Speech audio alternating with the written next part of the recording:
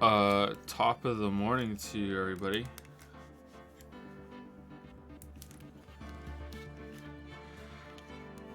How's it going?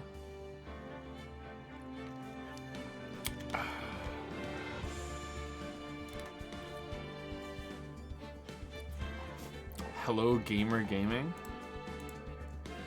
So I just sneezed 4 times while getting this set up, and also there's a giant fly up here somewhere. So apologies if you can hear the giant fly or if I sound a little congested. I just sneezed a bunch of times. I have to go blow my nose. If I sneeze once, I'm okay. If I sneeze twice, I'm okay. If I sneeze more than twice, usually my nostrils just go, oh shit, abandoned ship, and just all of the mucus comes out of my nose. Kill it? I tried, but it got away.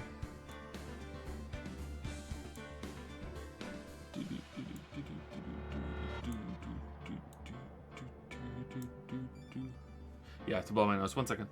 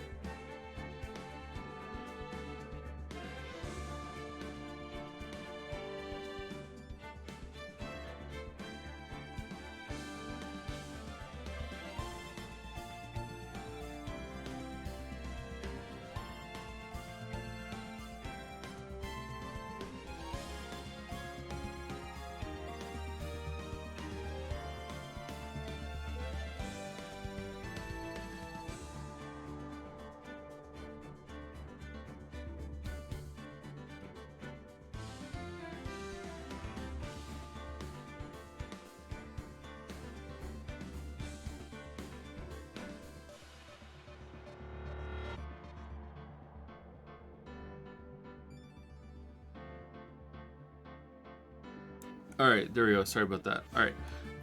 Okay, so what do we have? We have about, with fan art and saying thank you and a couple things I have to say. I'm going to waffle. So I'm going to say we're probably going to start the game in about 15 to 20 minutes. And for once, I think that's probably accurate. We'll see.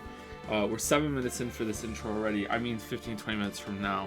Alright, so people are asking about the Ayaya Fund. I thought I set something else up for that. There's now, I'm using the monthly things to take it off.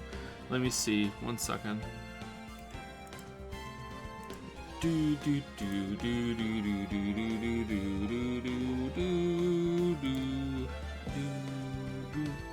Oh, we found the dad joke books. The original dad joke books. But they're still not available.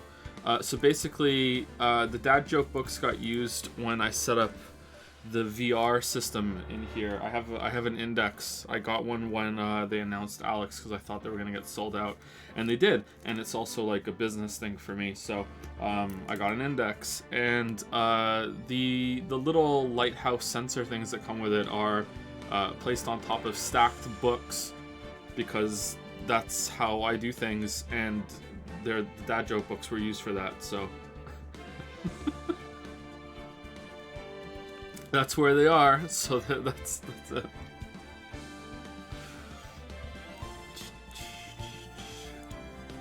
Alex stream, let's go. Nah, I get really sick. I can't be in VR for very long, unfortunately.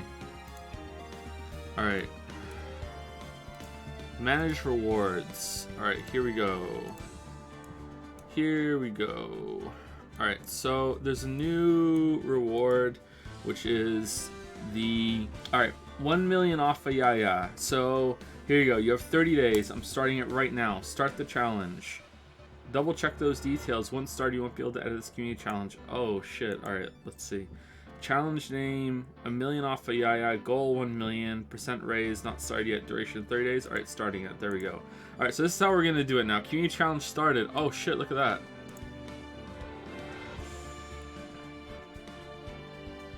Alright, so now you can put, you need at least 200. And it's 1 million. So to celebrate this first one, if you guys get 1 million, I'll take 3 million off.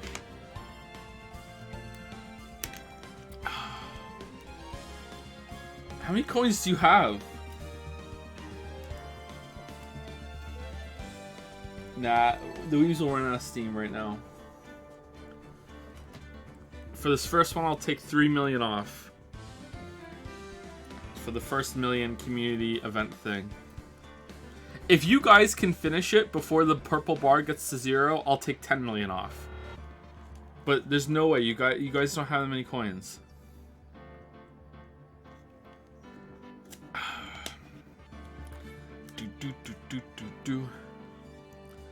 Wow, so many people. I don't think you're gonna do it, Weeb. Sorry. I'm impressed though how many people had so many coins saved up.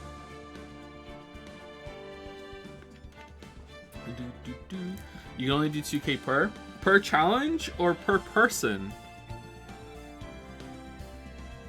I think you could probably do it. Maybe you can do it per day. There's no way it's per person. Forever. See if you can do it tomorrow.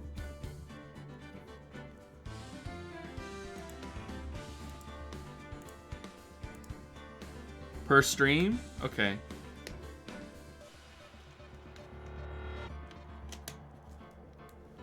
Whoa.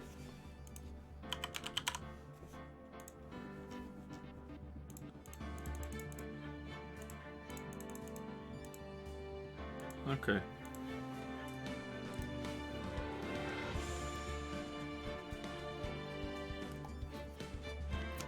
Well, it's fine. You're still getting 3 million.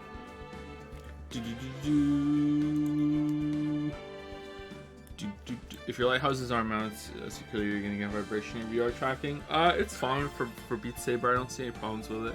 Maybe there's a few problems with Alex, but I don't really play Alex anymore. I'm just getting used to VR. And just Beat Saber is so much fun. I do want to mount them, but how it works right now is fine.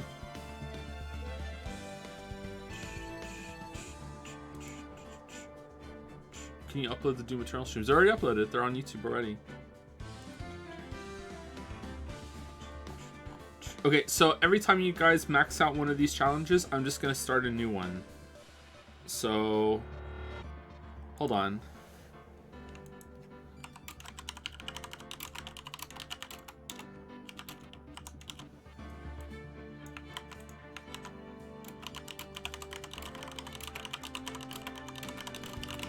What if I just did another one right now? What would you do?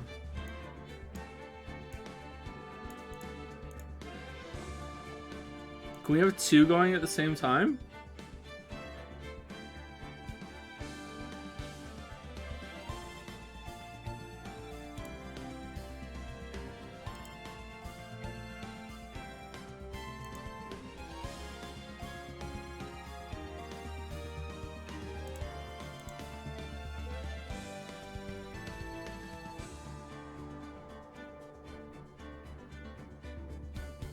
Alright, so this is the 2B version, because it's 2. Alright, there you go. There's 2. We'll have 2 running, so you guys can spend your coins, and we'll see how it goes. I don't understand how you guys have so many coins. How many of you are saving up for Yaya? How many of you were saving up for when we do, you know, a double coin event, which we're never doing anyway? Like, how many of you were like, I don't care, I don't trust him? Crazy. Crazy.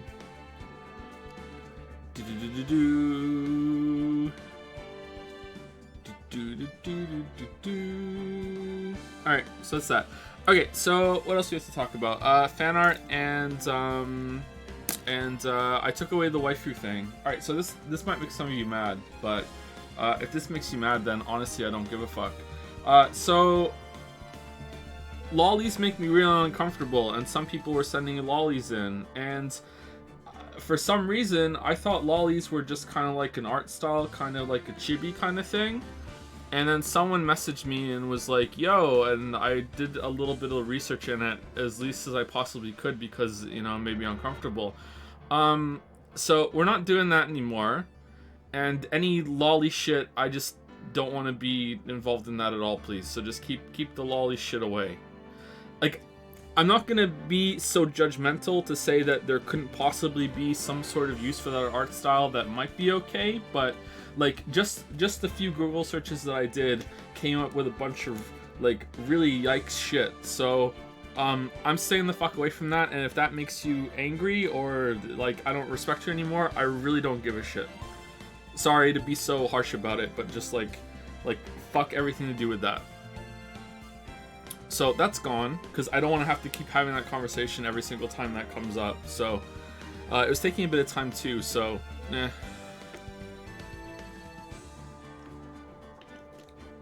So that's gone. So I hope that's acceptable. Did something else go too? Did we get rid of something else? The AI thing is gone and we're doing these community challenges instead. I feel like there's one other thing. Oh, I did the first wave of mods. So anyone who's a mod on Discord, I modded them here. If you're a mod on Discord and you're here and you weren't modded, then just shoot me a DM with your username. I also modded a couple of other people. I haven't gone through my messages yet on Discord. I actually like had so many messages that I couldn't even see the servers. Like that's how long it took me to scroll down. So I haven't gone through them yet. So if you message me, I haven't gotten to it. You're not being ignored. I just haven't gotten to it. Like I just have so many goddamn some messages. Can you refund the waifu redemptions? I did. Yeah, they were all refunded before. I refunded them before I got rid of it, and after I got rid of it, it even prompted me, do you want to refund them all? So there we go.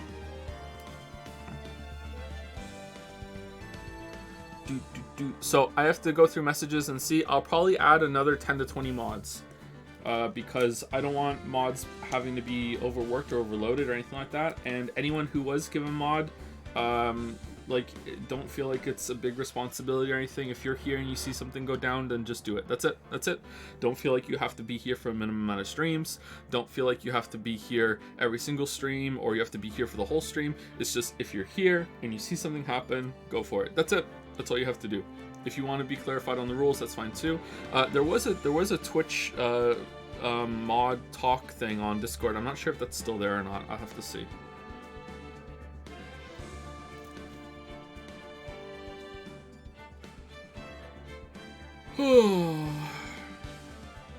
I'm tired.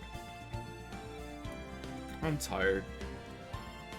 Will we ever stream with Lord Mandalorian and Baby Yoda?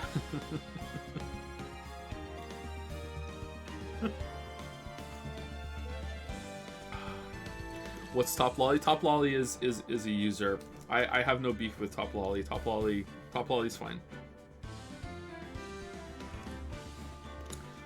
Hey Joe, why in a mod? Yeah, I haven't read my messages. I read some of them, that's a lie, but I haven't responded to any of them.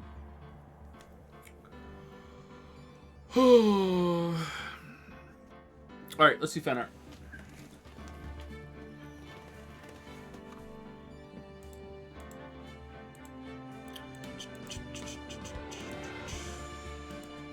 Should I get a new non-squeaky chair? What do you think?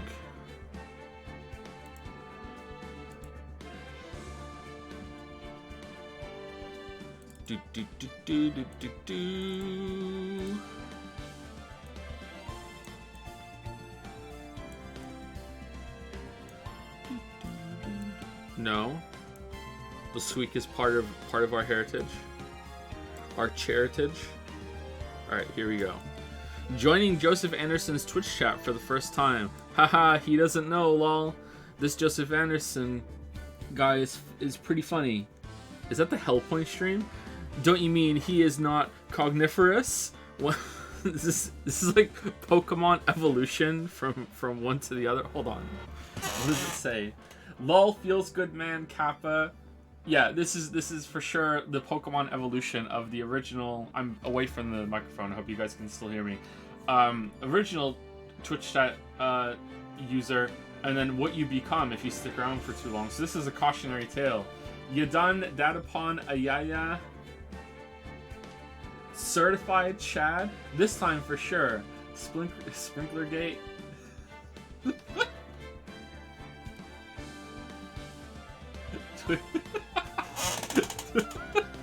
Twitch chat. Nice. Who made this? Let me go check on the on Discord.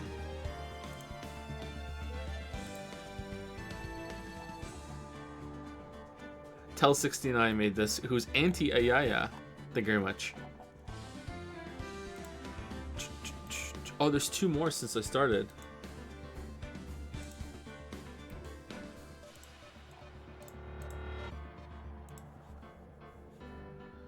This link will... What?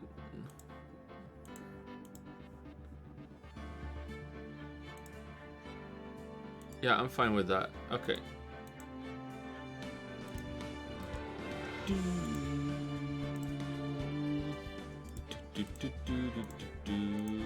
Oh, that was the other thing. That's why I yeah, okay, so it's gonna take us a little longer. Alright, so here's the other thing we have to discuss. Sorry. So this is potentially the most serious topic today. So if you didn't see the news, Twitch is changing things to automatically run mid-roll ads during streams. Alright? So this is something that Twitch is testing today. And they're testing it for some users, some viewers. I don't know if they're picking streams or if they're picking viewers themselves, and they are automatically running mid-roll ads. Now, if you are a sub and the streamer doesn't have ads running for subs, then you won't be affected. And I believe that's our setting. I don't run any ads, so I think that's how it works. So... like, I don't know if you're gonna see that today or anything, but they're completely out of my control. Now, here's the thing, is that Twitch is also saying that if the streamer has ran an ad recently, but I don't know how recently is.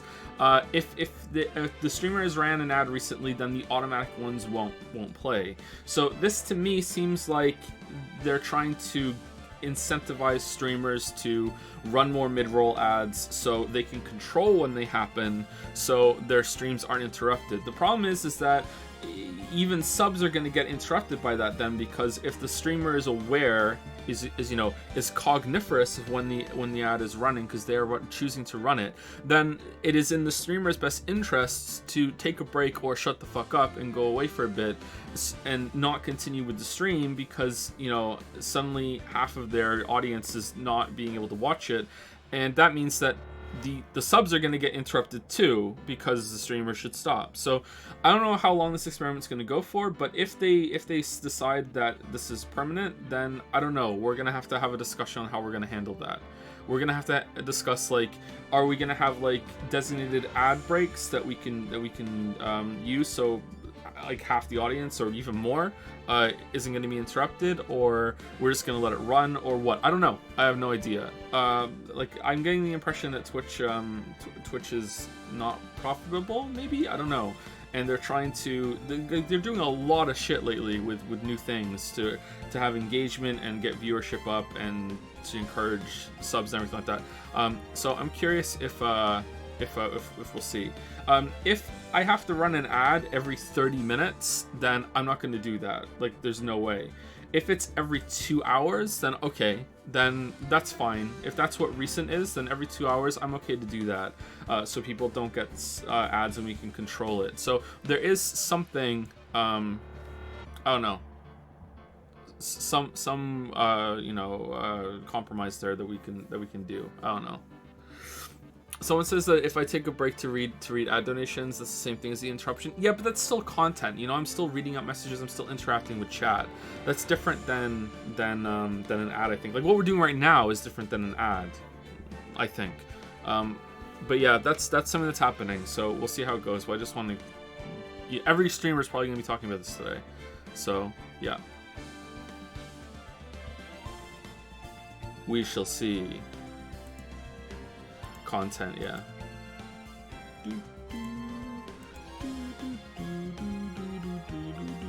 Well, I just give you what Twitch is doing on principle. You already do leave in the middle of streams for 5-10 minutes, so I personally would not be opposed to running an ad at those times. Yeah, and it's just good for you to take a break every 2 hours. I think you're supposed to take a break even sooner than that. You shouldn't be sitting for too long. That's fine, but like, we used to do that, but it just wasn't really... it just wasn't really worth it. It wasn't really worth like the interruption and everything too. Like it was just like I just let the stream run and as it was. Let the game music go. But yeah, we'll see. If we have to do that, then that's fine. Like if it's every 2 hours, then I'm fine with that. Maybe it's the amount every 2 hours. Maybe we have to hit like an average amount of ad for every hour. Like if we have to do 2 minutes of ads every 2 hours, then that's fine. To have the 1 minute an hour, then that's fine. We can probably make that happen. But we'll see. Are we streaming the PlayStation thing tomorrow? I don't think so. What is the PlayStation thing tomorrow? I'll look it up. Maybe we will. Maybe we will. Oh, sorry. I forgot about that. All right, so let's fan art, and then I'll read some messages, and then we'll get into the game.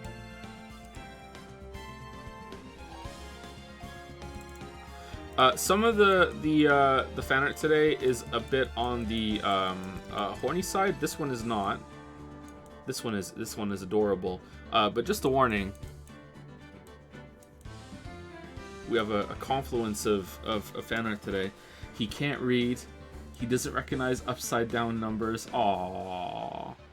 Sob. I'm sorry. Come on, darling. We're leaving. You'll be going to a new school, honey. That's scary. Don't be scared. It'll be better for you. Okay. That's my big guy. Such a good big brother. Will I still get to do gym? Of course. You'll grow up big and strong, Flex. Let's go. We're here. Wow. Kangaroo County School for Judges. Awesome. Thanks. Thanks, Mom.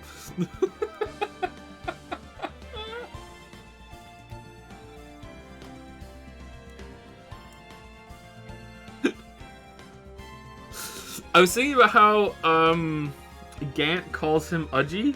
Like, is his name Judge? You don't get a nickname off of your role like that usually, right? This is adorable. His name must be Judge. Thank you, Zerstorin, HV. Thank you. Aww.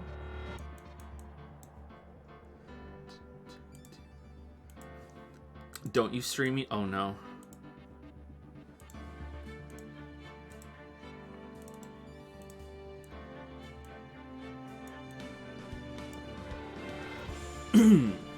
Hajime, I mean, Mr. Wright, don't let this kangaroo court throw you into despair.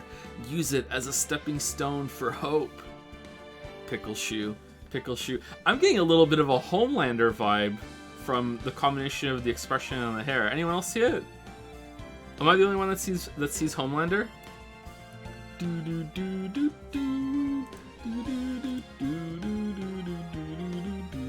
Cursed. Homelander from The Boys.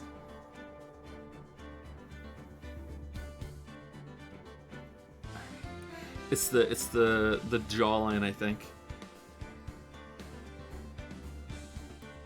More like Hopelander. Oh, nice. I curse all my fan art. How many pickles were murdered to make this coat? 101. Thank you for that, Wuggy. All right, let's put one of the horny ones up to split it up a little bit.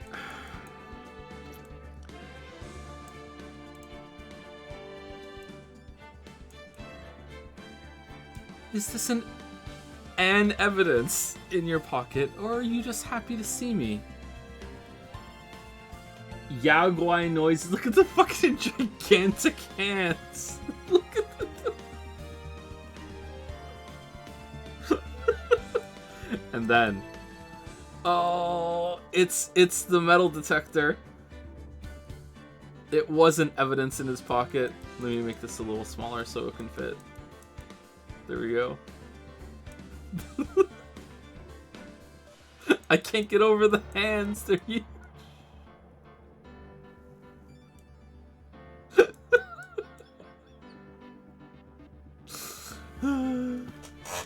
Nice. Is that an I'm a lawyer badge?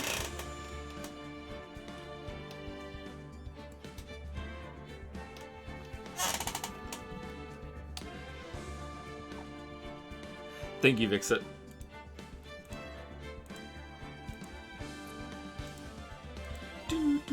This next one is from V Vinny.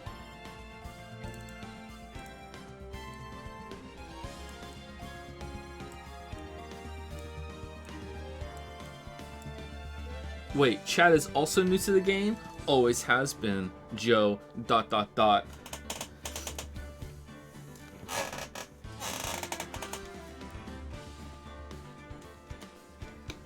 Again, a little on the horny side. With the gray box model.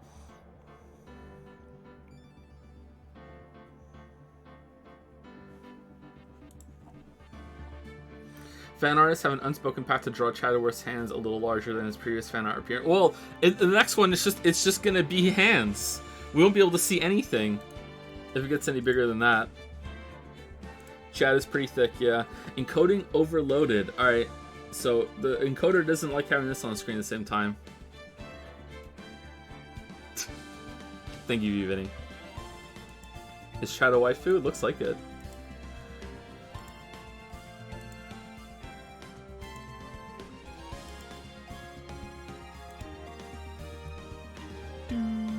Okay, that one. I think one's left. Oh, there's another one too, but we'll do that one last because it is the horniest of them all. All right, let me move forward so I can read it.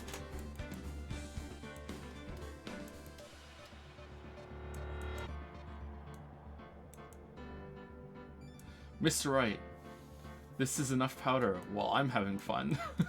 Okay, I know what we're doing.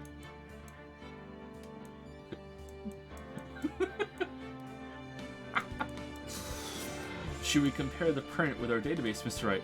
No need. The size of these... No! No, it's a fucking hand again! No! The size of these fingers, it can only be this...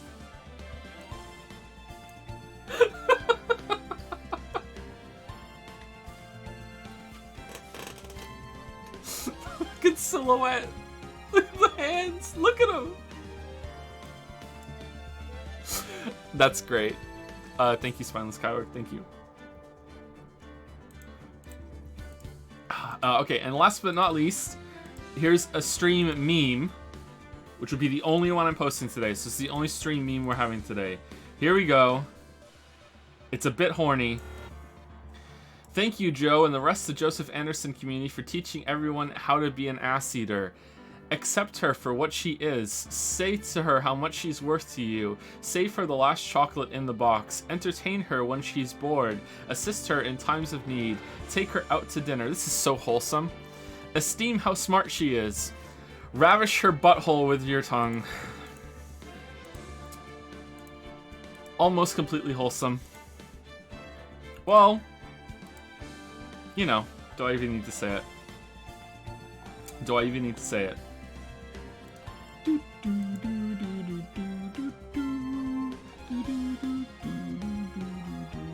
Goofy voice, please. I can't consistently do goofy voice. Alright, let's do some rapid fire thank yous and then we'll get into the game. Thank you, Vertigo9000, for the 36-month resub. Welcome to the three-year club. Thank you very much. Thank you, Ranikel, for the 18-month resub with the message fuck top hole.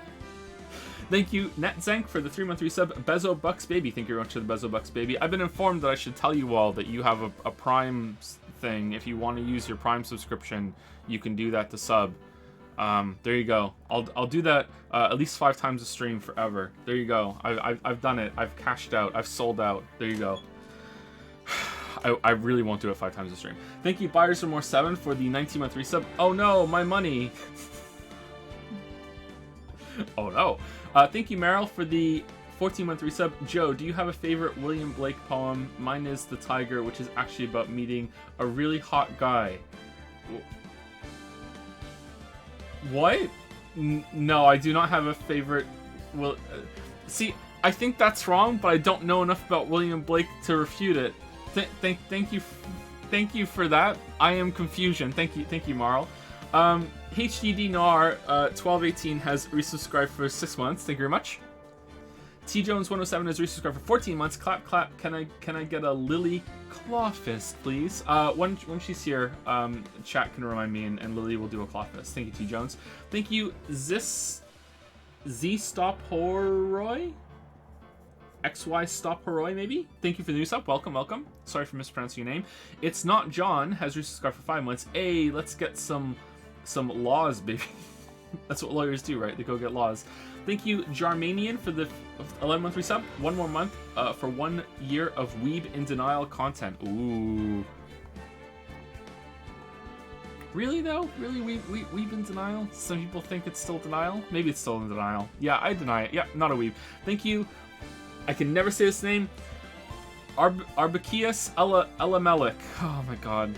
Arbakias Elamelek. Thank you for the 26-month resub. Clicksta has resubscribed for 11 months with a tier 2 sub. Thank you so much, Clicksta. With hey, Clicksta. Thank you so much. Persistent Gaming has resubscribed for 25 months. Thank you very much. Jack of Alco has resubscribed for 2 months. Hey, Joe, thanks for all the great content you make. Keep it up. You're very welcome. I'm glad that you enjoy it. Jacob Falco. Mycologist has used 500 bits. Thank you very much for your 500 bits, Mycologist. You often give 500 bits. Thank you so much. Jig Bimmy has subscribed for the first time. Welcome, Jig Bimmy. Thank you very much. Thank you, Zeki Aiden, as well, for the new sub. Welcome, Zeki Aiden. Trent Guy and Stuff says, hey, Joe, maybe it's just me, but I was only able to contribute to give me a challenge on my computer. It does not even appear on mobile. Maybe it's some limitation on whatever browser you have on your phone, or maybe it's just a phone limitation. Sorry. Run to your computer so you can contribute to Yaya. Thank you, Sosig, but it's really Sausage Fattener, for the 100 bits. Joe destroys lolly culture with objective facts and critique. Oh no. Oh no. Am I turning into like the anti-weeb Ben Shapiro? Thank you, Blue. That is the Ben Shapiro line, isn't it? I'm not really that familiar with Ben Shapiro. Blue Mage 27034 has subscribed for the first time. Thank you very much.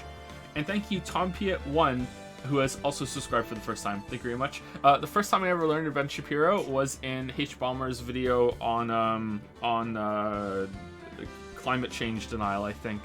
And I think it was a little awkward when he said something to me right before I said it, or maybe he says it in the video somewhere. He says something like, I had messaged him before he said it. I can't remember if it was directly to him. I was like, you know, that's the first time I've seen Ben Shapiro. And he said something like, anyone who hasn't heard of Ben Shapiro is either living under a rock or a liar. And I was like, oh shit. I don't know who fucking Ben Shapiro is. Like, anyway, Mr. Twigless or Twiglills has subscribed for 2 months. Thank you very much. Subbing to escape potential ads. Monka S. Yeah, I don't know what's gonna happen with that. I have no clue.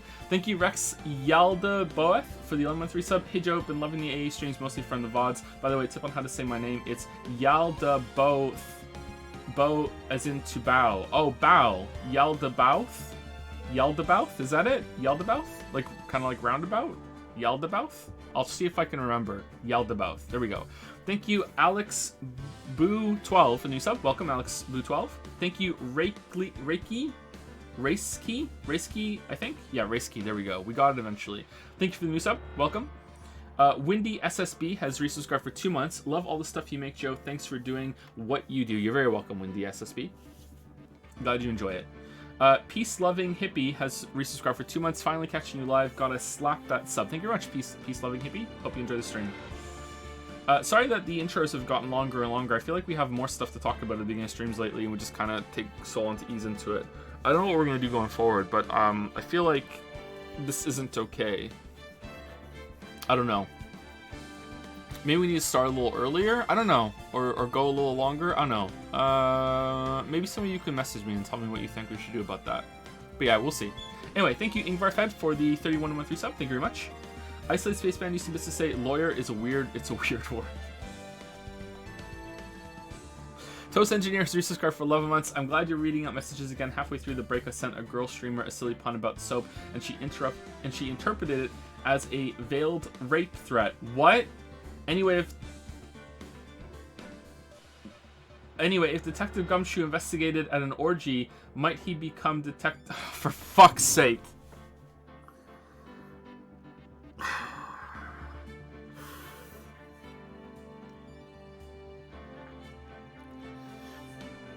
Might he become detective? Something that rhymes with gumshoe. There we go. That's how I'm saying it. Thank you, Toast Engineer. I'm sorry that happened. Ham and Potatoes is for 9 months. Hey Joe, for all of us who grew up with the Ace Attorney series, you'll have to take my word for it. These stories do actually work as effective mysteries when you play them at 14 years old. So glad you can still have fun balking at the wacky characters. I was thinking about that earlier. Is this game really aimed for kids? I guess it's trying to aim for both, or aim for teenagers at the same time as aiming for adults that can still appreciate some of the jokes and stuff. I don't know. I feel like there's some adult humor in this, for sure. Well, like, absolutely for sure. At least some, but like sometimes some kids shows have like adult humor. I don't mean like dirty humor. Dirty humor is not the only adult humor that there is. Like you watch Sesame Street and there are jokes that are put in for the parents watching. But I don't know what the target audience is for this. I'm not sure. Thank you, Rygan or Ragin, I think it's Rygan, is how we've been pronouncing it so far, for gifting out 20 subs to Agent Sun, Roish152, Cup of Chai, or some say Chi, Fridge Raid 3R, Bofin, Kenny Trono, Barry Kami, Blinded by Blind, Heavy Metal, Pat, Zero Draken, The Baby Seal 3060, Banshroll, Zarvia, UT Kez, Cowgirl Nerd, A Little Big Guy, Giraffe Satan, what? Kaylin Rowe, Avocado, and Voljo Tina. Thank you very much, Rachel. That's very generous of you. Welcome to, I think everyone here was a new sub apart from Heavy Metal Pat. Welcome to 19 of you. Welcome. Thank you so much, Ragin. SW Pi Drahida has rediscovered for 2 months with, hey Joe, been going through a rough time lately. Thanks for bringing entertainment through it all. You're very welcome. I hope that we can help out a little bit with that.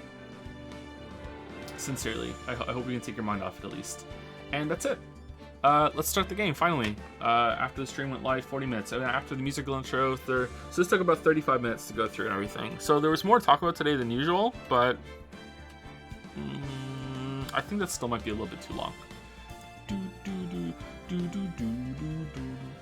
Anyway, let's go. Okay. So, how do we play the game again? So we're going right into the trial, right?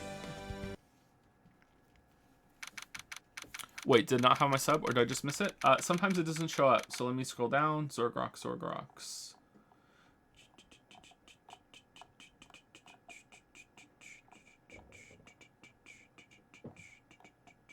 Nope, you're not on here, Zorgrox. Sorry. Thank you for the resub, Zorgrox. You're not on here. Sometimes that happens. Did you have a message? You want to paste it in chat and I'll read it out? Joe, last stream you said you're planning to take Friday day off. It might sound inappropriate with the whole Promises games that's going on. What do you think about playing Helltaker on Friday instead? It's a 1 to 2 hour game. It'll make a gap between Ace Attorney games a little bigger and make a really entertaining stream. There's an option to skip puzzles, so you don't worry about getting out of control. Maybe. I might consider it. We'll see how I feel. I'm not getting enough done on the days off streams as I would hope. So having Friday off might be useful, but we'll see. Just both my 12-month and actual birthday, so it's a fun coincidence. Well, happy birthday, Zorgrox. Let's get happy birthday for Zorgrox in the chat, if we can. Happy birthday, Zorgrox. Thank you very much for the 12 and 3 sub. Welcome to the 1 year club, as we do with 12 months. Happy birthday. Hope you have a good day. Go get some cake.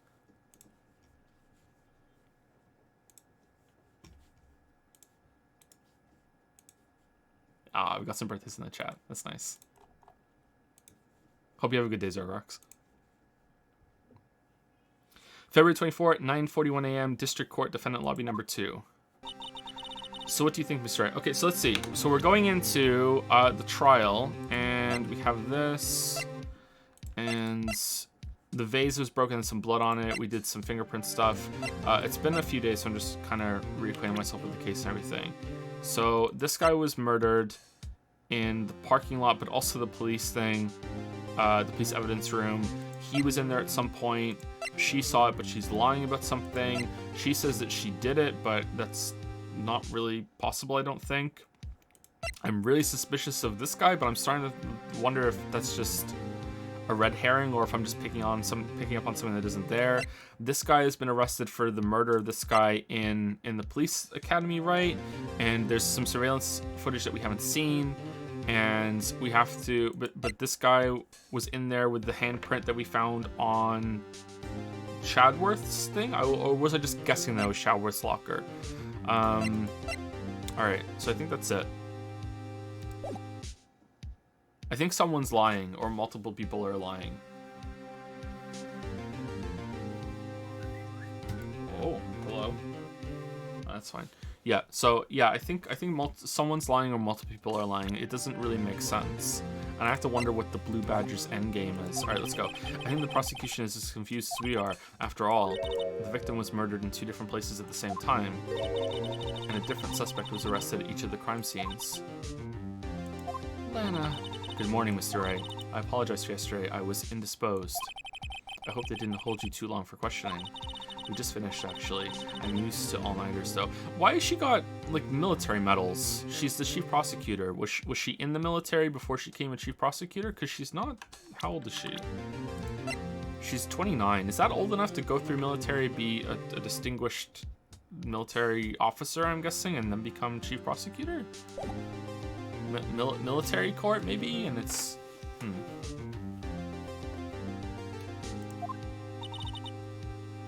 So how'd it go? It says Mr. Wright suspects the police are clueless. Wait, I figured as much, so I struck a plea bargain. Without your lawyer being present to negotiate a plea bargain, what do you mean by that? We agreed that if I told them the truth behind this simultaneous murder, they wouldn't see capital punishment. That's what I mean, Emma. But Lana, don't tell me you... Much to my regret, I'm as much in the dark about this as they are. Miss Skye. We found trace evidence of a certain person in the police department's evidence room. Okay, so does she mean that's why she was saying I was guilty before, or does she saying that she did this today, that she did a plea bargain? I'm guessing she's talking about before, and that's why she was like, I did it, and now she's gonna be like, I didn't actually do it. I'm not sure. We found trace evidence of a certain person in the police department's evidence room. They belong to Officer Jake Marshall. What kind of trace evidence? Blood-stained fingerprints, to be exact. That's the trump card I have up my sleeve today. You do understand what this means, don't you? In order to defend my sister, you're going to accuse Mr. Marshall?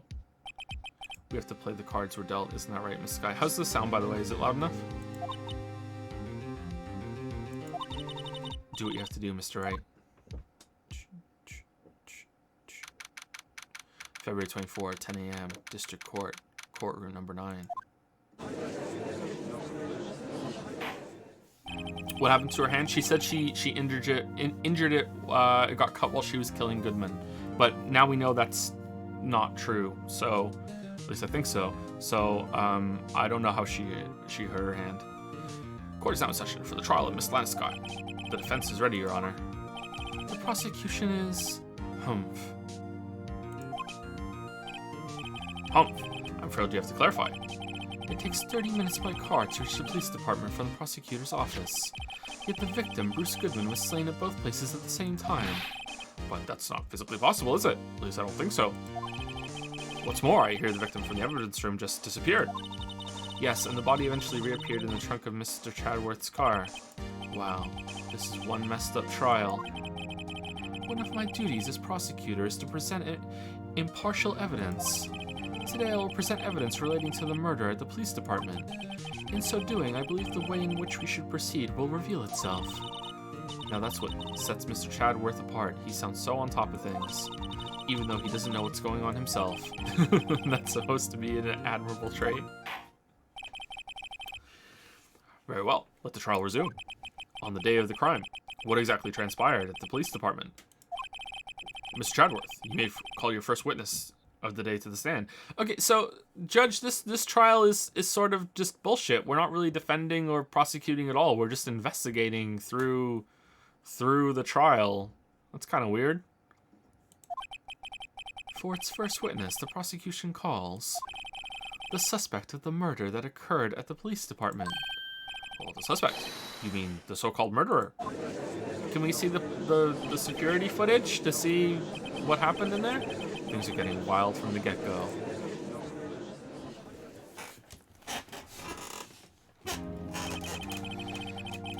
Will the witness please state his name and occupation? Oh, yes, sir. I am Officer Mike Meekins, sir. My occupation is, that would be murderer, sir. So you're telling us you're a professional killer? Sir, it was me, sir. I'm the one who did it. I'll never kill anyone again, sir. You've got to believe me, sir. Actually, what we like... Sir, I'm what you would call a part of the younger generation, sir. A person whose actions adults can't possibly comprehend. Oh, the millennial murderer. Well, please, Mr. Chadwell, sir. Help me, sir. Officer Meekins. Yes, sir. Shut the fuck up. Give us your report of the crime. Consider that an order from my gigantic hand. Yes, sir, as you wish. After all, I'm a part of the generation that must be told what to do, sir. You can't fault him for a lack of enthusiasm. Crime report, sir. Although it's not my normal duty, I was assigned to guard the evidence room that day. I spotted a suspicious man on the security screen and rushed into the room. I was only doing what I was trained to do, sir.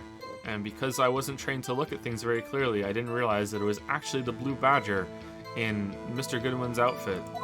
I was suddenly attacked. I fought for my life. Then I did it. After that, I passed out until another officer smacked me awake. Huh. So the victim, Detective Goodman, attacked you. Do unto others before they do unto you. That's the Meekins family motto, sir. Oh, I see. Then you fainted, and a colleague helped you regain your consciousness. Just added a word there. Yes, sir. He knocked me upside the head, sir. Oh, very well. The defense may begin its cross-examination. What I need here is more info to work with. Yeah, like any info. Why are we not being given the security footage? God damn it. God damn it. I gotta say though, I really love how being frustrated is part of the game. Like it's just total bullshit. Just the amount of shit that's put on you, and you're just like, oh god. And then the judge will just go along with like some crazy shit, and Phoenix is just like, are you serious? And I'm sitting here going, am I fucking serious? Like, come on. But it's I like it. Let's press on everything. Mr. Meekins, you work in the General Affairs Department, do you not? Yes, sir. I'm in charge of hiring new recruits, sir. Yikes, now there's a scary thought. Evidence transferal was taking place on the day of the crime, which meant many officers were given special tasks not ordinarily performed. I was in charge of guarding the Blue Badger, sir. The Blue Badger? Yes, sir, the lovely police mascot created by the Chief of Detectives, sir.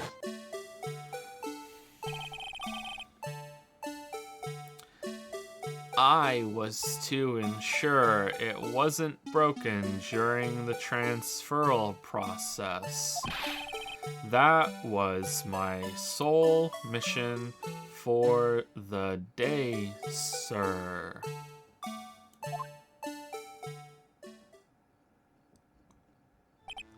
Oh, I see. Sounds like a very important mission.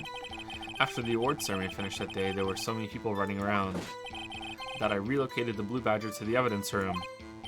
Oh, so that's why you went to the evidence room. Tell us, what did you see when you got there? No, that's not why he went to the evidence room. He went to the evidence room because he was told to guard it. Even what? I spotted a suspicious man on the security screen and rushed into the room.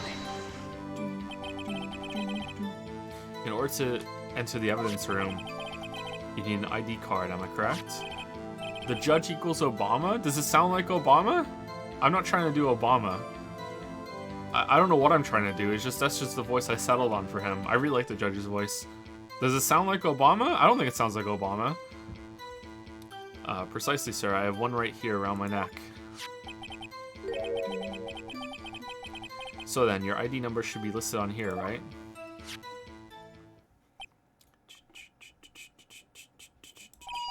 There it is. I found it.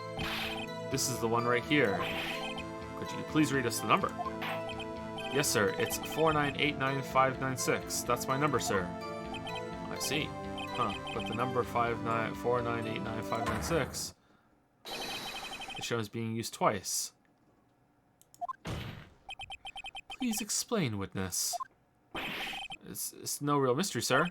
The first time is when I relocated the Blue Badger to the evidence room. Okay, so he just didn't say that at first, and then he was guarding it. Okay. And the second time is when I went to go get him after everything settled down. Oh, I see. So it was during that second time when... Yes, sir, that was when I spotted the man on the security screen. When did the Blue Badger go back outside? I was only doing what I was trained to do, sir. I was selling attacked. So you were attacked. Can you please tell us exactly what happened to you? It was a knife, sir. A knife. Detective Goodwin pulled a knife on you. What happened then? Well, with me charging in on him like that, he looked as surprised as I was. You weren't exactly the kind of person someone would want to run into. That's when I reacted, sir. I swung my arms like an octopus struggling to detain him. That's how I got this gash on my hand. Gosh. Maybe if you just kept your cool, your hand wouldn't be... When I saw the blood trickling down my arm, I panicked. I grabbed the man by his collar. I fought for my life, then I did it. What exactly do you mean when you say you did it? I know I don't look the type, but I'm really into kung fu films, sir. Yeah, you do, actually. The man let his guard down for just an instant, so I snatched his knife from him. I took his knife. I spun him around and performed a disarming maneuver. I made sure to close my eyes like a man. I see. He must have been desperate. The next thing I knew, his white coat was drenched in a sea of my blood, and then... Then, the next thing I knew... Oh, yes. He punched me right in my face, sir. After that, I passed out until another officer smacked me awake. About what time did you regain consciousness? No offense, sir, but how am I supposed to know that? I was unconscious. Oh, right. According to the report from the officer that woke up the witness, it was about 5:30. He hit me right in the head, too. I woke up crying tears of pain. That's nice, sir. I mean, it's nice that you recovered, that is. When I came around, though, I made sure to finish my mission, sir. Your mission? Yes, sir, the Blue Badger, sir. I returned him to the entrance before things got out of hand. Okay, cool. Alright, so that's how you got back. Well, we can all rest easy now.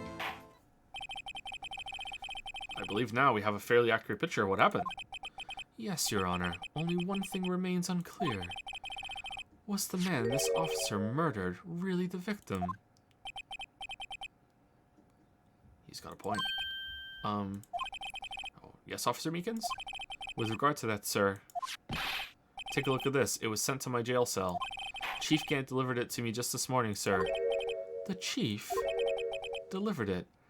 What you're saying is the Chief delivered the surveillance footage that proves that you did it to the person who did it and is on trial for whether they did it or not. What the fuck is wrong with him? Well, what is that? A videotape.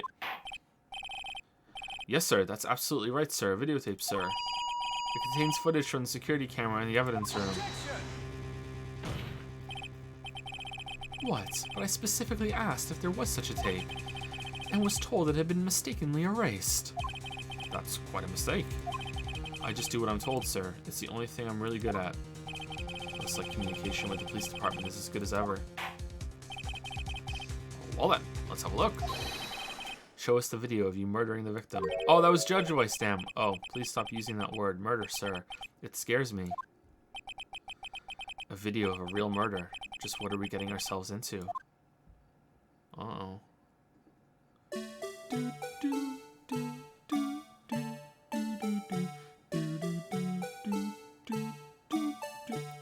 I'm sorry, where the fuck is this security camera?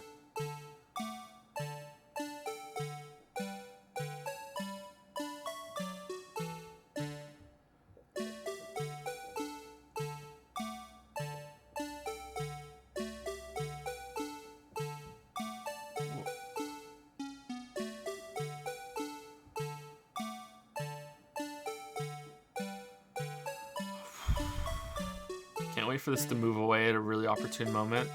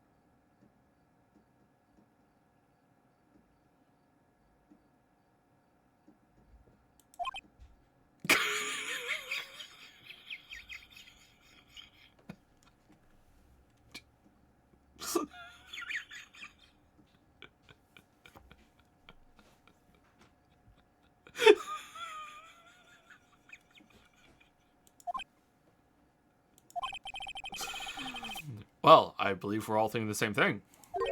How can we deal with these unsettling feelings stirred within us? What the hell was that wriggling piece of plywood?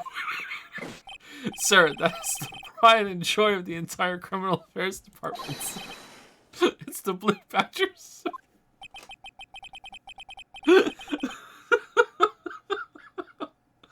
Oh, fuck. These games are fun. Why am I not surprised this isn't going smoothly? Security video added to the court record. Yes, well, anyway, can we watch it again?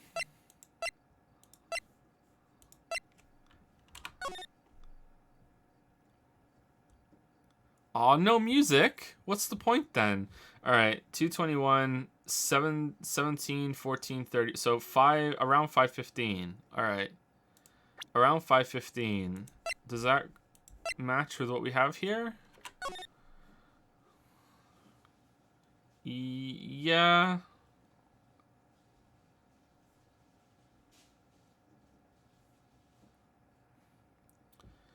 Alright.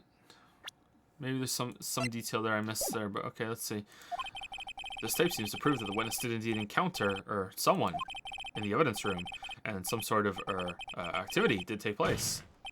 Your Honor, instead of relying on clearly incomplete footage, the witness's testimony will suffice. Is that alright with you, Officer Meekins? Yes, sir. As you wish, sir. Mystery Man. His face can't be clearly seen in the video. But there's no question that the other person was Detective Goodman, sir. I mean, he opened the locker, which required Detective Goodman's fingerprint to do. The locker he opened is unquestionably Detective Goodman's locker, sir. So it must be him. No one else could have unlocked it. What's this about a fingerprint? Each detective has been given a locker equipped with a fingerprint-activated lock. Also, I have one for some fucking reason. These locks ensure that each locker could only be opened by the detective it belongs to. Intriguing. Wow, wonderful technology. That would mean the victim at the crime scene would have to have been Detective Goodman. Very well. The defense may begin its cross-examination. I don't know where this cross-examination will lead, but everything begins with contradictions. That's where I have to start. Alright, is that a clue or just a reminder or what?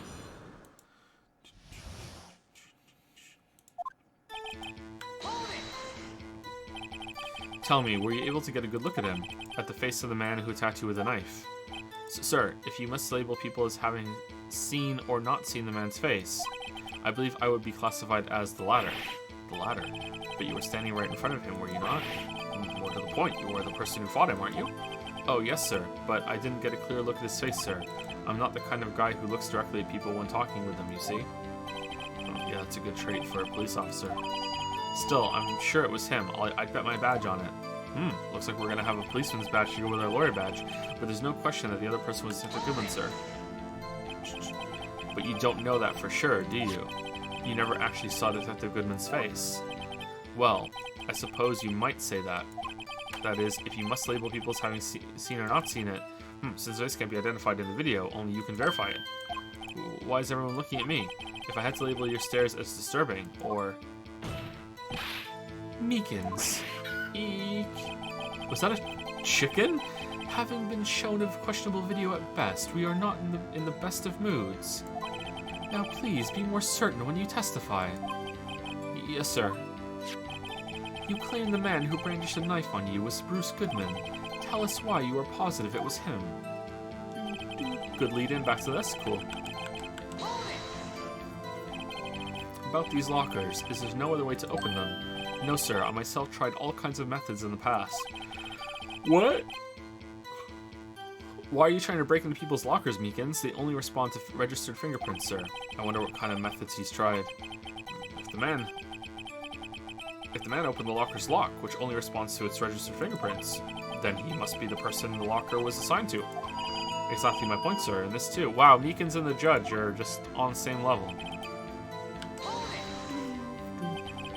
How'd you know that information? Well, if it wasn't his, he couldn't have opened it. Yes, good point. I've heard rumors, sir, from people who know the know, sir. People in the know. The workers in the department cafeteria, sir, they keep me informed. They also listen to my romantic troubles, sir. For the record, what are these romantic troubles? The opened locker did indeed belong to Detective Goodman. I verified this information through a more reliable source. Gumshoe. So the victim opened the locker with his own fingerprint. So it must be him. No one else could have unlocked it. However, the most important detail is not shown in this video, the man's face. Sir. If I may say something, sir. Please do. After all, you are the one being examined. I don't understand why the man's face is so important in this case, sir. I mean, it was his hand that opened the fingerprint lock, and it was his hand that tried to thrust his knife into my body, sir. My unsettled state can testify enough to this, sir. Yes, you have a point. So did the knife. The footage doesn't lie. Nor do my hips. That is, unless the defense can find a problem with it. Mr. Wright, let's check the court record again. Is there a problem with the security video? Yeah, there's a problem. Damn right. Damn right there's a problem regarding the video contained on this tape. Stalling for time, I like it. There is one thing in particular that seems rather strange. Strange. This contradiction leads to the possibility that the man may not have been Detective Goodman. What? This video contains such a contradiction. Interesting. You fell for my trap, Waffles. Now I'm gonna make you look like a fucking idiot. Your Honor, I have a proposal. Yes, Mr. Trapworth. I propose we have the defense watch the tape again. Point out to us this alleged contradiction in the video with his tiny, tiny hands. He would want me to point it out. Very well. Proposal accepted. Let us further inspect this piece of evidence. I will now play the security tape. Mr. Wright, please show us this contradiction you speak of. Alright, I hope I can find it. I have to point out a problem in the video. How about the fucking vantage point of the camera? Who puts a security camera, like, at dick level in the middle of the room and swivels it left and right instead of it being elevated to show the whole thing? Like, who the fuck, who did that? This is the first time I've ever had to do that.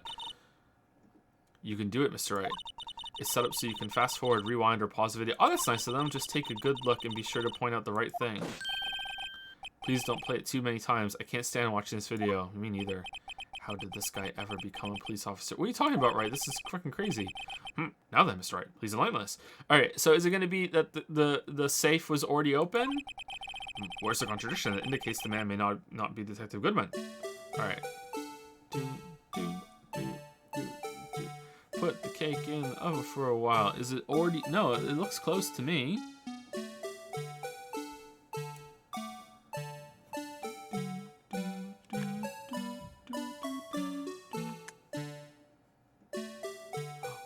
A glove. Wait. What's the glove? How do I pause it? Backspace. Oh, or left mouse button. This? Was there like a glove covering the sensor so it didn't close properly? Like when someone put a glove over the sensor so when it locked it didn't lock all the way, maybe? I'm gonna go with that. Let's see if that works. The thing that's strange about this video has got to be this. Yes, that is strange. Something certainly seems unnatural about that. What could it mean? Sorry to interrupt, Mr. Wright, but you seem to have forgotten the point of this exercise.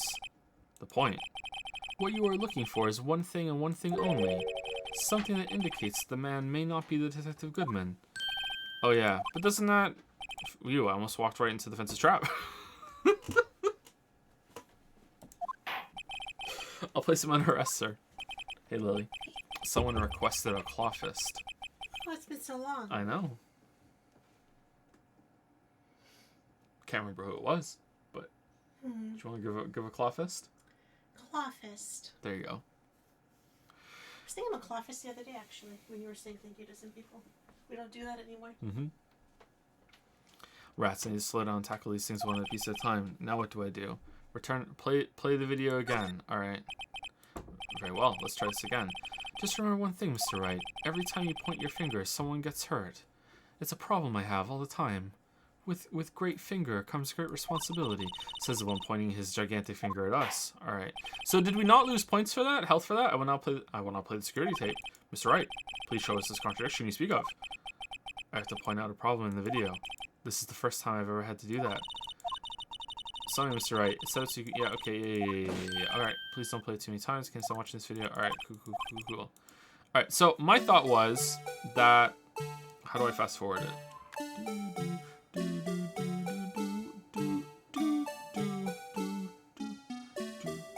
Alright, so my thought was that this was blocking the sensor, and it falls out when he opens it, which means it must be lodged into the thing somewhere. So that was my thought. But apparently that's not it. Alright, so let's rewind and watch it again from the beginning. Our rewind is slow! Why is it slow? No, why are you closed?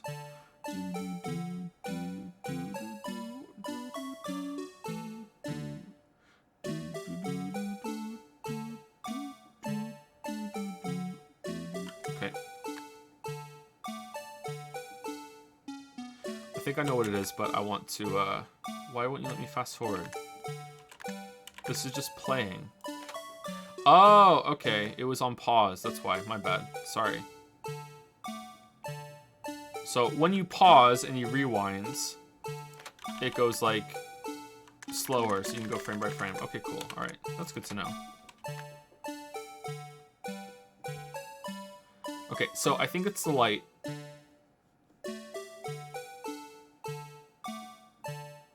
All the rest are off, but let's see. The fucking flag blocking it just perfectly? God damn it. How lucky is that? Look, it moved! Look at this shit! Look at this, the perfect movement of it! What the fuck?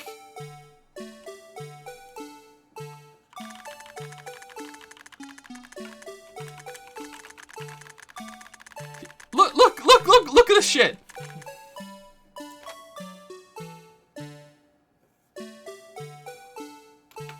Alright, I think it's the light.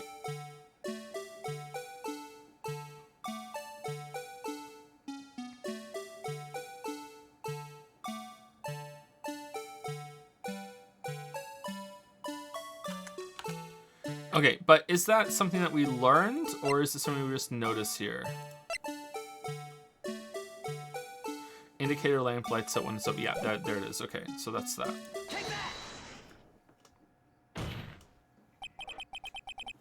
The thing that's strange about this video has got to be this. Full disclosure, I might have gotten help from chat with that accidentally when I glanced at chat. I think I might have seen someone say light in chat. But they didn't say light above the thing or anything. I just saw the word light at some point in the last couple minutes. So just full disclosure. Like, after I got the glove thing. So, yeah, full disclosure. But maybe not. The thing that's strange about this video has got to be this. Officer Meekins. Sir, do you mean me, sir? As I understand it, the locker apparatus works like this. When you grab a handle, a sensor reads your fingerprint. If it's a match, the light turns on and the lock is released. According to my very limited experience, that's the way I understand it, sir. If so, then something is seriously wrong with this picture. Yeah, not this though. He already has the handprint on his face.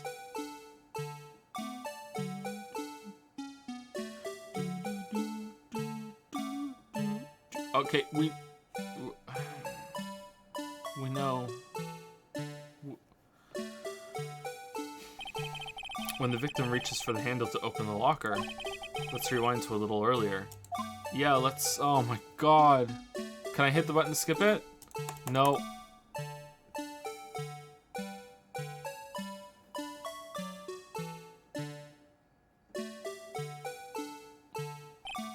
Here, notice the light? What's this? It's, already lit. Just like me. Precisely my point, Your Honor. The locker was already open before the victim grabbed the handle.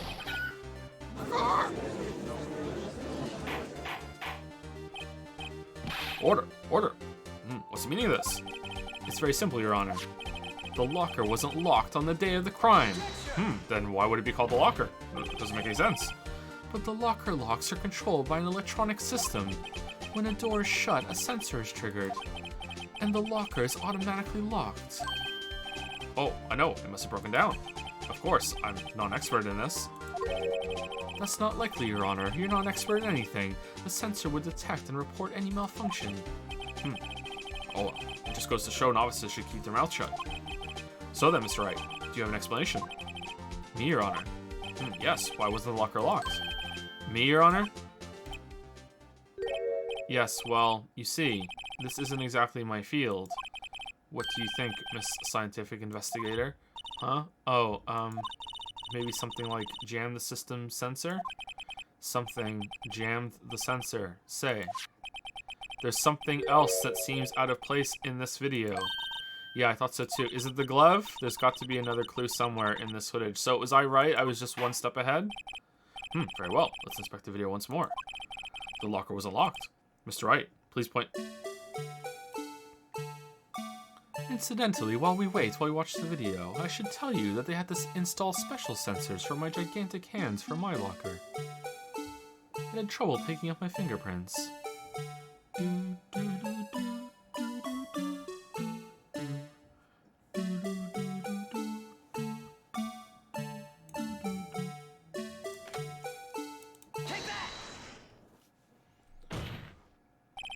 Please watch closely. This is the continuation of the part I showed you earlier.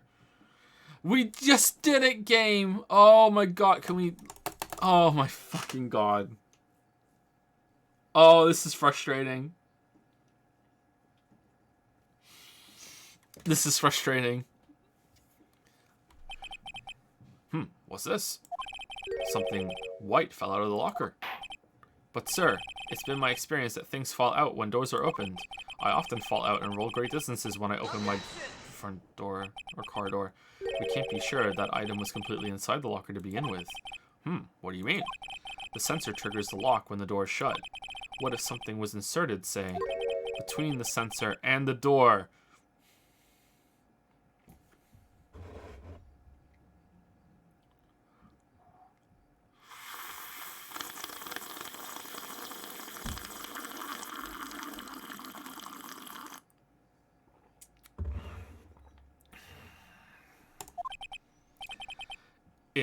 Insert it.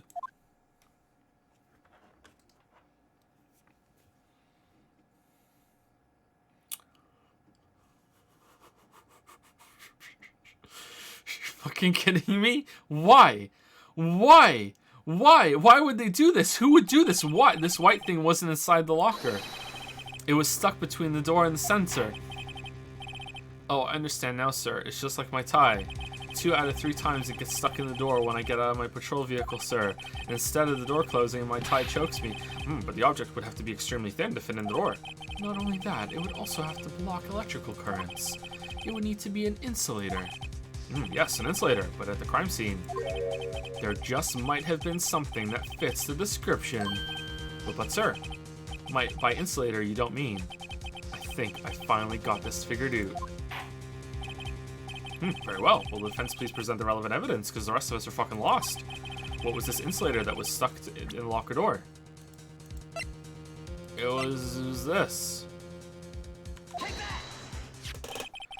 I found this near the locker, a thin rubber glove. But we can't be sure that was in the victim's locker. Yes, we can. It has a tag that says SL9 Institute. Oh, shit. The video seems to depict the victim opening the locker. Oh, look, we skipped it this time, but that isn't the case. The lit lamp attests to this. Okay, so was it just a limitation of... what did this come out on? The hardware or the cartridge or something? Community challenge complete. What? 100%.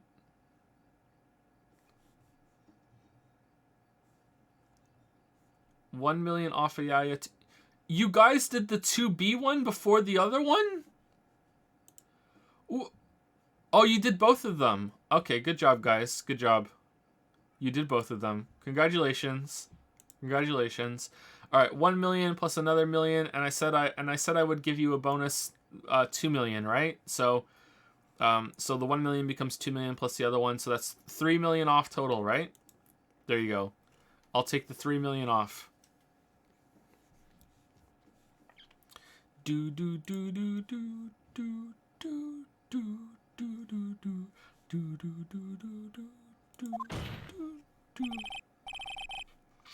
On the day of the crime, even I could have opened that locker.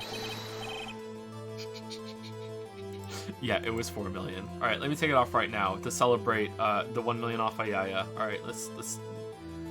Got it. Got it. All right, good job, guys. Well done. Well done.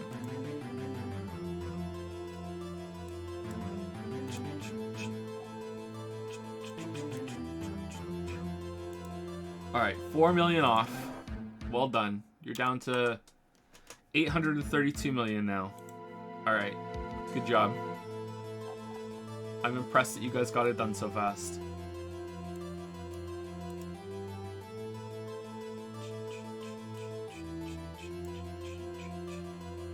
It was 5. Hey, don't push it. Don't push it. You know what happens when you push it. Is this not so, Officer Meekins? Sir, it would appear so, sir.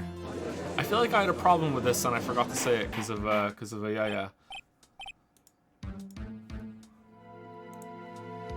Order, order, order.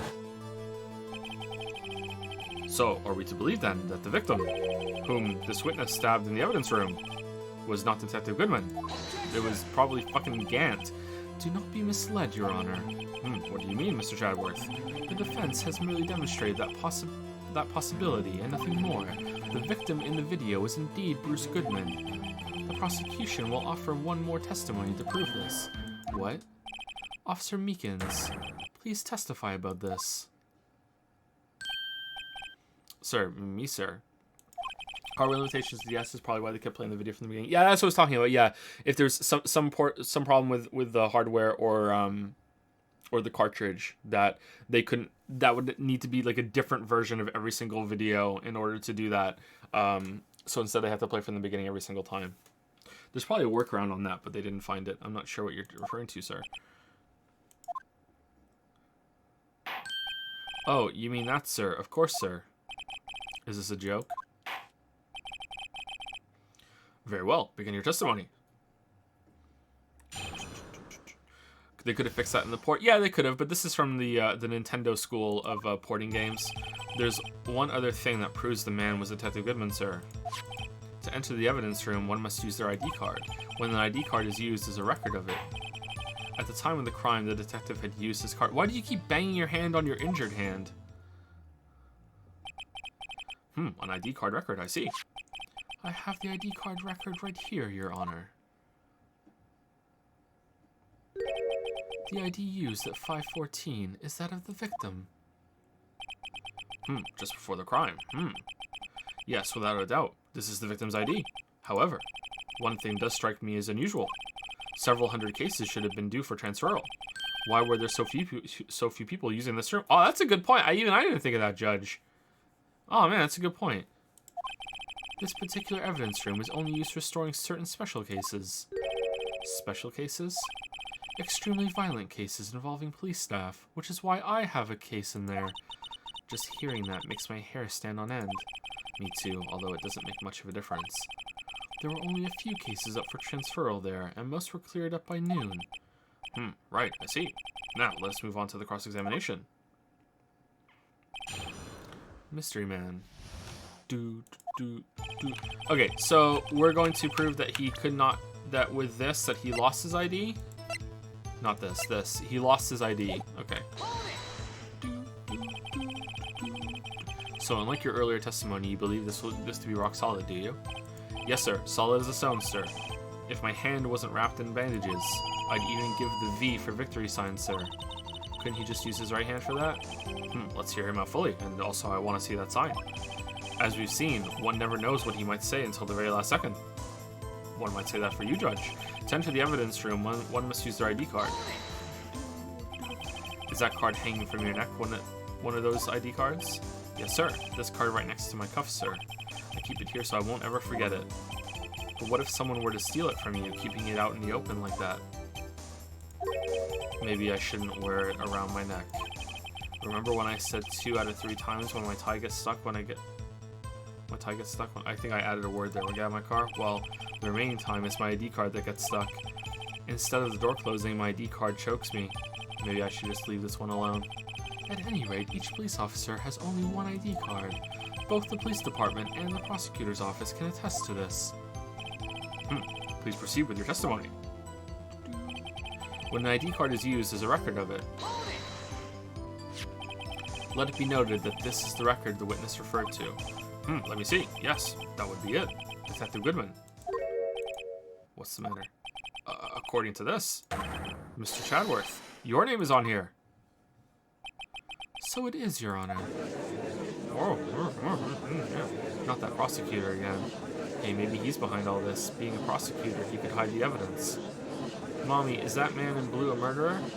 Shh, don't stare at him. You've got the wrong color, kid.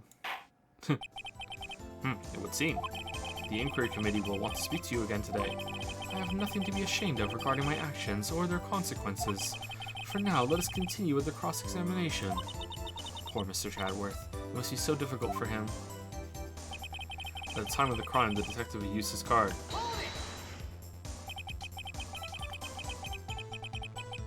Earlier, I believe you testified that when you asked the man to show his ID card, he pulled a knife on you. Yes, sir. He didn't show me any ID card, sir. Don't you think that's odd? I mean, if he had his ID card, all he had to do was show it to you. There wouldn't be any reason to draw a knife. Draw a knife? You think he's an artist? Maybe he just panicked. Everything stems from contradictions. Let's point them out. Mr. Wright, what do you think? I'm confused. What? The problem with this ID card testimony is far too obvious. It's not like Chadworth to miss something like this. You're thinking too hard about it. Come on, let's show them what we've got. Show me what you got. Alright, so...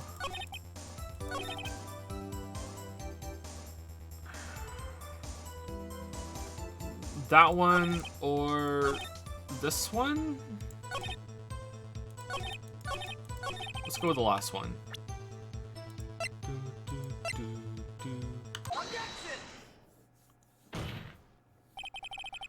Wait one moment, Officer Meekins. I'm not good at waiting, sir. I have the victim's ID card right here. I found it at the crime scene. That makes sense. No. When I say crime scene, I'm not referring to the evidence room at the police department. I mean the other crime scene. The underground parking lot at the prosecutor's office. Your Honor, I have one more piece of evidence to present. It's a very important clue regarding the victim's ID. A lost item report. It's only half completed, but it shows that Detective Goodman had lost something on the day of the crime. Something important enough to fill out this report. Let me guess. You believe this something to be his ID card, right? I can't say for sure, but there's a high probability. On the day of the crime, Detective Goodman was not carrying his card. Oh, then how did you find it at the other crime scene? Order, order. So now, what does this all mean? It can only mean one thing. It doesn't even require much thought. The man Officer Meekins encountered in the evidence room was not Detective Goodman, but rather the man who stole his ID card. It was Detective Badman. Oh, Badman. Yes, I've heard of him. Good movies. Order, order, order. Does the prosecution have a response? No. I have only one thing to say to the defense. I love you. Bravo, Mr. Wright. Bravo. Allow me to summarize the defense's argument. I'll buy you a lobster dinner tonight. At 5:15 p.m. on the day of the crime. The man in the evidence room Officer Meekins encountered was not Detective Goodman. There are two grounds to support this. First, the locker in the evidence room was already unlocked. Second, the victim lost his ID card. Am I correct so far, Mr. Wright? Yes. What's he up to? That being the case, we must inevitably arrive at a single conclusion. If the victim in this video is a fake, then the murder in the evidence room is also fake. In other words, the security camera does not show the instant of the murder. That is... well, I guess that's right. Which means Lana is guilty, and this trial is back on the menu. Get fucked, Phoenix. Get fucked. Hoisted by your own petard. Get fucked. So, they based Goodman being murdered just on that? Basted. Is something wrong, Mr. Wright? Only moments ago, you seemed content to be pointing your finger around. Your inferior finger. This isn't going to end well. Ho, ho, ho. Well, well, it seems you finally realized exactly what you've gone to such lengths to prove. Explain yourself, Mr. Chadworth. The defense has already done the explaining for me. The victim in this video is a fake, which means a murder did not take place at the police department at the 5:15 on the day of the crime. So the real crime could only take place at one location, the underground parking lot. At the prosecutor's office, the murderer being Miss Lana Skye, the defendant. The evidence is compelling. A trustworthy witness. Observe the moment the defendant used the murder weapon. Like, the trustworthy witness that we poked like a million holes into her testimony? Like, come on. We still haven't asked her about that.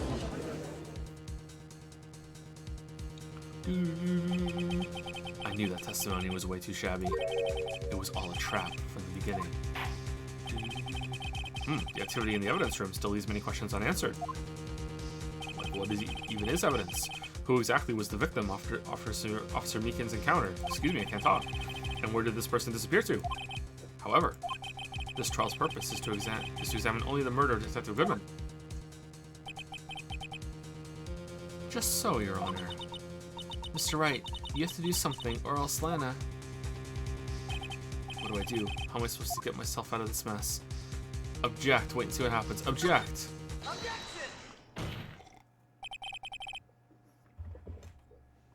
One moment, Star Fox. What now, Mr. Wright? Don't tell me you're objecting to what you've just proven. Of course not. I mean, I wouldn't put it past us, but I almost walked right into the prosecution's trap. What are you talking about? This cross-examination has proven one thing and one thing only. The security video did not show the actual murder.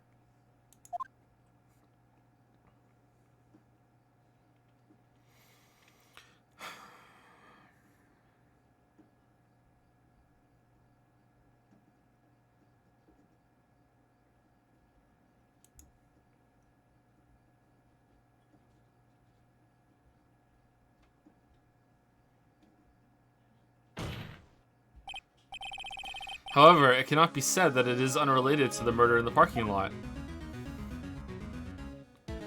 I'm having fun. Specifically, large amounts of the blood traces were found in the evidence room. So, who set up the police line and then draped the glove over it? That's kind of weird. The defense demands further examination to the truth of the matter. Mr. Chadworth. Yes, Your Honor. If this court were to examine this further, other witnesses will be necessary. Is the prosecution prepared? I'm sorry, Your Honor. The prosecution considered the incident at the police department to be unrelated.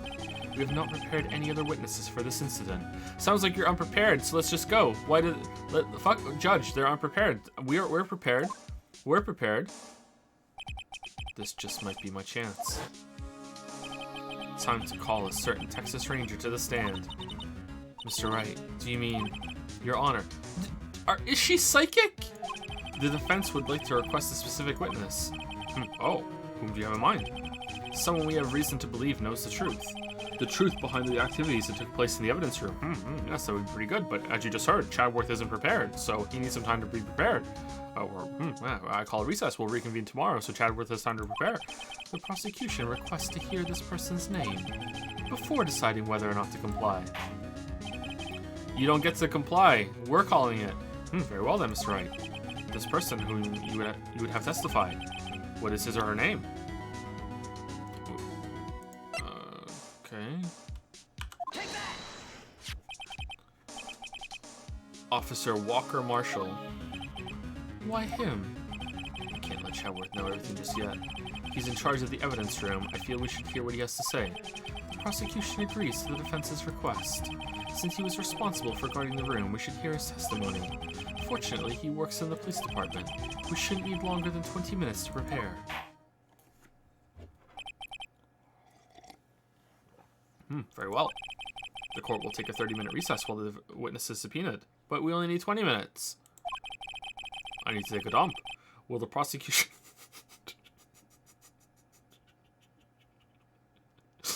Will the prosecution please prepare the witness during this time? We will, Your Honor. Court is now in recess.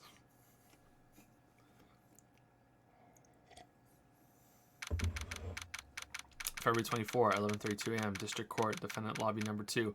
How come the defendant is never called to the fucking stand in these trials?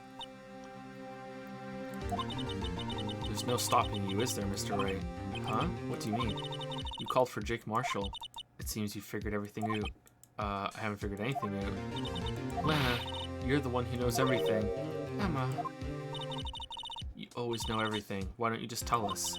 Mr. Wright is trying his hardest to protect you. I don't recall ever asking for his protection. And that would make things too easy. How can you be so cold? Don't you trust us? Don't you trust me? Hope I'm not interrupting anything, pals. Gumshoe. Oh, guess I am. I'll come back later. Bit of a pickle. Aww. Wait, Detective Gumshoe, what is it? You've got a lot of nerve, pal, making a detective run all around while on duty. And to top it off, you call me here. I've seen happier people at funerals. Sorry, detective. You better be, pal. Hey, I didn't see you there, Chief Prosecutor Sky. That's okay, so have you brought what I asked?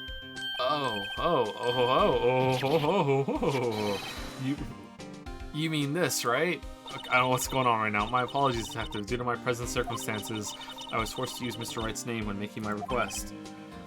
My name?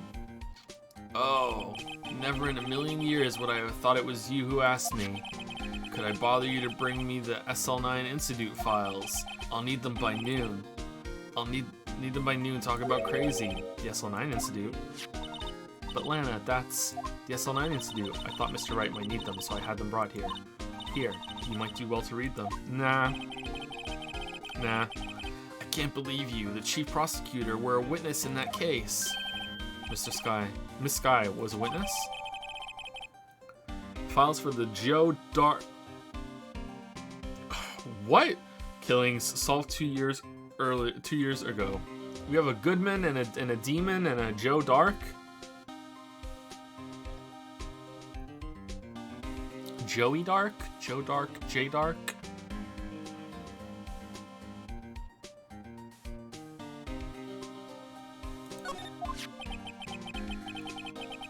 Take it from me, you don't want anything to do with serial murders. Or serial murderers. Oh, what? Now that I've brought you your stuff, you're just gonna ignore me? Emma? But why? Why is your name in here? What? My name's in there. I don't know. Unless... No, it couldn't be. Lana, this SL9 incident, is that my murderers? That's the classification number the police filed it under. 2 years ago, the rest of the world knew it as the Joe Dark killings. The shot-put ball killer. The Joe Dark. No, Lana. That's over with. No. Emma, wait, she ran away. You know what? I just remembered. I gotta be somewhere. There's a sandwich with my name on it. Sorry, pal, but I'm out of here. Jake Marshall, Angel Star, Damon Gant, Miles Chadworth. Not to mention Lana and Emma. Everyone involved in this case is connected to those killings 2 years ago, except for me. This can't be just a coincidence. Knowing you just might be able to figure it out. Time to get back to the trial, Mr. Wright. Best of luck. I better take a good look at this file. So, do they have parents? Did their parents die? Their parents were killed?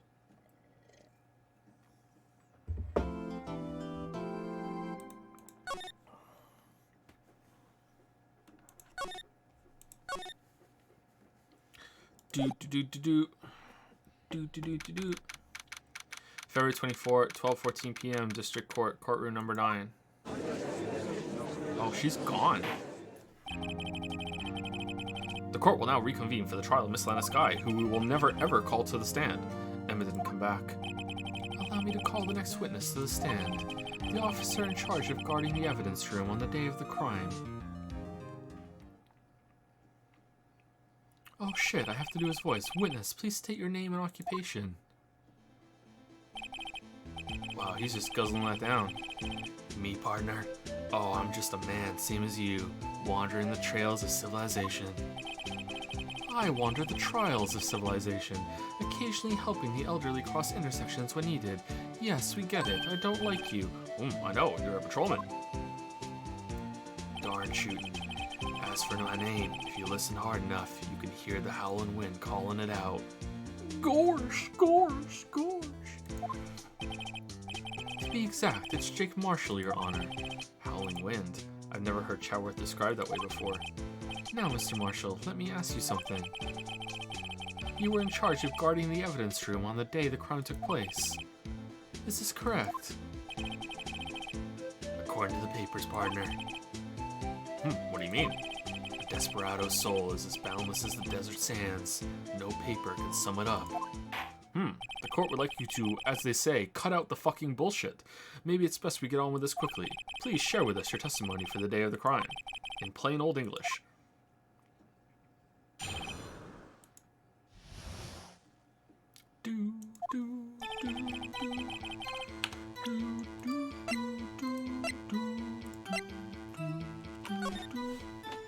Alright, incident number SL9 closed. Perpetrator Joe Dark, crime serial murder, sentence death. Oh, Joe's dead. Victims Edward Jones, Jason Knight, Edith Kirby, Rachel Moss, Jeb Bates, Neil Marshall. Ooh.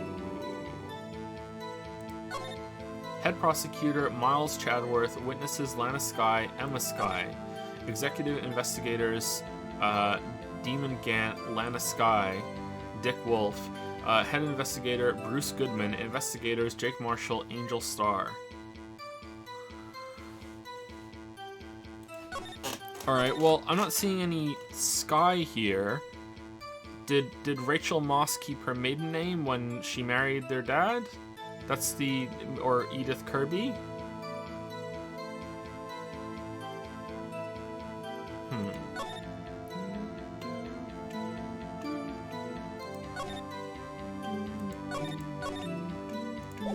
Okay. Which I was aware though. My job was to keep a wary eye on that bone orchard. They said I was supposed to make rounds 3 times a day, but that ain't my style. I only did it twice. Besides, the room's protected by 2 security systems anyway. If I remember right, I was at a street side saloon at the time it went down. I just fucked off and just went to have a drink on the job. Just said, fuck it, I don't need to be here. I'm a free spirit, fuck this job. Tell this in court, and there'll be no repercussions. I'm just an innocent traveling man, so if you're out of ammo, it's time I hit the trail. What? I can't say I particularly care for your attitude. I can't say I care for your beard, but you don't see me complaining. Whoa! Wait a minute. What do you mean by 2 security systems? I mean the security cameras and the ID card reader. I reckon even a cowpoke like you knows about those. Yeah, but you have to turn it on for this to get in. If you're gone, no one can get in. Yes, well, what about the fingerprint-activated locks on the evidence lockers? Fingerprint-activated locks? What kind of newfangled doohickeys are those? He's not being very helpful. He's not that good with machines or with following orders. He should be fired. Everyone's got their weaknesses, now don't they, Mr. Prosecutor? Like, I'm guessing yours is dragon. Probably dragon. This one seems like trouble. Okay, Mr. Wright, he's all yours. Day of the crime.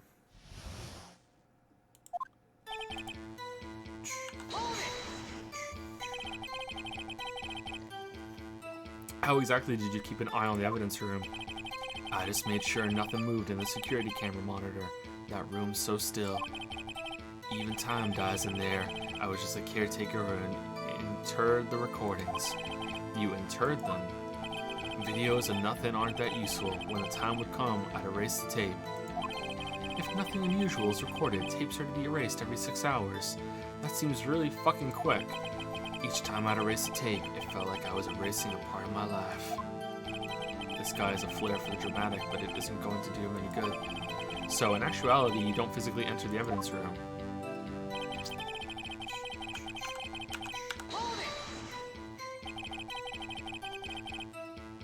But you made your rounds on the day of the crime, right?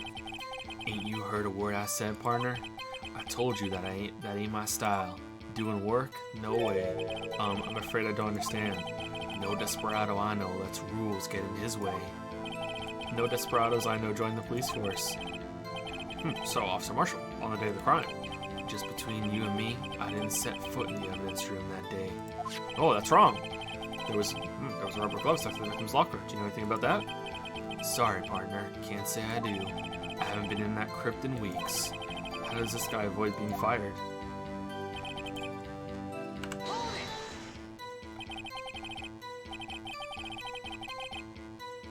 You used to be a detective, so you've used the evidence room in the past, correct? Of course. Back in the day, my locker was a gold mine of evidence. And yet, you didn't know about the fingerprint locking mechanism? They didn't have it back then. Sorry, partner. I ain't good with machines. I couldn't even tell you how a bike works. That's quite, incredible. The sensors on the locker handles cannot be seen. It's well known that some detectives are unaware of their presence. And they don't get worried about how it locks or anything like that? No, he mentions it. Detective Gumshoe said something like that too. Wow. This is the police force? At any rate, it doesn't seem like this is relevant to the crime. Can you tell us what you were doing when the crime took place? Alright, but we found his fingerprints at the scene. Have they just been there for a really long time? How long do fingerprints stay on something? Quite a long time, don't they? If the security guard isn't doing his job, I'm guessing the cleaner isn't doing their job either. If I remember right, I was at a street side saloon at the time it went down. What were you doing in a place like that? I was eating spaghetti.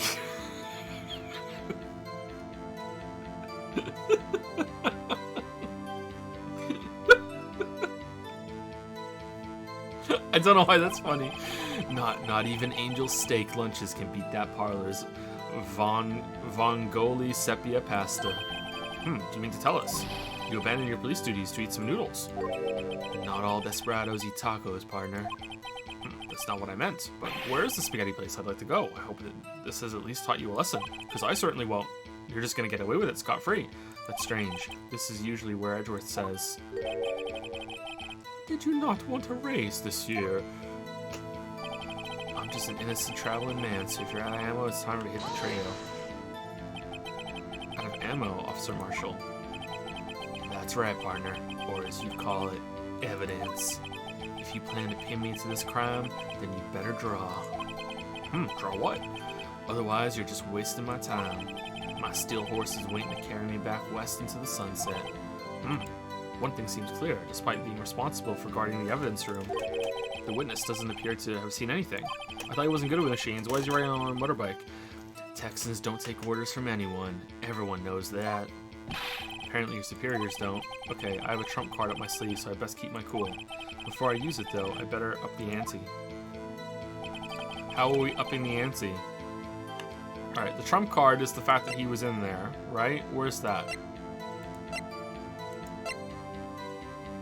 Marshall's fingerprints. Left the evidence the print had been wiped. Alright. How are we upping the ante before we do this right? What the fuck are you talking about?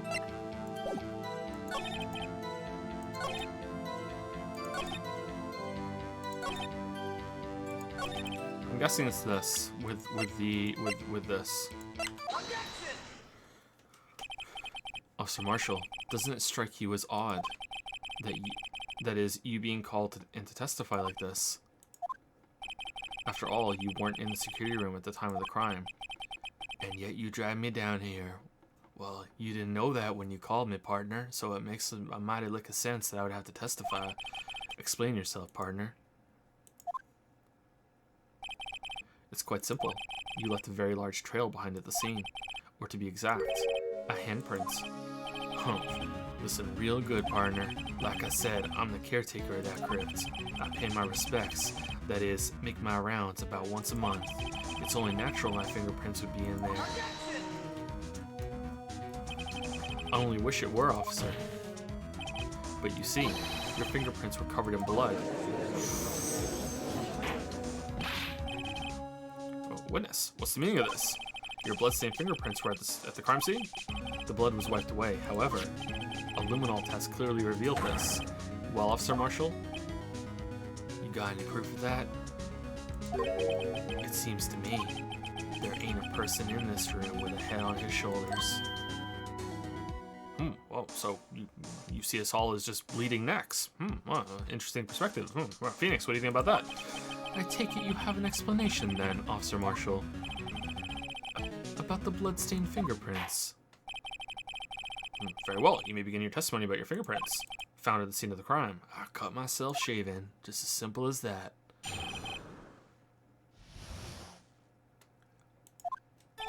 Like I said, it's only natural for my fingerprints to be in that evidence room.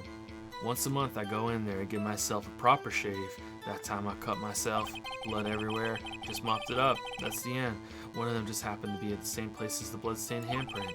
The murderer touched the locker where my fingerprint was by chance. The bloodstain and the fingerprint are completely unrelated. Or didn't you know the murderer was wearing gloves? See? I had nothing to do with it. That's not a bad response. But why was it wiped away, maybe? The witness explanation appears valid, although there's room for doubt. Life wouldn't be fun without any doubt, partner. Oh, yeah, good point. The defense may now cross-examine the witness. This guy's hiding something, I can feel it. Now's my chance to prove it.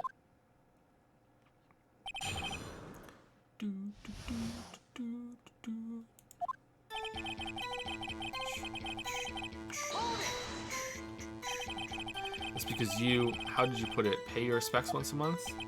Yeah, that's right. That and one more thing. That locker happens to be mine. What? What do you mean? I mean what I said. That's the locker I used when I was a detective. The locker I still use. They didn't take it away from me for some reason. Don't know why. All that's in there now, though, is a heap of broken dreams.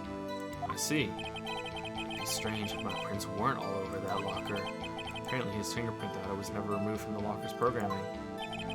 He must have been using the fingerprint lock all this time without ever knowing it. That's pretty much par for the fucking course for this one. Found Marshall's own locker. Okay, so at some point it's going to be important that it's Marshall's own locker. One of them just happened to be at the same place as the bloodstained handprint. Okay. So then, what about the bloody handprint? Was it mine? It's no mystery.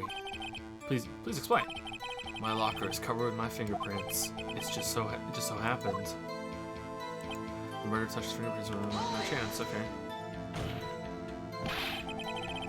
The chances of that happening are 1,000,000 to 1. Yeah, he just walked out and he was like, I'm not going to touch anything, but hey, that locker on the way. Boom! There we go. There's the blood. On the contrary, one could argue just the opposite. The chances of that not happening are 1,000,000 to 1. Yes, yeah, good counter. Yeah. Get one thing straight, partner. You ain't gonna get no reward for me with a mere fingerprint. You wanna know why? Bloodstain and the fingerprint are completely unrelated. Unrelated? They're as different as night and day. Kinda like cereal and cereal. Ooh. One's got to do with breakfast while the other's a type of murder. He's right. Although seemingly alike, they're totally different. I don't see what homonyms have to do with this. Or didn't you know where the murderer was wearing gloves? How do you know that? I may be a loner, but I still do my job. Well, no, I keep up on the reports. There was a bloodstain at the scene, thought to be left by the murderer. That's right. It was found on the Detective Gumshoe's locker. However, no fingerprints were detected on that handprint. Oh yeah, I think we tried that too. So that would mean the murderer wearing gloves happened to place their hand on top of the Officer Marshall's fingerprint. That's the only logical conclusion. Are you starting to get the picture, partner? The picture? The seal of blood in the desert. It's just food for the buzzards. There's only one reality, and that's this. The security tape. Don't play it again. So long as my trail isn't in there, you can't say otherwise. This isn't getting us anywhere, Mr. Wright. Please consider carefully where you're going with this cross-examination. Yes, Your Honor. Now then, continue your testimony, Officer Marshall. Too bad it wasn't me in that video, right, partner? It could have been. What do you mean by that? You want to time into this crime, isn't that right, partner?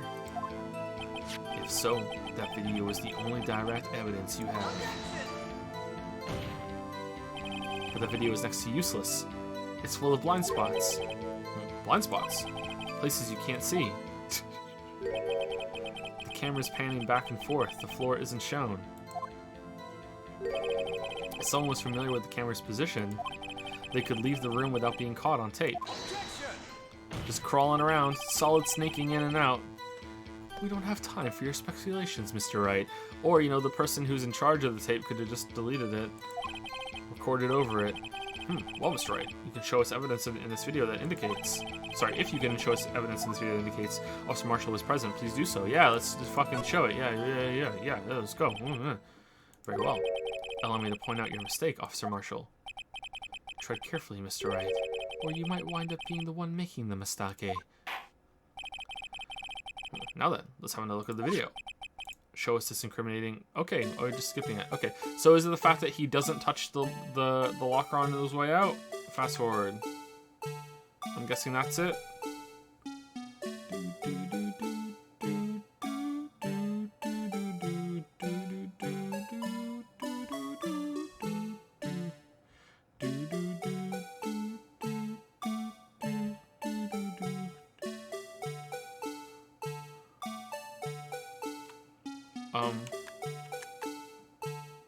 What? Okay, can I rewind back to the... and go back to the end? No? You can... Oh, for fuck's sake.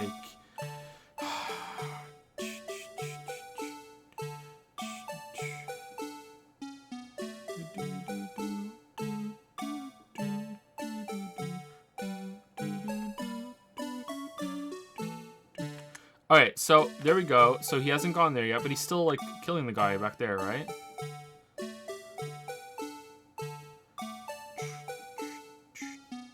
Okay, so he's gone. But, like, do we not see him leave, ever?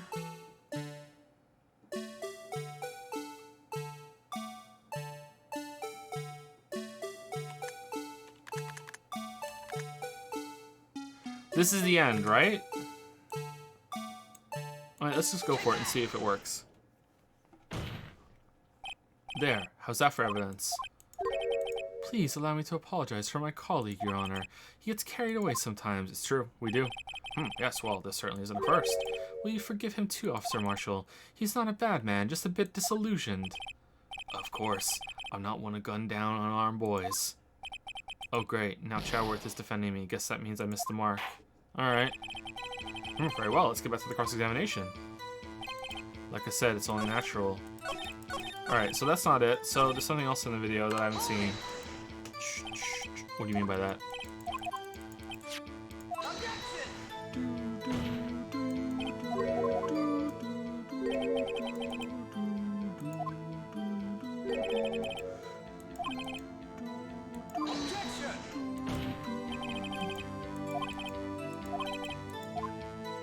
Alright, so I have to show evidence that he was present. Alright.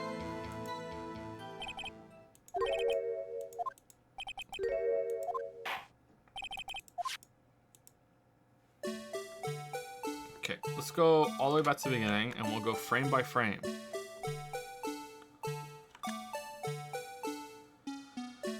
So, I have to show that he was there, or what?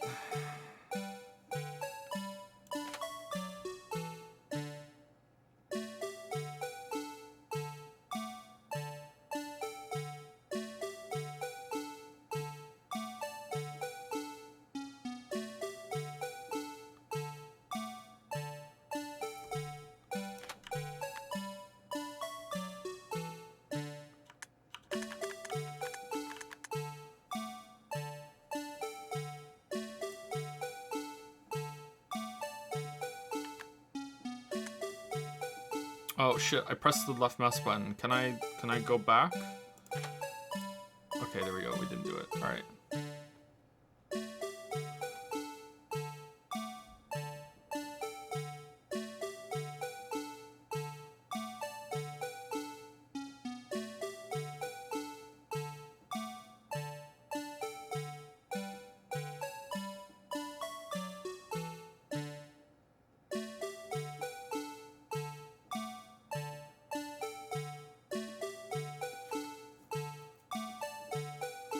What knife is that? Is that the same knife? It's hard to tell. Okay, so far the only weird thing I'm noticing is that the blue badger's like arm gets held down for a while, but like is that what? Like right now is like his arm like, but like the guy's coming in. I don't think that's it. I don't see anything. Sorry, chat.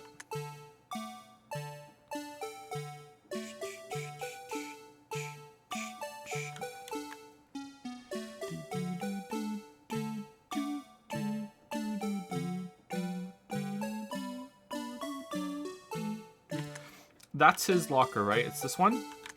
Shit.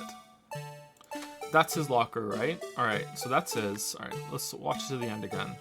And then we'll review evidence.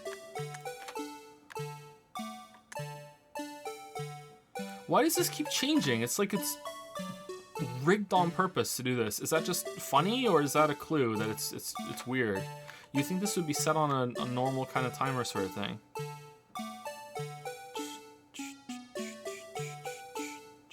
Okay, so we never see him leave. Whoa, whoa, whoa, whoa, whoa, whoa, whoa, whoa, whoa, whoa, whoa. Hold on.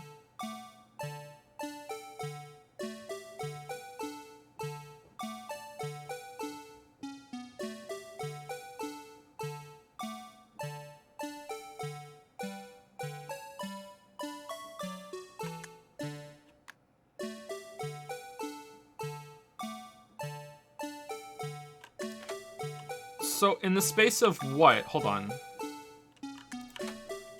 Rewind. Alright, 1501.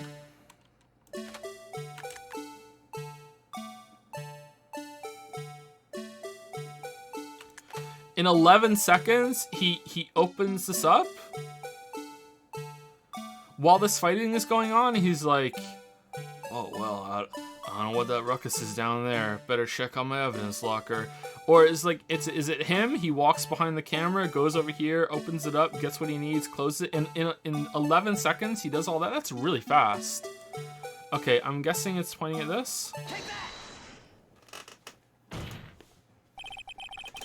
Bringing our attention back to the security camera is a mistake I'm afraid you'll soon not forget, Officer Marshall.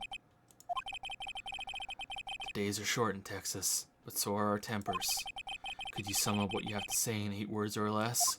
Yeah, I'll go along with this. That sounds pretty good. Very well. You can clearly be seen in this video. Exactly 8 words. Not bad, partner. The key lies in a certain locker shown in the video.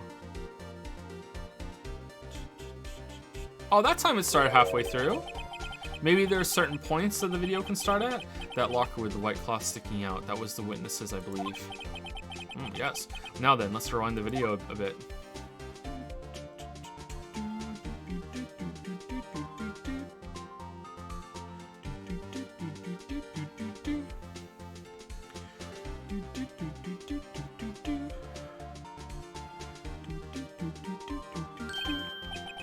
Oh, the white cloth. It's gone. What's the meaning of this, Officer Marshall? When the crime took place, the white cloth wasn't there. Then it suddenly appeared. There's only one explanation. Officer Marshall, you were in the evidence room at the time of the crime. What's more, you opened your locker when the camera was turned away. Order, order. It would seem that's the only... Hold your horses. Sorry, partner, but you got the wrong man. So what if my locker was opened? That doesn't mean I'm the one who opened it. Fingerprints. The murderer needed to hide something, so he opened the locker and stuck it in. It's not my fault he happened to choose mine. Why is everyone staring at me like I'm a wanted man? This guy isn't just playing dumb. He's really dumb. He really doesn't know. He doesn't know. He doesn't know. Chat, someone is unaware of something. He has not played this game before. I am in the know. I hate to rain on your parade, but you're the only person who can open that particular locker. Oh yeah? I call your bluff. You say I opened that locker. Now prove it. Really? Fingerprint?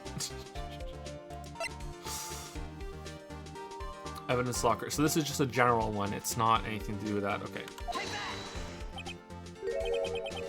Fingerprint sensor? We just told you that. We talked about it this earlier. Yeah, tell him, Phoenix, tell him. Phoenix, tell him the lockers can only be opened by the detectives they belong to. What kind of crazy talk is this? Well, Detective Gumshoe did mention something about this. Well, in any case, the locks aren't that obvious. There are even some people on the force that don't know about the fingerprint locks. So, Sheriff, what do you have to say in 8 words or less?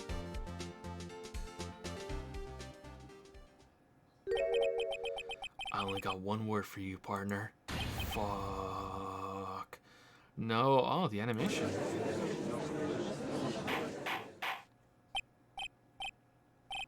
Order. Witness, explain yourself. If this is a joke, it's the worst I've ever heard. Oh, we got some dad jokes here. I assure you this is no joke, Officer Marshall.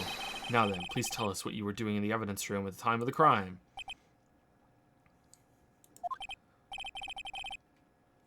Olay, please answer the question. What is he now, a bullfighter? I could see him fighting bulls. That's alright, Officer Marshall. I believe we can figure the rest out from here. We can. Can we, Waffles? Have a look at these floor plans.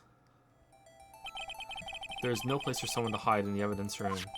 Yet Officer Meekins didn't see Officer Marshall. If that's so, where was the witness? It seems Mr. Wright has an answer. That's right. The only possible conclusion. Well then, let's hear it. Where was Officer Marshall at the time of the crime? Well, I mean, they're scuffling over here. He could be here, right? Crept in afterwards and hid down here or something, but anyway, he's the killer. Officer Marshall was standing right here.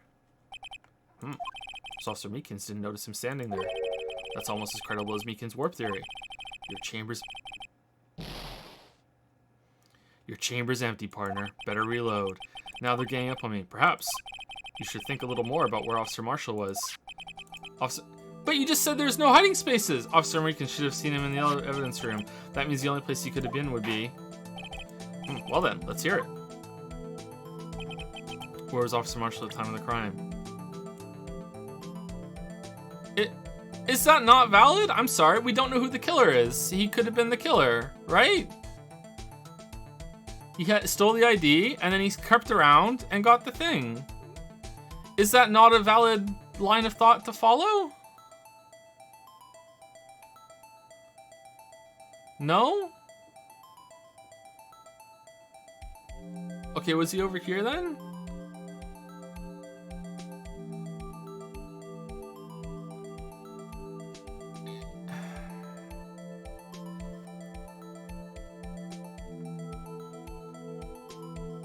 Why am I being Joe ... Meekins is the killer, but he didn't kill anybody. Isn't Meekins the villain now? The victim now? He was the victim of assault here. We know this now, right? He wasn't killed. We cleared this. It hasn't updated it.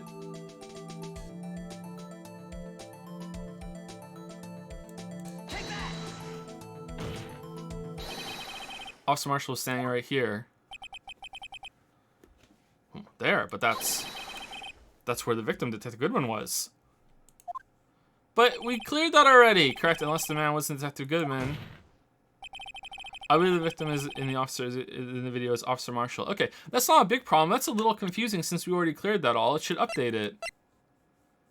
Fucking Meekins was the victim. He was a victim of assault.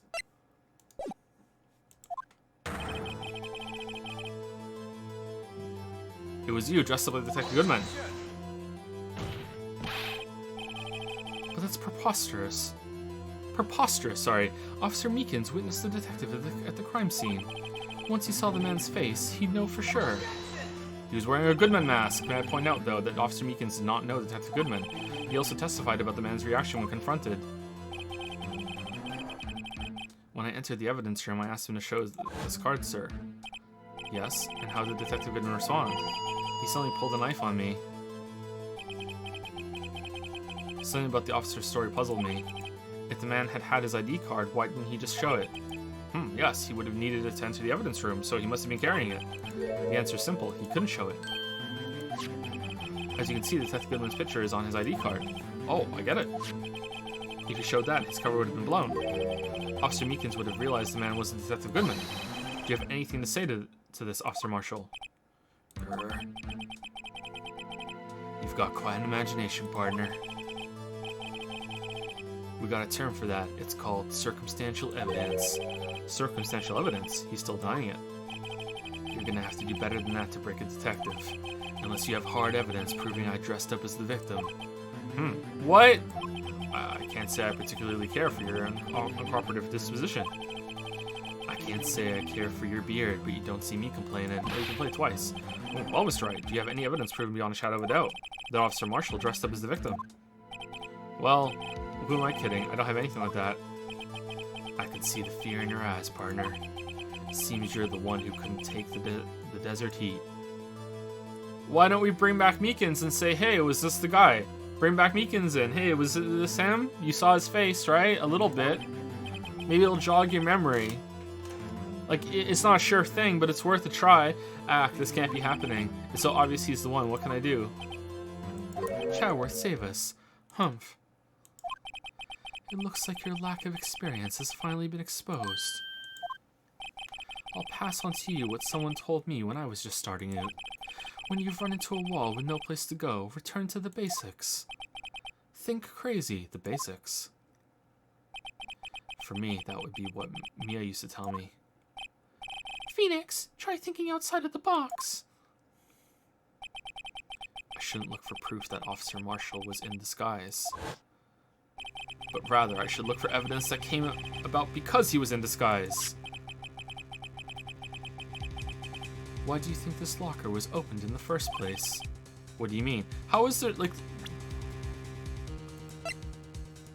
So, he opened it in that 11 seconds and wiped the blood?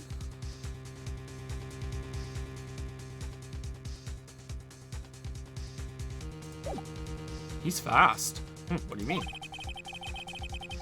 There's no reason for Officer Marshall to open his locker at the time of the crime. Yet he did, despite the chance it might be discovered later as it has been. Which means he didn't originally plan to open his locker. According to the defense's argument, we need to open that locker. Officer Jake Marshall dressed up as Detective Goodman at the time of the crime. Then, after the crime was committed, he opened his own locker for some unknown reason. To put the disguise in there? The fact that a white cloth is sticking out of the locker seems to indicate that he opened it in order to put the cloth inside. So, just what exactly is this piece of cloth? Perhaps the video is the key to all our unanswered questions. I don't have any evidence, so this video is my only shot. Very well. Let's take yet another look at the security tape. After committing the crime, the witness opened the locker to put away the white cloth. Please show us why the Fuck! What'd he say? Please show us why he needed to, or what? Shit! Am I just pointing at his clothes? What am I doing? Is it like, does he get blood on them at some point? Fucking hell.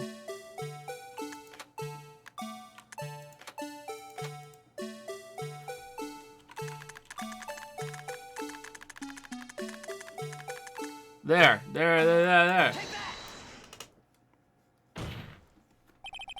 For some reason, you disguised yourself as Detective Goodman and entered the defense room, though I don't know to what end yet. You're actually a bad man, so you dressed up as Goodman. Yet, however, something unexpected happened. Officer Meekins barged in on you. When asked to show your ID card, you pulled a knife on him. However, Officer Meekins panicked, and the white cloth and the white coat you were wearing was soiled with blood. A bloody white coat. You couldn't just walk out like that. So you hid the coat in your locker. Not bad, partner. And for some reason, the police force didn't think it prudent to search every single locker at a crime scene to see if anything was stashed there. Nope, they just went right on in. Huh, yeah, blood. Someone was murdered here. Okay, that's it. Wrap it up, boys. Now then, Officer Marshall. Are you ready to tell us the truth? Looks like I underestimated y'all. Somehow, I'm gonna keep my job after this, by the way. I hope you're happy now, Mr. Chadworth. 2 years ago, if you were only half as persistent then as you are today, we all wouldn't have to be here now would we? Officer Marshall, tell the court what you did, all of it. All right, it seems the time has come, and so have I.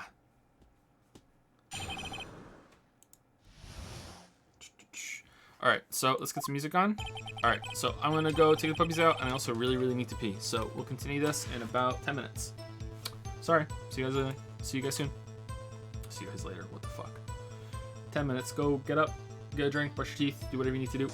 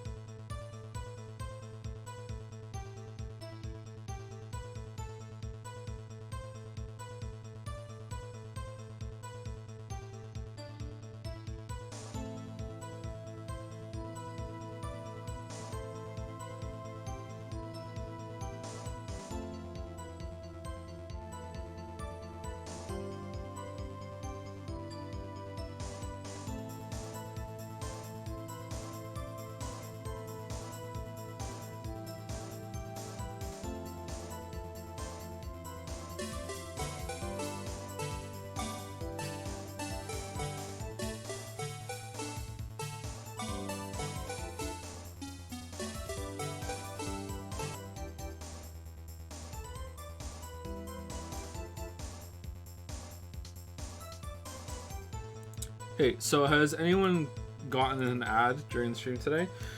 Some people still get them when they first join the stream, but has anyone got a mid-roll ad today?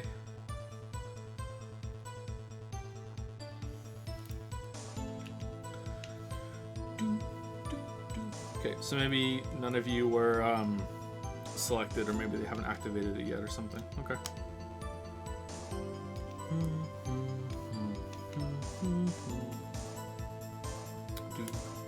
If you missed it at the beginning, Twitch is doing some new thing where they're automatically doing mid-roll ads. So I was just curious if anyone was getting any.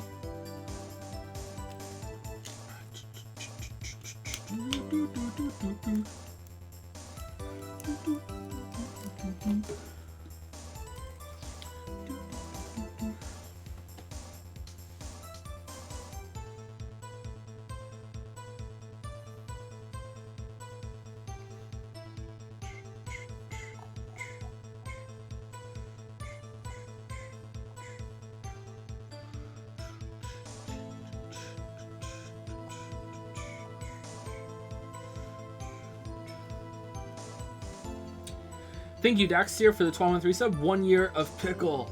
Welcome to the 1 year club, Daxtier. Thank you so much. Thank you, Neemirin, for the 6-month resub. Thank you very much. Thank you, Certs Plexiest, for the 32-month resub. 32 months, goddamn. Thank you so much. Thank you, Ripman222, for the new sub. Welcome, Ripman. Thank you, Aspiring Trophy Husband. Always fun to read your name, for the 60-month resub. Can you honestly still deny that you don't like weeb games at this point? Of course, this isn't a weeb game. This is Ace Attorney. This isn't anime. Perhaps Mumbo has resubscribed for 5 months. Maybe one day you'll play a game I can bear to watch again, but I'll stay subbed. Ooh. What about if you don't like this game, you must like Yakuza 0, right? That's gonna be fun. Thank you for remaining subbed, perhaps Mumbo. WowMom98 used some bits to say Bruce Goodman, the detective who opened the locker with the glove, lying hidden in Chadworth's car. Watch out for him. Thank you, IceFlad1, for the 9-month resub. I'm so late. Not sure if 9-month pregnancy joke or late to the stream. Not sure. Thank you, IceFlad1. Undead Benny has used 100 bits to say, congrats to all the weebs out there for raising 2 million coins in a single stream. Also, my working theory in regards to the cutscene is that they really wanted you to see all those 3D models they worked so hard on. Haha. Yeah, it seems that way because now they've proven that they can cut in the middle of it, so that's a bit weird. Thank you, QSDC, for the new sub. Welcome, QSDC. Also, welcome to Daggerthorn with the new sub. Thank you very much. Chest04 has resubscribed for 10 months with Pog Joe Streams. Poggers. Is Poggers going to become the new cool, or is Pog going to be the new... Do kids say Pog? Like when something happens now instead of cool? Is cool considered old now? Is cool like saying groovy, or is cool just eternal? They do? Oh my god. Oh no.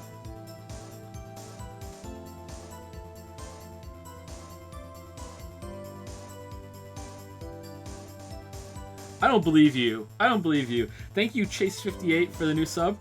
I'm skeptical. Thank you very much, Chase58. Thank you, Master Moss 2K, also for a new sub. Lots of new subs today. Thank you so much, guys.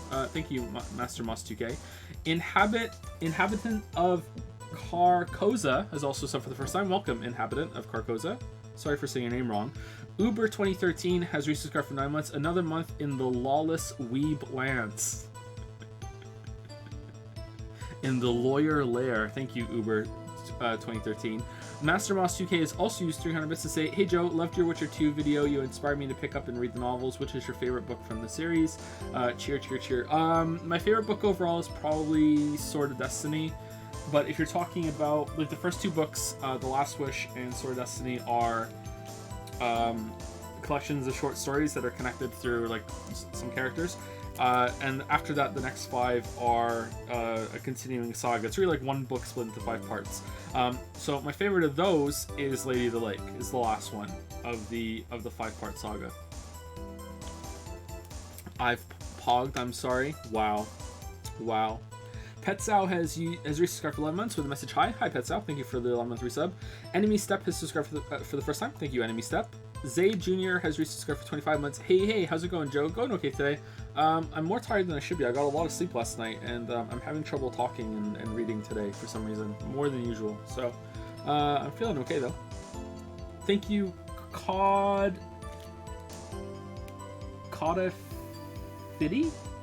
Cody Fitty? I thought it was going to be Codify, but it's not. Codifitty? One of those 7. Thank you for 11 sub. Datapon's content pogs me off my gourd. Wow, another pog. Wow, so many pogs today. PogChamp, PogChamp. I said Spaceman used to say I sent you a cheer before the beginning of the stream about Super Mario 3D Collection being on emulator. Did you read it? I missed the first part of the stream. I don't think I read it. I don't think so, but some of them didn't come through at the beginning of the stream. Yeah, I read about that earlier with on Twitter, and someone linked it to me. Yeah, it's just par for the course for Nintendo's at this point for me. Yeah. I'm hoping that people sort of wake up to what Nintendo does. It's a bit yikes, but I think there's a lot of favoritism for them still. Yeah, it's weird. They're the Apple or Disney of video games for sure. And I feel like Disney and Apple gets some hate for their practices, but Nintendo don't. So, I don't know. Hopefully we'll get there. Last two on my list are DYDX for the 513 sub with Groovy. Groovy. Thank you very much, DYDX. Ale Larsam has used 100 bits to say, we were all cringing when you were saying cool, but we all knew you meant to say pog. Oh, I'm sorry. Really? I feel like I'm being played a little bit here. Sir Spexius has used 5 minutes to say, some of the kids at my work will say, that's poggers, dude, when I tell them their shift is over, and it makes me die a little inside. No!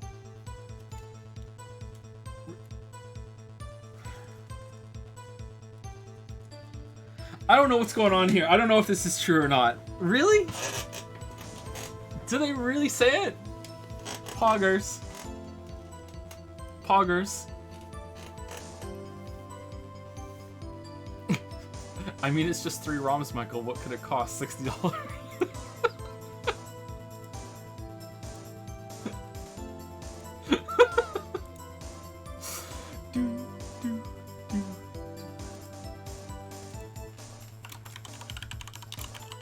Hold on, I'm doing an investigation about poggers.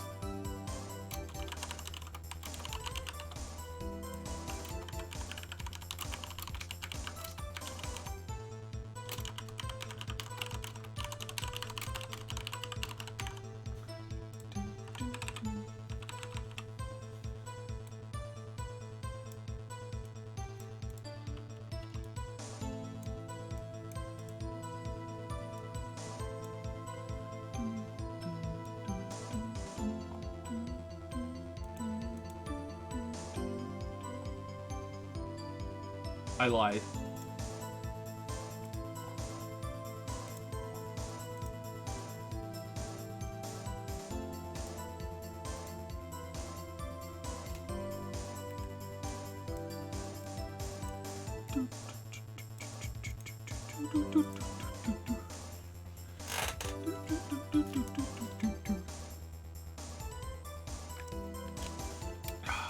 All right. I think there's fan art, but the interest of the stream, I think we're gonna do fan art at the end because I spent so much time talking at the beginning of the stream. So let's continue, and we'll do fan art at the end, if that's okay with everybody. And no one shouted at me fan art, so I think it can wait.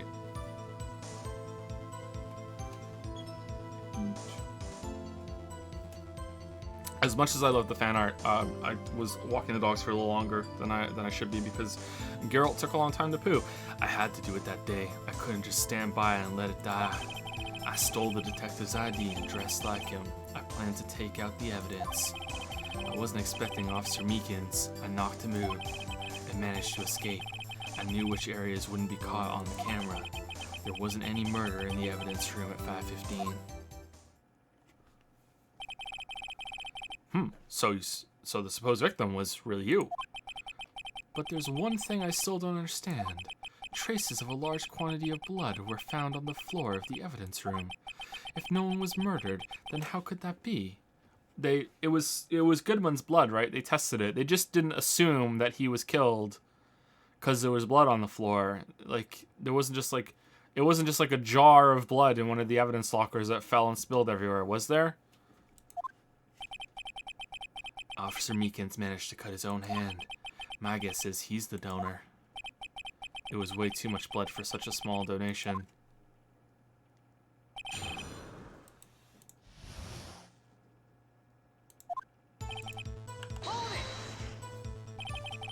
When you say it, you mean... Do you even have to ask, partner? The SL9 Institute. 2 years have passed since that case was closed. It was going to completely end with a transferal that day. Not if I have anything to do with it. That institute's not over. But what did you hope to accomplish by sneaking into the evidence room? When a case is closed, only that case's lead detective can look through the evidence. Why did you dress up as Goodman? Why did you bother dressing up as Goodman when anyone who asks you, you can't show the ID to confirm it, and you're fully capable of opening something up and getting it out of there and closing it in the 11 seconds that the camera looks away? Why did you bother dressing up as Goodman? I wanted to have a look at it myself one more time, and instead of just asking Goodman, I stole his ID and just went in there, no matter what the cost. I don't care what anyone says, partner. That case is mine. But Officer Marshall wasn't in charge of that investigation. Why does he care so much about it? That day was my last chance. That's why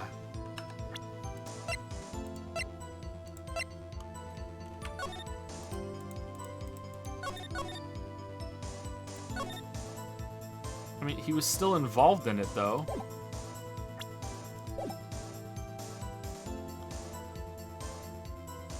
That day was my last chance. That's why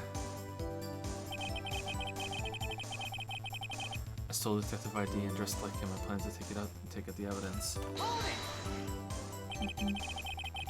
Why did you disguise yourself as Detective Goodman? There we go. If I didn't make it look like Goodman was carrying out the evidence transferal, I'd be arrested for stealing evidence, which wouldn't get me anywhere. So you did it to fool the security camera. And the detective's ID card. I stole that the morning of the incident. So that really was why Goodman started filling out that lost item report. Yeah, but he knew how to avoid the camera. He could have just deleted it himself later too. Like, he's in charge of the security feed. I guess it's okay to, like, as a backup. It just seems like if he went in there, I guess he always knows who's there and who's not. But if he went in there and he was caught as himself, he could just be like, I'm just cleaning up, you know, I'm the security guard, whoop-de-fucking-do, partner. But if he goes in there dressed as someone else, then he's kind of screwed. Like, I feel like this could backfire one of two ways, but I guess it has something of a reason.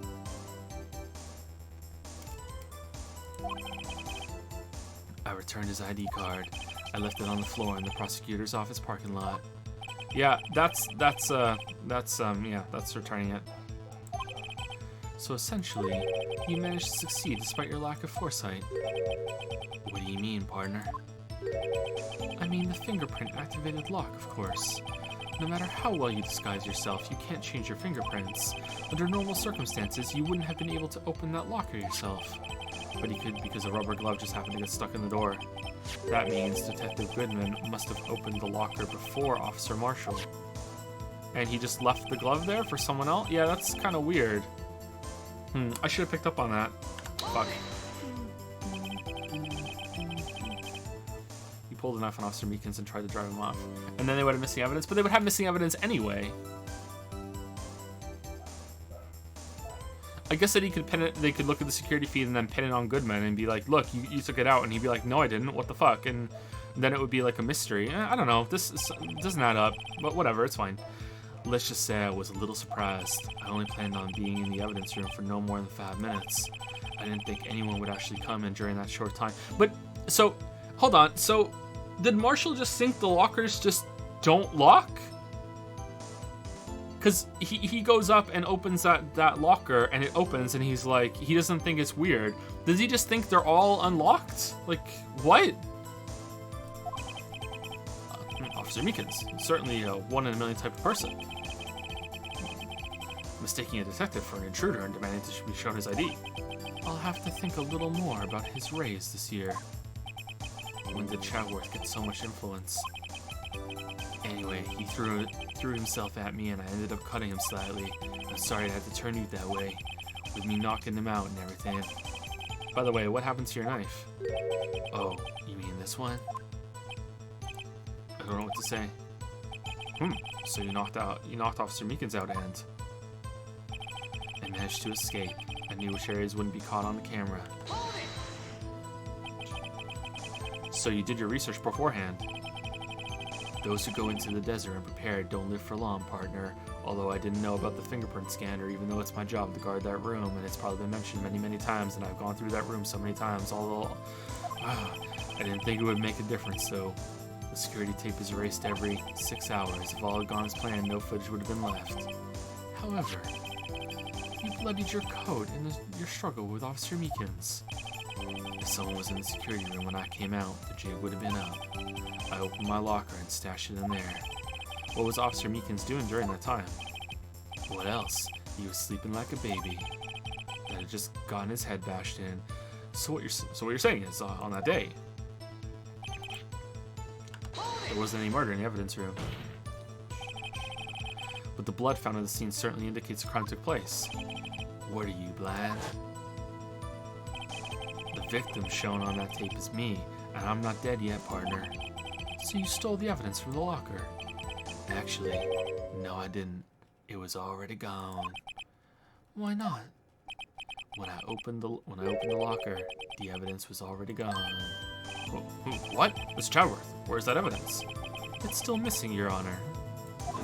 Phoenix has it. Detective Goodman's locker was already empty. Someone else stole the evidence. Officer Marshall, may I ask you one thing? Fire away, partner. It's a free country. Where is that place you got that spaghetti? It sounds delicious. Just remember, I'm also free to decide whether or not to answer. No, you're in court. You have to answer. If it's an appropriate question to the case, you have to. Yes, he has a point. Why did you do this? Stealing a detective's ID, injuring a police officer. This is no small offense. Moreover, you're an officer yourself. This has serious consequences. It can't just be forgiven with a simple cut in salary. Not that salary cuts are ever a valid solution. Like I said, this isn't your case. This one is mine. And I'll do anything it takes to get an answer I'm satisfied with. The witness has an unusual amount of zeal. Let's hear more. Can't just forget the SL9 incident. You know why? Why?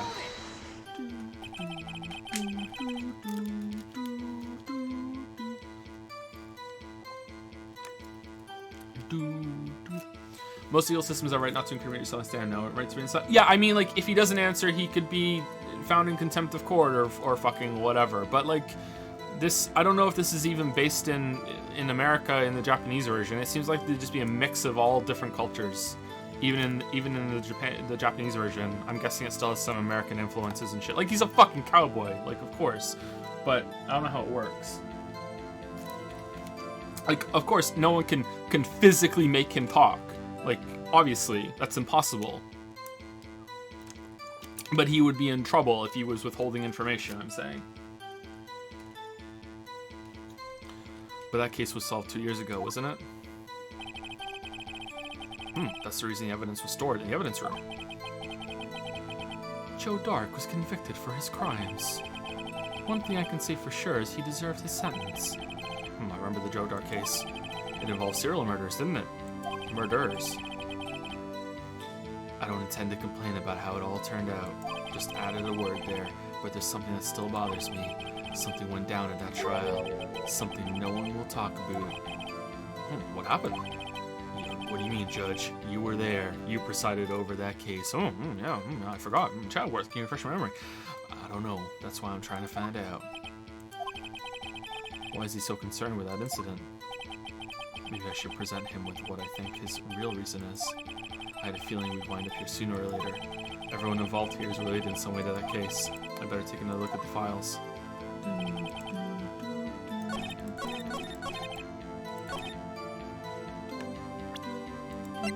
Okay, so are we just presenting the whole thing to him, or what? Sentence death. Edward Jones, just Neil Marshall. It was like a family member died.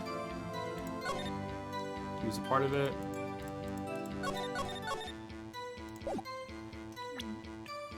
Objection! Officer Marshall, I think I understand. I think I know why you care so much about the SL9 incident. Sounds like you've been sipping too much cactus juice, partner. I have the SL9 incident file here. The name, Marshall, is mentioned in here. In a list of murder victims. Neil Marshall, are you related to this man? Neil Marshall. And then he kneeled. Yeah, I'm sure you've heard the name. 2 years ago.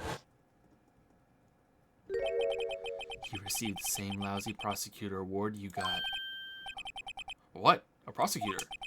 He must be talking about the King of Prosecutors Award. Wow, he did better than fucking Von Halen? Really? Now I remember. Prosecutor Neil Marshall. He handled the SL9 case before I did. That's right. He was killed, and the case fell into your hands. But what's his relation to you? Twin brother? He was my brother. He was investigating the murders with Damon Gant, and then Deputy Chief of Police. The group of detectives I was part of worked under them. We were desperate to prosecute the killer. Whoa. Joe Dark. More like fucking Joe Biden. What the fuck? My brother fought Dark and was killed. That was the first time Dark left behind any evidence. That was all we needed.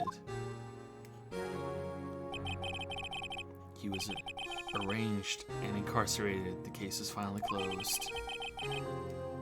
At least according to the public records. What do you mean? My brother couldn't have been killed by Joe Dark. You know, I really hope with Joe Biden. You know how Hillary had those cringy things. Were these true? Did she really have like a video where she had like a cup or something and it said Chillery Clinton and she was just like, I'm just chilling. Like, did she really do that? And did she really say Pokemon go to the polls? Did those two things really happen? Because those are cringy as hell. I really hope Joe Biden does the it's me, Joe President. I hope he does that. Oh God, that would be so good if he does the it's Joe President. Please. Oh, please do that. Please. My brother couldn't have been killed by Joe Dark. I knew my brother better than anyone. No one could have beaten him in a fight. No one in the whole world. And that's it. That's your reason for your insane actions. There's more to my brother's death than what the records say. No matter how much you try to hide it, you can't fool me. There was all these other injuries and blood all over him that didn't belong to him or Joe Dark. But the prosecution they just didn't even test it. They just glossed all over it. Not testing blood. That would be insane. They would never do that, right, Waffles? Sweating visibly. Well, at least one thing's for certain. That spaghetti must have been delicious. Now we know what happened at the police department on the day of the crime. That was the last day the SL9 case could be reopened. What? No. Nah. Not satisfied with its resolution, Officer Marshall planned to steal the evidence. Disguising himself as Detective Goodman, he entered the evidence room. Officer Meekins confronted him, so he rendered him unconscious and fled. Yes, this mystery has finally been cleared up. No murder took place at the police department that day. Why did you wait 2 years to do this bullshit, Marshall? It was my last chance. Finally worked up the nerve.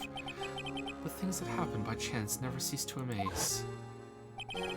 At exactly the same time as the murder at the prosecutor's office, this fake murder was going on at the police department. Chance, it's got to be more than just that. So if no one was murdered at the police department on the day of the crime, that means the murder in the prosecutor's office parking lot was the real one. Which in turn means only one person could have committed the crime.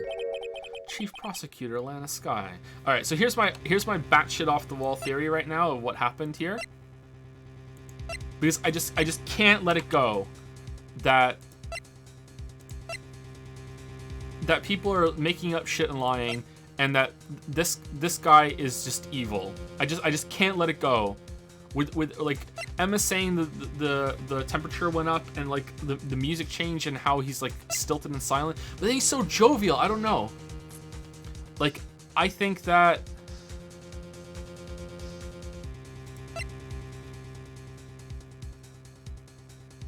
okay, if I'm wrong, it's gonna be fucking stupid. I think that this guy was killed in a conspiracy to finally have enough evidence to convict Joe Dark, who was the killer, but he was so good that the fucking Scooby Gang couldn't get it, and that's how they convicted him. And now it's all coming out now. But then why would, like, maybe Goodman wanted to come clean, or Lana wanted to, and that's what's going on here or something? That's what I think. Something to do with that. Chief Prosecutor Lana Skye. But wait, a verdict wasn't reached in yesterday's trial. Which is why we examined the institute at the police department today. But there's only one reason the defendant was not convicted yesterday. A fucking scrap of cloth and an exhaust that yet remained the mystery of the simultaneous murder at the police department. It seems to me this boy's got the draw on you, partner. All of the mysteries of the police department have been resolved, no doubt about it. Our sole murder took place at the prosecutor's office. The only suspect is Lana Skye, and the testimony of one Miss Angel Star is completely incontestable. What? No, it's not. No, it's not. There's so much that we can contest about it. Are you fucking serious? If you have a response, make it a single word or less. Oh, okay. Arg. I rest my case. It seems this trial has reached its conclusion. There's no room for doubt. Well done, Mr. Wright. Thanks to you, I didn't need to waste my time disproving the alleged murder at the police department. There's no doubt what I proved today is true. The apparent murder on the security camera's tape really was fake, but I didn't realize. Where'd the blood come from? That would end up proving Lana guilty. Now then, the time for the verdict has arrived. This court finds the defendant.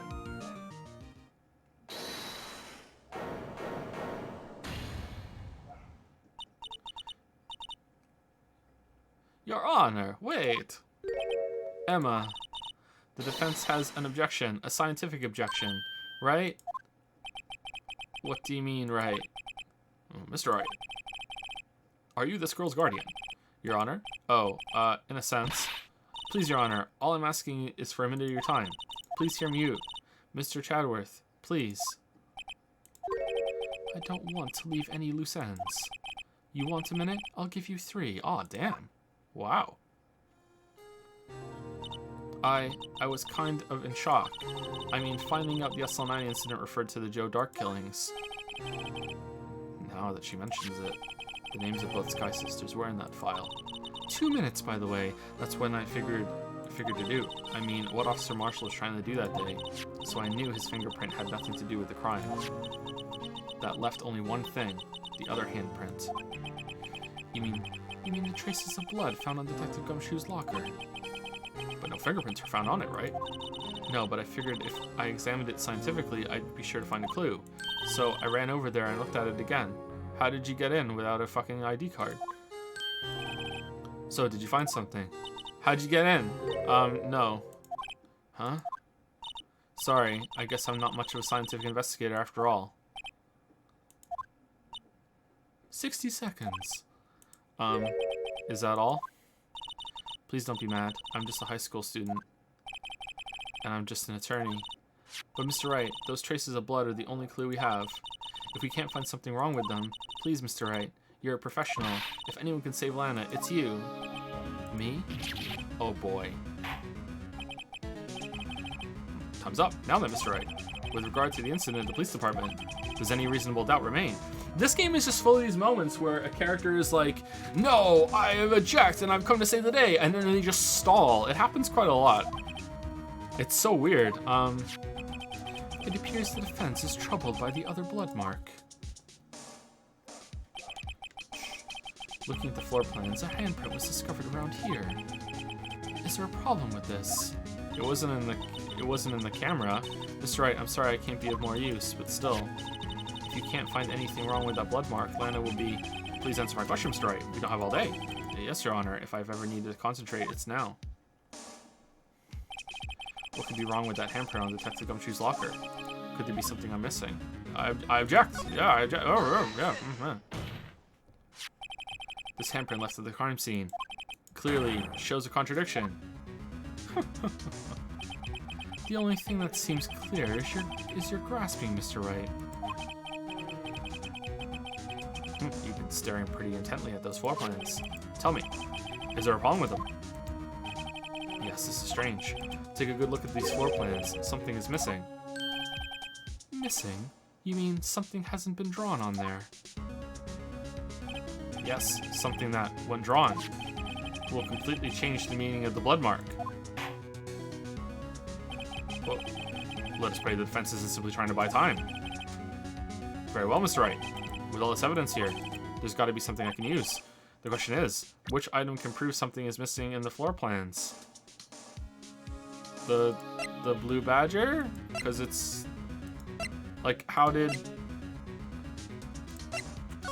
we get the thing here? But it's blocking it. The handprint could already be there, right? Why can't I fast forward? Oh no, I can't fast forward. I'm looking at it. Is it this?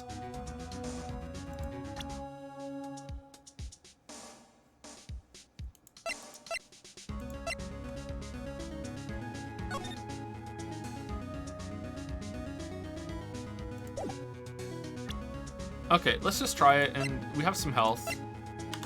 Let's see. Oh, you're back.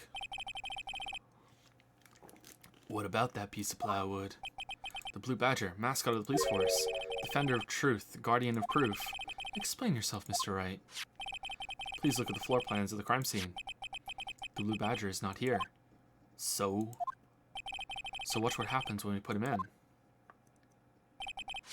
This is where he was dancing at the time of the crime. Well? Well, what? Gasp. That's right. So long as the Blue Badger is dancing here, it would be impossible to place a handprint at this spot on the locker. I mean, no, but okay.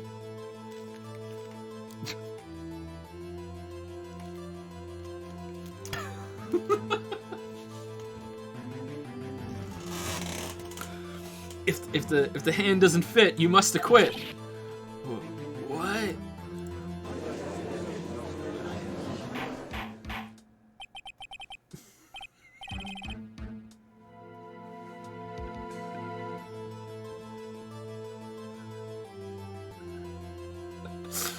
Oh, so that means just exactly what does that mean? It means it can't be done. Well, what are you saying? Blood traces were undeniably found on that locker. Don't look at me. I didn't put it there. Mr. Wright, think it through scientifically. Emma, on that afternoon, Officer Meekins was the one who brought the Blue Badger to the evidence room, right? And he's fucking blind. He might have just missed the handprint when he put it there. After he put it down, it would be impossible to leave a handprint on that locker. So that must mean this blood mark was left there before the Blue Badger was brought in. Just one moment. I will not allow such far-fetched balderdash in my courtroom. Not this time again. No. The last 10 times, sure. We parrot on the stand. Yeah, that's it, yeah. It may sound far-fetched, Your Honor, but it's the only possible explanation. On February 21st, in the police department's evidence room, blood was spilled not once but twice. But how? One time was captured on this tape, taken by the security camera. Officer Meekins cut his hand from which a trivial amount of blood fell. The problem is, the other time... I mean, certainly after this was moved, there was blood from the cut and whatever that someone might have accidentally touched the locker. Like, this isn't conclusive, but okay, let's see where it goes. Someone bled prior to the struggle shown on this tape. It had to have been. It had to. Can we see the tape before the Blue Badger went in? Like, where's the other tape? It's 6 hours. Why do we only have this short time? Detective Goodman, when he was really murdered.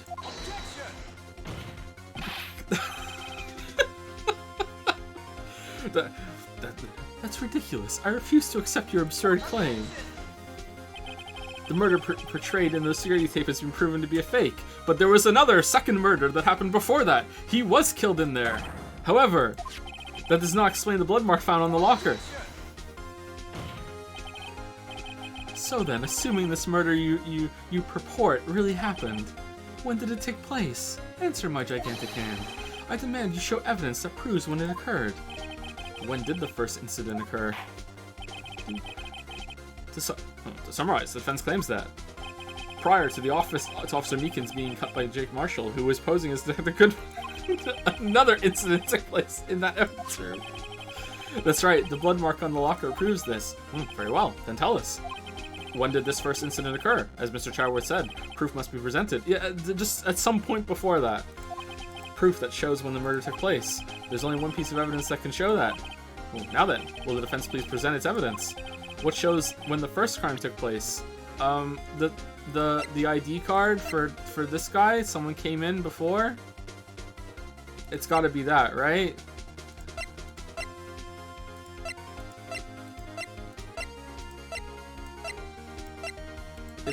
It's gotta be. Wait! I'm a lawyer! Aha! This is a proof! It's quite simple, you see. If it's so simple, then don't get it wrong. Huh? If Hall was an acceptable excuse, we wouldn't need police. The first crime took place before the Blue Badger was brought to the room, right? Say, when was the Blue Badger brought there anyway? Don't we have a chart listing a bunch of times or something? Huh. There's only one piece of evidence that shows that. Now then, will the defense please present its evidence? What shows when the first crime took place? Huh.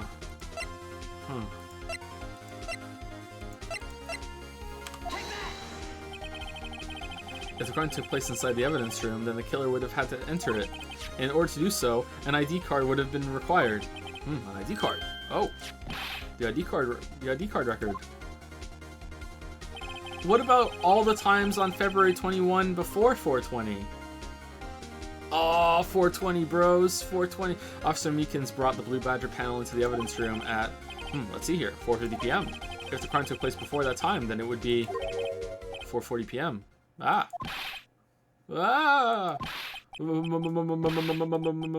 Madness. Miles Edgeworth. Chadworth, just what have you done? I never would have figured you had the nerve, boy. Drop the act, witness. It doesn't take a lot of thought to figure out it couldn't have been me. Look. My hand is way bigger than that handprint. There's no way. The murderer was wearing gloves. There's no gloves on earth that could fit me. Nope, I ain't getting it.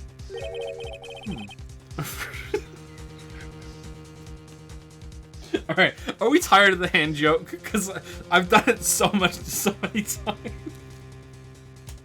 I'm sorry if you're tired of it.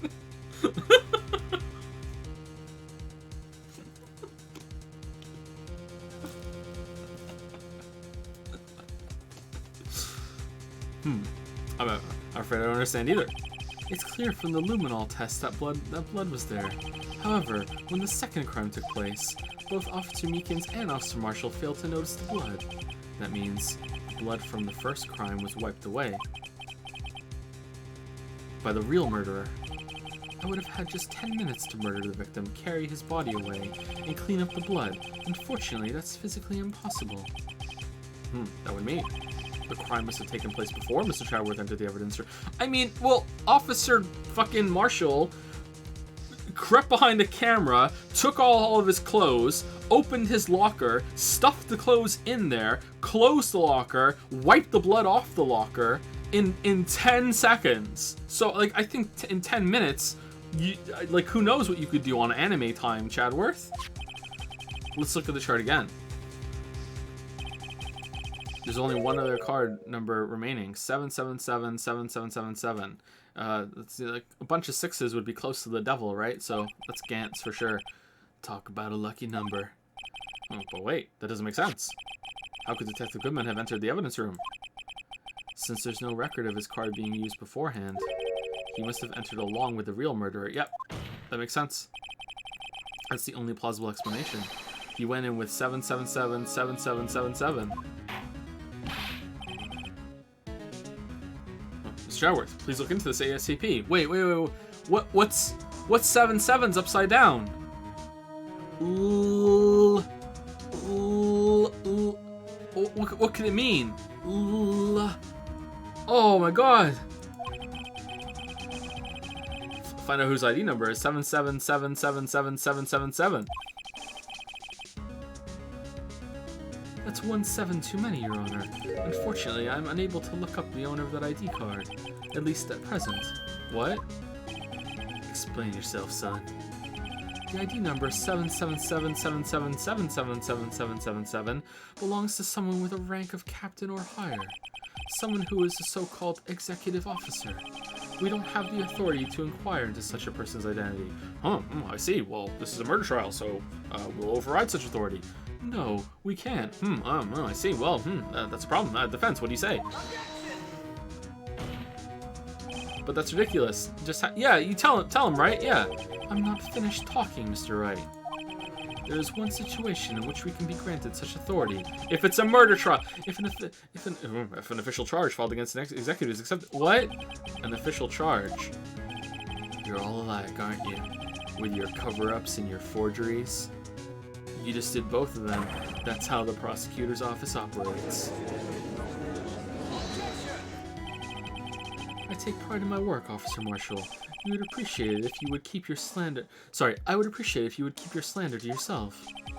Slander, is it? Oh, shit. Let me ask a question. Yes. No, not to you. To her, the defendant sitting over there. Your own little executive. But Lana... Well, Lana's in the room? Don't be stupid. She's been charged with murder. Of course, we've looked up her ID. If the defendants are always in the room, why didn't Chadworth recognize the parrot guy that he got on the boat with last trial? Of course, we've looked at the number, and it's not 7777777. Don't play me for a fool, partner. That's not what I want to ask. All I want to know is one thing about that incident. Yes, on that incident. Answer me this, Chief Prosecutor. In that trial 2 years ago, did you really only use legitimate evidence? Oh, she's finally here.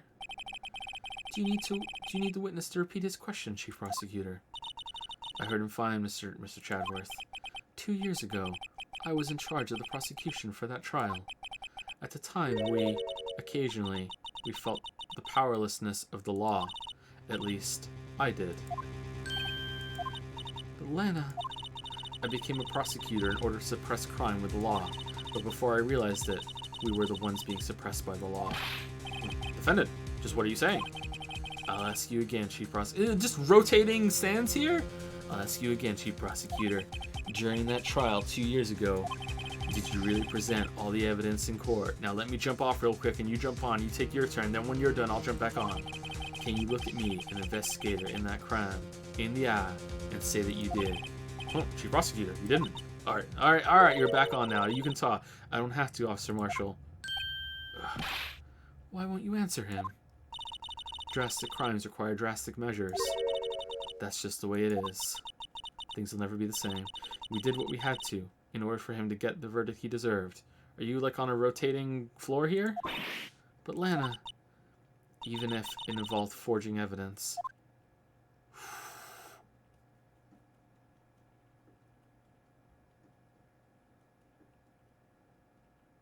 Alright, I'm back on the stand. See? That's what I'm talking about. No. No! Now she's back. Order! Order! Order! Order! Lana's remarks caused such a stir. The chaos in the courtroom could not be quelled. The conclusion of the trial would have to wait until the following day. Alright, so every single case that she's ever presided over or worked on is now thrown out and suspect and has to be reevaluated or completely done. Good thing we did that evidence transfer where it's all locked down into that fucking bunker underneath like a fucking bomb shelter that we can never do.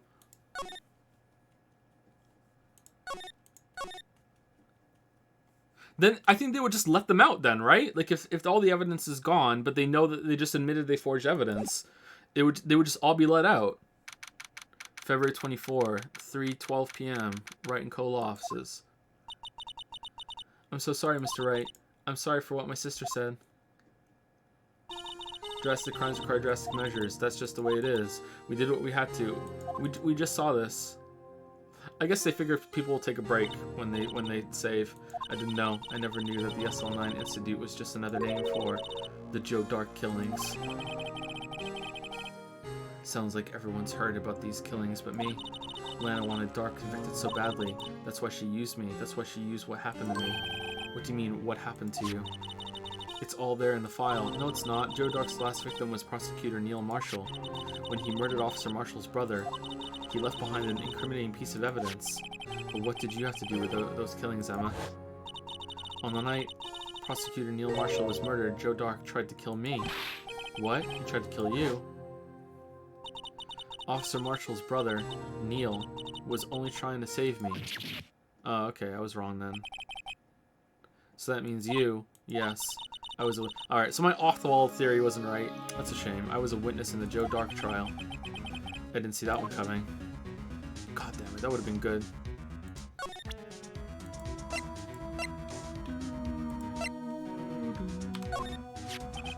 It seems everything is somehow related to this incident. What was it labeled again? The SL9 incident? Yes. The name of everyone connected to this trial is listed in here. All that's left is to figure out just what role everyone plays in this case. If we search hard enough, I think we'll find our answers. What exactly did or didn't Lana do? I'm not sure I want to know everything. The fuck is this? Was it just full of blood? This jar is pretty fragile, but not that fragile. It looks like it's about to break apart. What do you mean about to? It's already broken. I meant again. This piece was found in Detective Wisman's locker. That means this is somehow related to that other incident. Is it a fucking, like, what do liches have? Is it a phylactery? Like what the fuck is this? How did the blood get all over the floor? If Goodwin was murdered in there, that explains that, but what the fuck is this?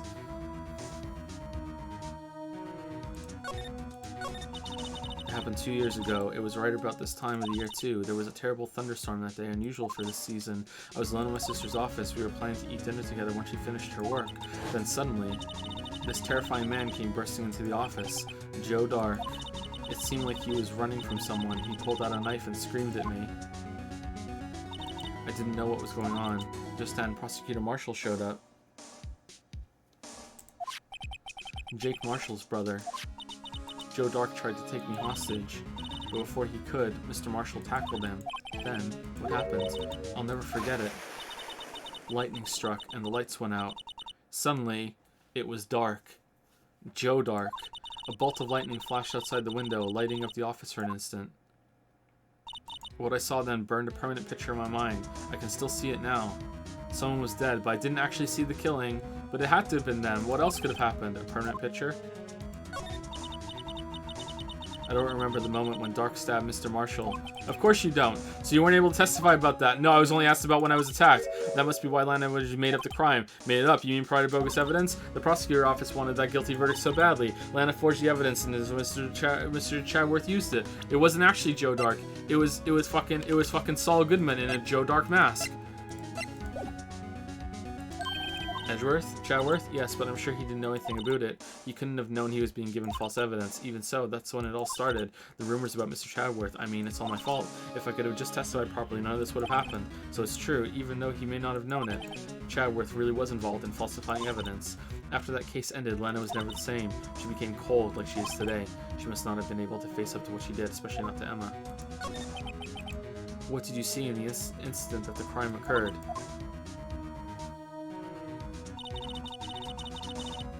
Dark knocked down Mr. Marshall and raised his knife. It's got like onion hair? Like, what is this? Why can't I see a picture of him? We've seen a picture before.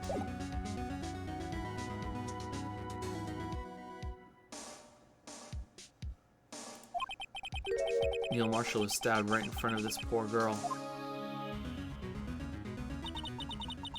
I don't remember what happened after that. Apparently I passed out.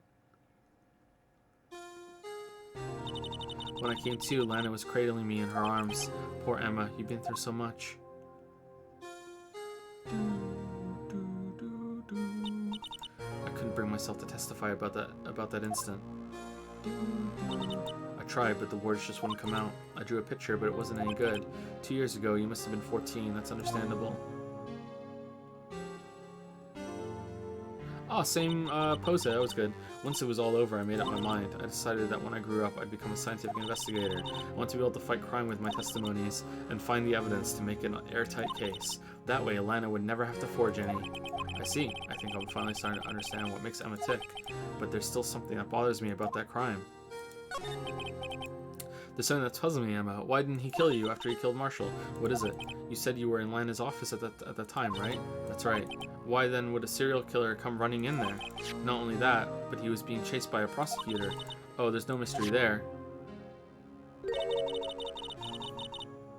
Why is it cutting off the onion hair? Joe Dark had been taken in for questioning that day. Taken in for questioning, you mean by the police? Of course, this happened at the police department. He tried to run away halfway through the interview and fled into my sister's office. But why did he run all the way over to your sister's office? Because the detective officers in the questioning room were right across from the elevator. Across from the elevator? But Lana was the chief prosecutor, wasn't she? No, silly. Didn't I tell you? 2 years ago, Lana was a detective.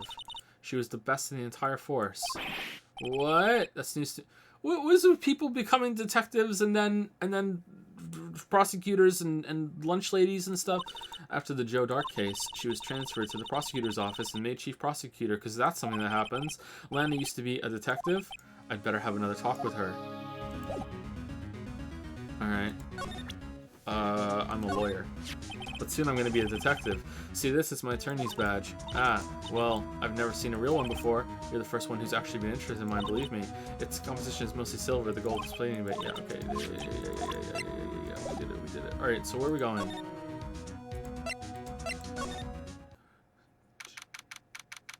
February 24, Detention Center, Visitor's Room. Lana. Mr. Wright, it seems I keep causing you trouble. Falsifying evidence.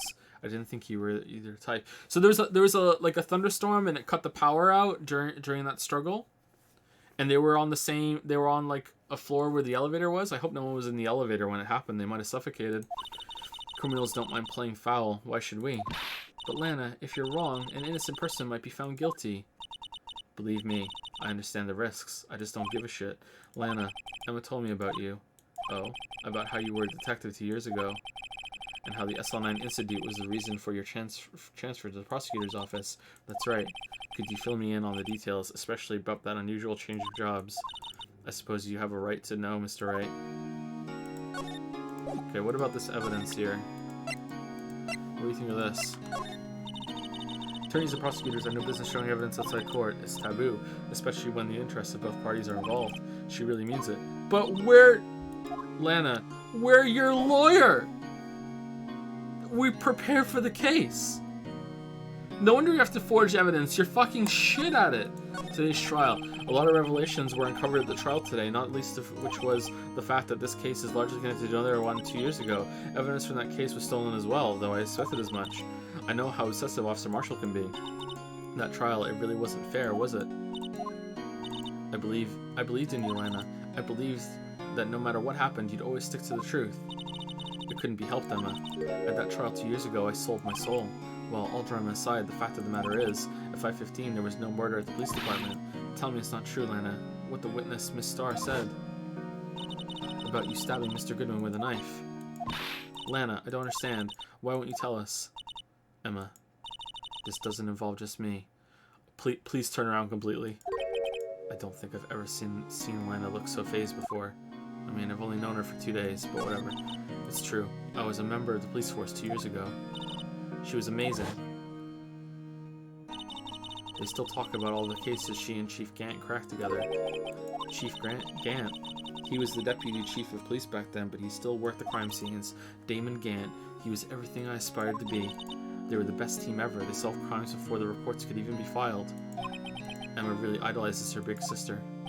But now, you're chief prosecutor. What happens? I always planned on becoming a prosecutor. The reason I became a detective was to gain experience investigating crime scenes so you could use that experience in court, right? Gant's help in the SL9 case was crucial to its resolution.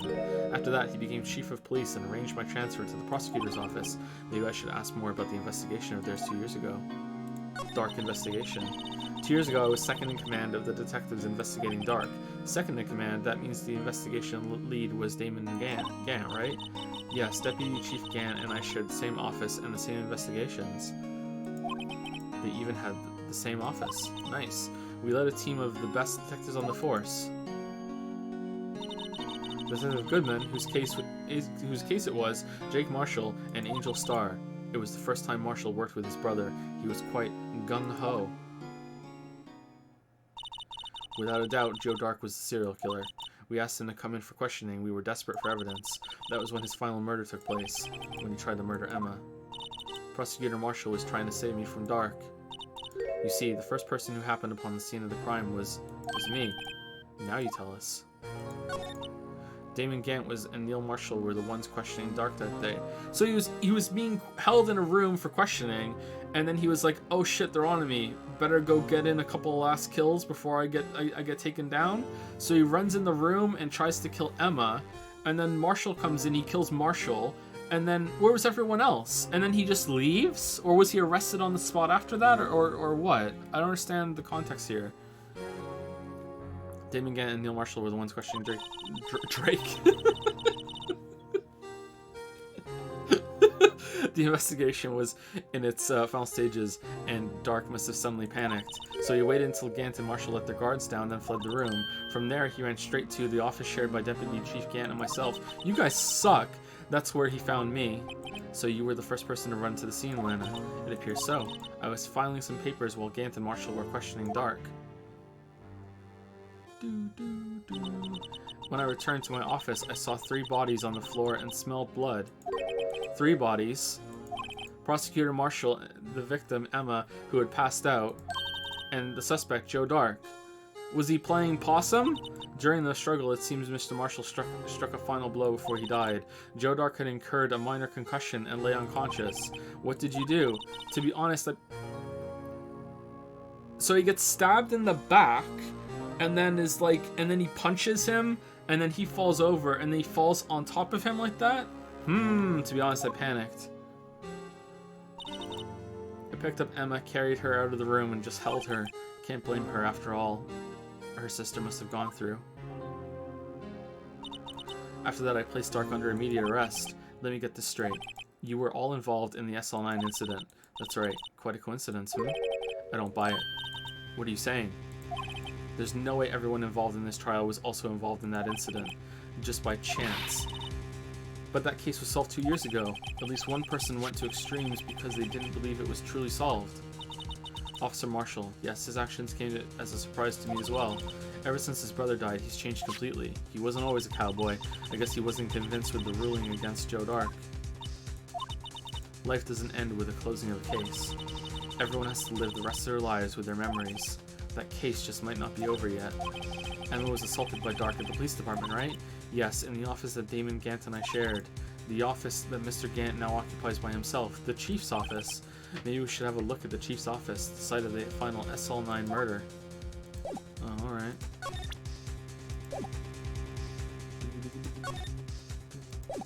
Alright, so when we showed the badge to her earlier, and she was like, we'll see how it looks, you know, in a few years when all the gold has come off. We'll see what you really are after the years drag you down. It's because you think that way about yourself. Interesting.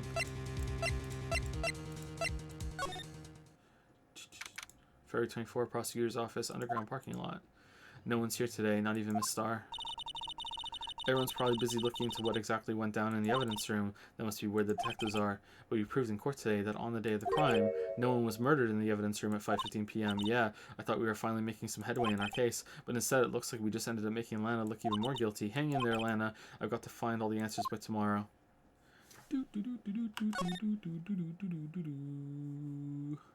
Alright, I don't think there's anything new to look at here, right? Let's leave. Oh, can we visit Chadworth? February 24, High Prosecutor's Office. Mr. Chadworth is in here. Maybe he's being questioned by the inquiry committee. He took a real beating in court today. Yeah, with Lana admitting to falsifying evidence 2 years ago, I guess we'll just have to come back later.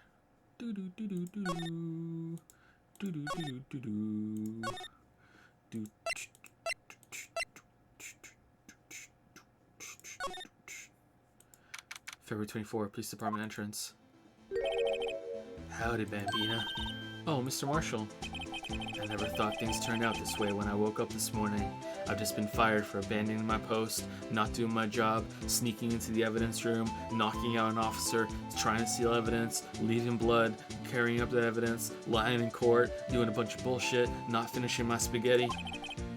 Queer Sarah, you never know where life will lead you, eh, Bambina? I should have known my luck had run out when old Billy dried up this morning. Billy? Must be his pet cactus. Say, where are you headed? Just over to the prosecutor's office for a little interrogation. It's a voluntary appearance, but we all know I won't be coming back. Sorry, but you can't go in the evidence room today, partner. I'm not there to turn the button on. But Mr. Marshall, why did you do it? Why do prospectors head west? If ever there was a case I needed to know the truth about, it was that one. Before you turn yourself in, Mr. Marshall, would you mind telling us exactly what happened? Humph. Looks like I won't be getting a steak lunch today. Something was fishy about that trial from the beginning. It wasn't just me either. All the detectives thought so. What do you mean fishy? Some of the facts reported were inconsistent with the evidence we found. For example, the murder weapon. The murder weapon? You mean that switchblade knife with the broken tip? That was Joe Dark's alright, but in the initial autopsy report, a question was raised. A question? The blade of the knife was not a perfect match with the wound the victim sustained. What does that mean? It means there is a good chance that knife was not the murder weapon. However, in the report that was finally submitted, that possibility had been erased. Could the facts have been concealed with forged evidence? That case left behind scars on all of us. The scars that the SL9 incident left behind. I got the looks, but he got the brains. He was one of the best prosecutors around. I had just made detective when it went down. It was our first case together. How old was he, your brother? He was 27 at the time. He was awarded the highest honor that very day. The highest honor? You mean the golden plate of spaghetti at the saloon. King of prosecutors. I knew it. What are you looking at me like that for? That's an honor for a prosecutor. I guess it is just meant to be broken like that. Okay. Mr. Marshall must have been really close with his brother. Maybe they grew up together. The day the SL9 incident took place, that wasn't the same day as... That's right. It was the day of the evidence transfer. Interesting. It was drizzling that morning, and by nightfall there was thunder. I can't believe 2 years had gone by already. I tried to steal the evidence so the case wouldn't die. Apparently someone tried to stop you. Detective Goodman was murdered, and the evidence locker was empty. There was something going on behind the scenes in that case. We all knew that later. Every detective involved in that investigation, save one, was taken care of. Oh, damn. Like, Miss Starr was fired and I was demoted and boxed away in a tiny room. What about Detective Goodman? If they did something to him too, the commissioners would get suspicious. No, they were careful enough not to be too obvious. They? So, they weren't all taken care of. Who are you talking about? Don't get upset, Bambina. I mean, Damon Gant and Lana Sky. Gant and Sky. The investigation lead, Damon Gant, and his second-in-command, Lana Sky. There wasn't a person on the force who hadn't heard of that duo. That case was the biggest step in both of their careers. After the case ended, Lana transferred to the prosecutor's office, right? Yeah. Damon Gant, the new chief of police, arranged for that to happen. She's never been the same since she left. Everyone who knew her said so. Chief Prosecutor Sky was totally different when she was a detective. Now that he mentions it, Emma said something like that too. Tell me, what happened to my sister? Sorry, Bambina, but her secret is too well guarded. I never found out. Lana's secret. It all started 2 years ago. The biggest. Most off. So there you have it. That's my story. Did you enjoy it, partner? It was certainly enlightening. There's one thing for sure I found out in court today. That boy Chadworth isn't my enemy. He was the one who used falsified evidence to get a guilty verdict, but someone else was the one who gave him that evidence and planned everything. That someone is Demon Gant. Don't believe me? Well, I don't blame you. I won't even be a patrolman after today. Yeah, and you totally deserve that. Too bad I won't be around to work with you when you become a real scientific investigator. Adios, Bambina. Do do do do do do do do do. The Blue Badger is still riding around today.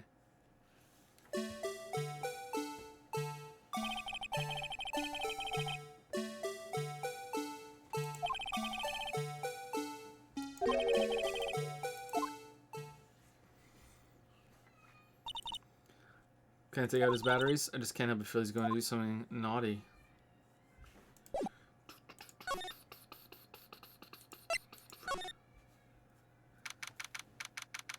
February 24, Police Station, Criminal Affairs Department. This place is always pretty empty, but today it's deserted. That must mean everyone's busy solving crimes. Oh, if you're looking for the others, they're all in the conference room. Thanks. Wow, he actually talked to us. With the chief prosecutor saying what she did and the decision about what to do about Mr. Chadworth, not to mention our statement to the media and tomorrow's trial, there's more chaos going on than Thanksgiving and Christmas put together. I think festive is the word usually used for those. Sir, we'd like to have a look around Chief Gant's office. Just use the connecting hallway to the other building and take the elevator to the top floor. Really? You mean it's okay for us to go in there? I mean, we aren't police officers or anything. Hey, you're right. You can't go in there. It's off limits. Now I see where Detective Gumshoe gets his unique charm. Well, what are we waiting for? Let's head to the chief's office. We're just going? This is gonna go well. Alright, let's go. What the fuck? What? Dude has a fucking organ? Yeah, this isn't suspicious. He has an organ. February 24, Police Department. She's...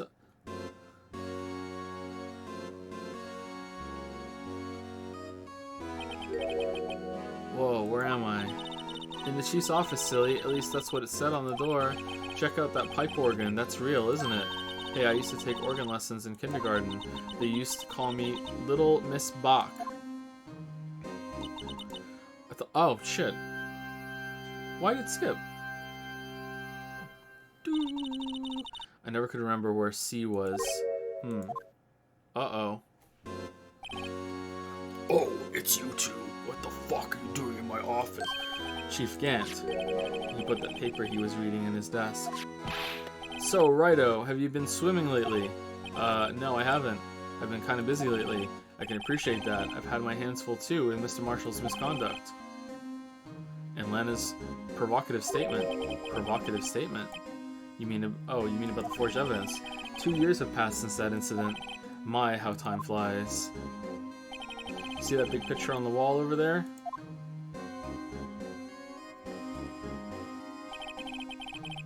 That's a picture of Lana, Neil, and me.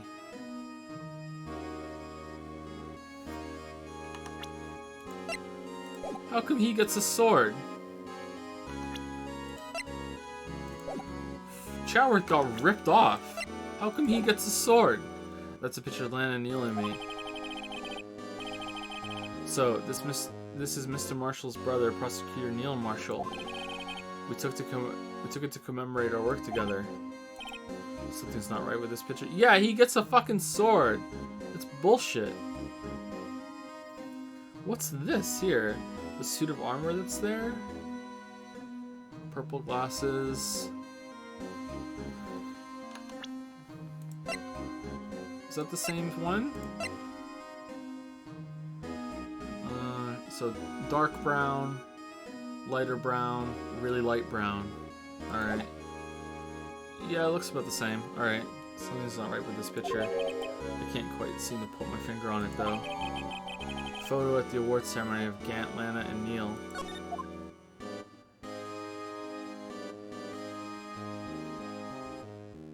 There's that over there. Okay. Anyway, I like to reminisce all day, but there are matters that need my attention. I'm going to lock up here, so let's go out together. Oh.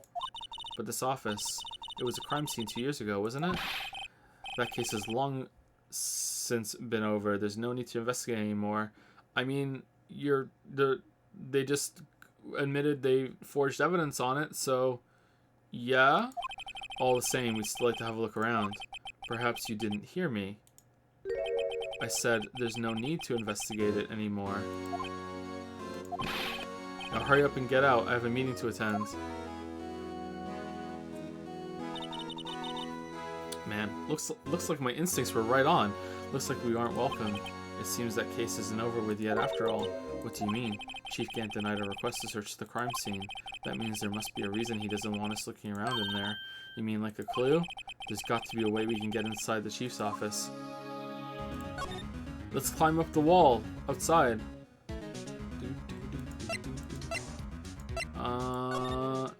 Let's get Lana to call in, and then we'll sneak in.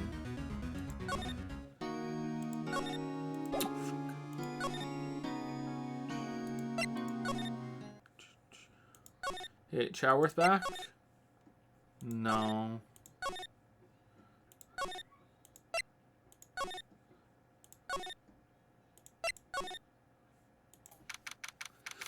February 24, police station, Colonel Frisburn. Hey, pal. Is it the gumshoe? Aren't you supposed to be in a meeting? I'm, just taking a breather. My feet hurt. From sitting so long? Actually, from serving everyone coffee. Sounds like Detective Gumshoe's still out of the loop. Say, have either of you seen Mr. Chadworth? Chadworth? No. Why do you ask? He's under fire from both the police department and the prosecutor's office. It's almost like the battles between you two in court. That sounds serious. Is it because of what my sister said? That's basically what it all boils down to. That falsified evidence 2 years ago, and possibly in every trial and case that she's ever did, ever. Now Mr. Chadworth has the whole world after his blood. Yikes. Doo-doo. But why would Chadworth be blamed? It's not like he knew the evidence was forged. Lana Skye is the guilty party here, isn't she? Regardless, the prosecutor is responsible for the evidence they present in court. Not only that, but as you know, there have been a lot of rumors going around about Mr. Chadworth. His amazing talent as prosecutor has kept him safe from those who don't like him. Like, yeah, if the lawyer doesn't know how to do blood tests because they're a lawyer and not a fucking lab technician, and the lab technician fakes the blood test in any way, the lawyer gets shat on, not the technician, because the lawyer is responsible for checking all that work, even though they're not a fucking lab technician. But now with this, are there really so many people who hate him? In our world, only those with talent rise to the top. Mr. Chadworth not only has that, but he's young. There's no better recipe I know of for making enemies. Hey Dick, keep up the good work. Yes sir. Let's go out for lunch again sometime, my treat. Yes sir. You gotta take me back to that joint sometime, okay Dick? Yes sir, we'll get spaghetti. It seems you don't have any problems with enemies. Yeah, well, I'm careful not to stick out. Really? Because you're huge, dude. Anyway, I'm a bit worried about him. Under all this pressure, I'm afraid Mr. Chadworth just might crack. Actually, I took a look at the file earlier while the coffee was brewing. He seems genuinely concerned for Chadworth. Well, did you find out anything? The only evidence Dark left behind was during his final attack. What fucking game has the love triangle between Phoenix, Gumshoe, and Chadworth? His final attack, you mean? When he killed Prosecutor Marshall, who was trying to protect some girl. Me. It seems Detective Gumshoe never realized Emma was the girl. That's when he left the most incriminating evidence of all. Well, what was it? Oh, let's see. I think it had something to do with the murder weapon. Oh, I forget. Look, it's all written somewhere in here, okay? His powers of recollection never fail to impress. Maybe we should show him the murder weapon. It might jog his memory. Doo-doo. Joe Dark was 42 at the time of the crime. He was just your run-of-the-mill businessman. A businessman? What made him take this to serial killing? One day on his way home from work, he hit someone with his car, and they died, and he liked it. With his car. So, it was an accident? An accident, yes, but it transformed him into an animal. An animal? He killed a man that witnessed the accident. Then he killed a lady who saw the second crime. A kid walked by land, so he killed him too. Then when he was burying the bodies, a jogger came upon the scene and he was killed as well. Finally, he turned himself in. On the way, someone saw him kill the jogger, so he killed them. Then the taxi driver was going by, so he ran down the taxi like a fucking robot. Went into the taxi driver, had him drive him to the airport, killed him, but then a pilot saw him, so he jumped on the plane and killed the pilot. But everyone on the plane saw him do it, so he went down the aisle, stabbing every single person in there, and then he turned himself in. Like, what? He went on a fucking rampage? Like, what? Since he was a pretty careless animal. Of course, this is all conjecture. What? There wasn't a single shred of it.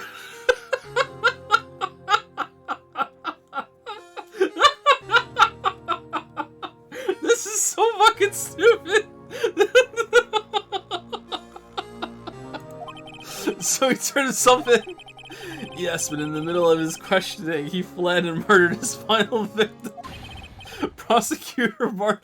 I thought this was like the Joe Dark killings, like he was secretly and sneakily killing people for months and months, and they were like on the case and building it up and shit. Not like, oh, this guy just came in one day and said, hey, it was me, and then they made this task force on the spot, and then he broke out of the room and went down the hall and decided to kill someone. This is fucking so bullshit. What?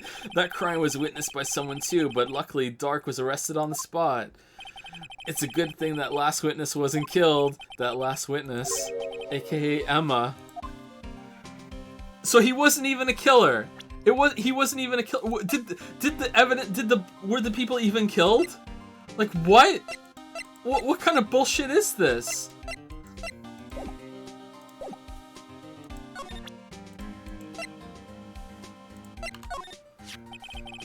About this. Hey, is that... It has a tag attached to it with the label SL9 Incident on it. I believe this would be the broken murder weapon you were speaking of. What are you doing with that? Ever since that case was closed, that knife's been locked away in a locker.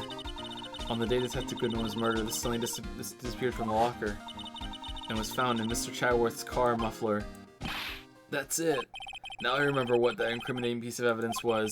When you showed me that knife, it all came back to me. Well, what is it, Detective? Quick, before you forget again.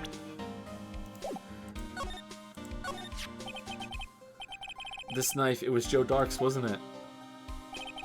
That's right. It was Joe Knife. We traced it back to the store he bought it at. Plus, it had his fingerprints on it, too. But no one actually witnessed him using it to murder anyone, right? That's where his luck ran out. When you take a good look at the knife, you'll see it's broken. You don't have to take a good look to notice that. Didn't the knife not match the wounds, though? Well, yeah, anyway. So there were killings. Take a guess where the broken off tip of the knife was found. Wow. What the fuck? I'm so confused about how this happened. So, like 6 people were killed in one day? What was it? It was the guy ran over in his car, then he killed a witness, then someone saw that, then he was burying the bodies, he killed them too. That is 4? 5? There were 5 murders? The knife was found. That's what did him in. Where was it? So in those murders, the wounds didn't match the knife, according to Marshall. The victim, Neil Marshall, was carrying it inside his own body. It was found deep inside the stab wound. Did it match Dark's? You bet, down to the last fiber. That's pretty conclusive. Neil's autopsy report added to the court record. Stabbed in the back, died from punctured heart and lung. A knife tip was in the wound. How big does a knife have to be to get to your heart through your back? I guess it depends on the size of the victim. It had to be a pretty how deep is your heart? Closer to your chest, or like the front of your chest, or the back of your back, if that makes sense. I don't know. It had to be pretty big, I think. Switchblade knife updated in the court record. Well, there you have it in a nutshell. That's all I know. Your lungs are in front of your heart, right? Isn't it? Or is your heart kind of just hanging out below your lungs? I can't remember. I think your heart is behind your lungs. Fuck, where is it? would that? So I think that would be your heart. Maybe it's just kind of in the middle. Huh. Can I see one more thing? What is it? If it's money you need, you should ask Chief Gant. It's not money. It does concern the chief. His office is a crime scene. Your heart is in front of you? Really?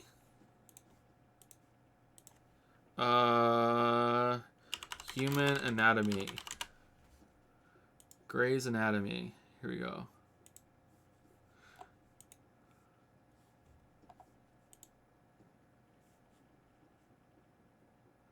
Yeah, it looks like on these pictures that the heart is in front, but it could just be for ease of use or ease of clarity of when you're on the thing. It looks like it.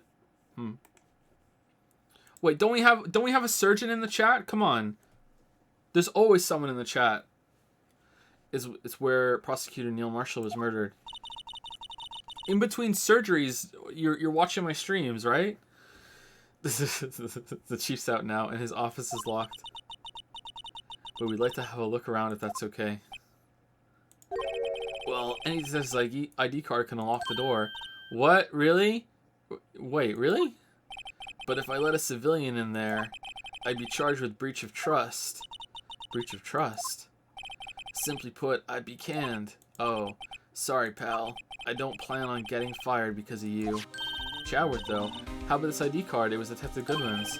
That won't work either. The data was deleted the day he died. Wow, they're very, quick. Oh. So in other words, Gumshoe is our only chance of getting into the office. No! Fucking Lana! I wonder if there's something we could show him that would make him change his mind. Let's go get Lana's card. Hey, we have, we really like the Blue Badger. This guy almost made us lose the case today. What are you talking about? He was guarding the bloodstain on that evidence locker with his life. That's more than you can say about most officers nowadays. It would have saved us a lot of trouble if he hadn't guarded it so well. I have to admit, he's right though. Thanks to the Blue Badger, we were able to prove another possibility today. The possibility that another murder took place prior to 5:15. Alright, what are we showing him then?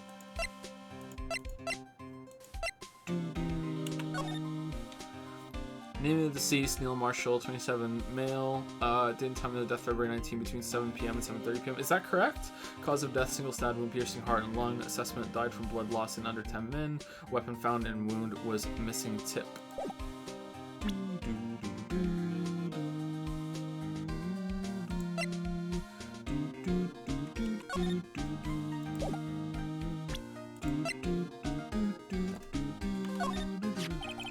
Studying up on those files, there's nothing wrong with Mr. Chadworth's presentation. To think people are accusing him of injustice. I, for one, ain't buying it, pal. You're looking into the case for Mr. Chadworth? Yeah, it was a pretty big deal while it was going on, you know. After all, a serial killer was on the loose, but Lana was pretty clear in her confession. She forged evidence in order to prove Joe Dark guilty. Alright, so he loves Chadworth. Like, how can I convince him Chadworth that we have to do this for Chadworth? His trophy? Hey, that's it. That's the King of Prosecutors Award that Mr. Chadwick got the other day. Congratulations. Okay, I was wondering why I used the word for shield and why is it broken? Oh, there's a reason. I'll tell you what it is later. Apparently he's forgotten. Tell us now.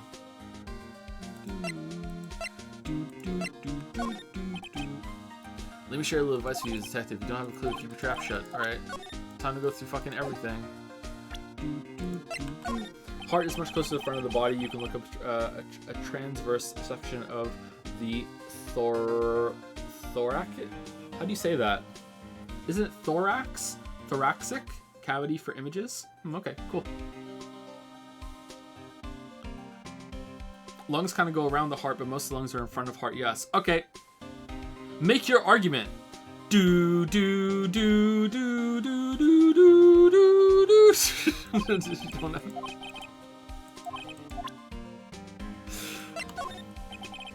Let me share a little evidence with you, detective. Alright, here we go.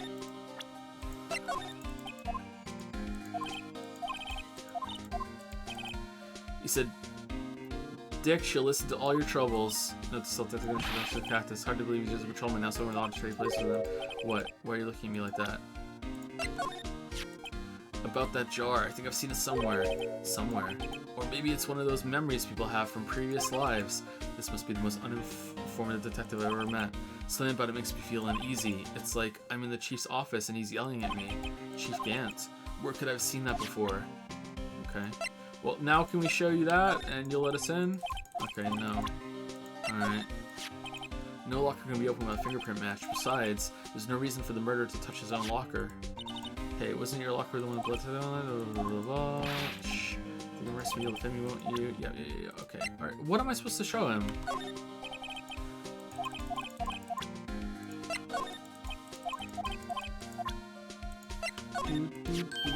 Oh, lost sign report, huh? Very impressive that you noticed right off the bat. Well, I'm a master replacement, you know. Master, that has such a cool ring to it. The way I see it, if things are meant to be lost, then they're meant to be lost. Ooh, write your own and lose your card. There's a higher power at work here. Wow, higher power. Maybe I shouldn't let Emma hold any evidence. Ah, oh, goddammit. Let me share a little bit. What the fuck is this screwdriver for?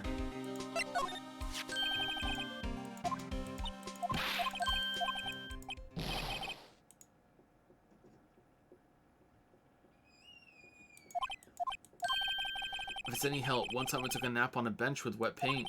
Why am I not comforted? It's ID card record, isn't it? Yes, there's only one number left to investigate. At 4:20 p.m., the victim, Detective Goodman, must have entered the evidence room along with someone else. Someone with an executive officer number. 77777777. That's 17 too many, Detective. An executive officer. I just might have a hunch. Now we can go around detecting blood traces too. Wow, is that a new type? I've never seen that bottle before. Add 3 inches to your base height. Base height? Let me see that. Looming tall, new and improved growth formula. You mean this can't detect any blood traces? Well, it's not quite the same thing as luminol. So that's why the lady at the counter had that smirk on her face. Damn. Oh, about this. Hey, is that as a tag? Okay, so we already did this, right? Okay. Skip. I'm sorry this is tedious. I don't know what it really wants me to show. It said show him something, and I went through all the ones I thought would work.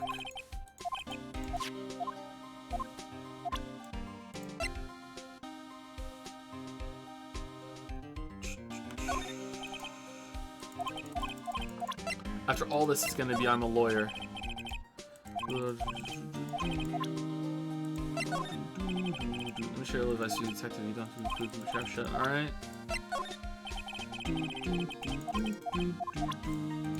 Oh, we did the badger already. Shit.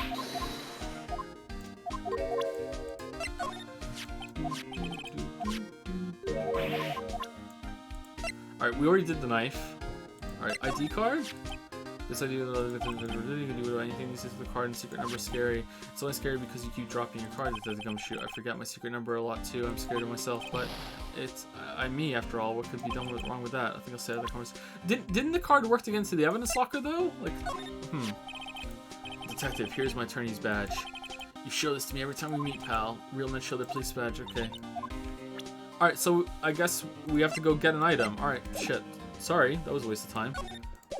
Alright, I guess we go back to Lana. Have to. Hey, I want to go into the room. Look at this. Attorneys can be trusted in the court. Shit, man. So there's nothing?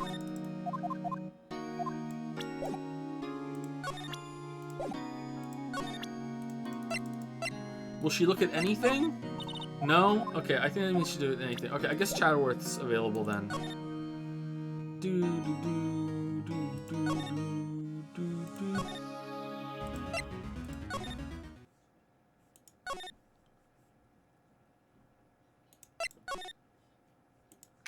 February 24, High Prosecutor's Office, room, whatever. I wonder if Chatterworth is back yet. There he is. It looks like he's writing something. Oh, what? What are you doing here? He sure was quick to throw that paper on the floor. Tough day in court, huh? I've had to live the past 2 years with rumors flying around. What's another allegation to me? Sheriff, Mr. Chatterworth, I'm rooting for you. That's Chatterworth for you. Always trying to hide his real feelings. So, what do you want? Unlike some people, I don't have all day. There's no excuse for what I've done. 2 years ago, I used false evidence to obtain a guilty verdict. That's what it all breaks down to, and nothing I do can erase that fact. But you didn't know, did you? I mean, the evidence was falsified. The police department and the prosecutor's office share a bond of trust. If that bond is broken, we stand to lose everything. The police department's error is my error, my responsibility as the prosecutor in charge. The fact remains that's the same no matter what excuse I might have. Mr. Chadworth, I take pride in my work, so tell me why. Why has it all come to this? Even Chadworth can't keep this kind of emotion bottled up. It's okay, Chadworth. We'll give you a really good back massage later. Are you up for the trial tomorrow? Humph. First, last year's trial, and now this one. It seems all you do is worry about me. To be honest, you're getting on my nerves. But Mr. Chadworth, you can't just walk out on the trial. Tomorrow is the last day. It's too late to change prosecutors. I'll bet that's what my superiors are banking on. I never thought that case would come back to haunt me like this. What do you mean? The list of evidence. It seems too short. Most lists run twice as long. It's only half as long as most lists? That is odd. After Neil Marshall was murdered, I became prosecutor for that case. I may not have been part of the investigation, but I knew what I had to do. Use the evidence I was given to prove the suspect guilty. But you know what? Like, found like attacking someone in the office, and the police officers are saying that's what happened. That's pretty much a slam dunk. Like it's bad, but at the same time, like you can't just go along with them lying. Like, holy shit. That was really the only thing on my mind at the time. Say we just saw a picture taken around that time. That picture, something seems strange about it. Community challenge complete. Damn. Some of you have a lot of coins. So is this more fun than doing the 20k? Are you guys enjoying this more? Seems like it. Well done. Well done. I'll take 1 million off at the end of stream, and we'll have a new one running tomorrow. Maybe it needs to be more than 1 million. Maybe it needs to be 5 million. That picture, something seems strange about it. See, the thing is, it's got some fanfare to it. It's up there. Some people might contribute coins without really knowing what they're doing just to be part of the group. I just kind of feel like, I don't know. I kind of feel like maybe the weebs are getting non-weebs on and they don't know what they're voting for. I'm curious. It's 2k max per user. I can't go any higher. If it can go higher, I'll look for it, but I didn't see any way to turn it higher when I was doing it today. 2k max is the default, I think, but I'll see if it can go higher. Could you tell us again about what happened that day? The day Detective Goodman was murdered, you were participating in a ceremony over the station, right? I've never cared for ceremonies, but I had to attend that one. Because you were awarded this? Those receiving awards can't exactly skip out on the ceremony. I finished up at the office in the morning, then drove over to the police department. You finished up at the office? Yes, just odds and ends, clerical stuff. I didn't plan on returning to the office that day. That is, until I was asked to take something back. Take something back? This. Oh yeah, Chief Gant asked you to hold on to that, didn't he? Yes, it was a piece of evidence in a case that was closed half a year ago. He asked me to bring it back to the prosecutor's office. That's the story we heard yesterday. Why? So you came back here to the prosecutor's office because the chief asked you to? That's right.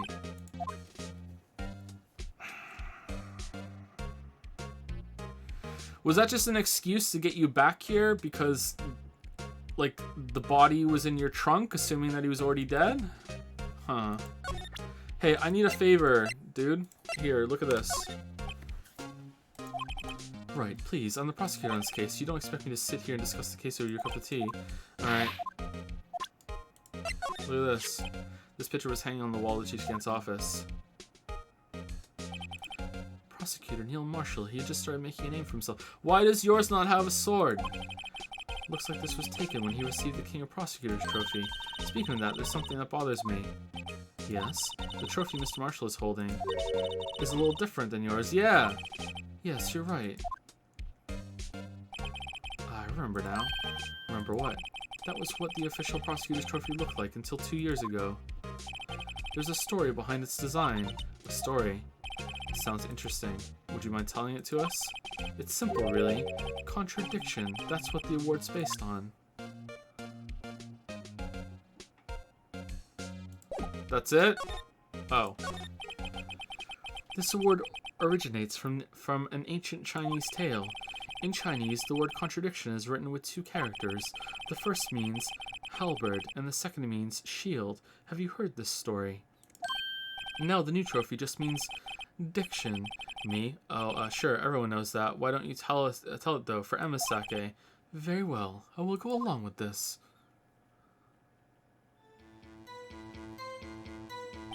How is this relevant? Long ago in the kingdom of Chu, there was an arms merchant. One day he presented the king with 2 items. The first was a halberd he claimed could slice through any shield or armor. The second was a shield he claimed could withstand any weapon. Wait a minute. Objection! Those claims contradict each other. Very perceptive. But then again, you've heard this story before, right? Anyway, as you mentioned, the very descriptions of these items describe them both.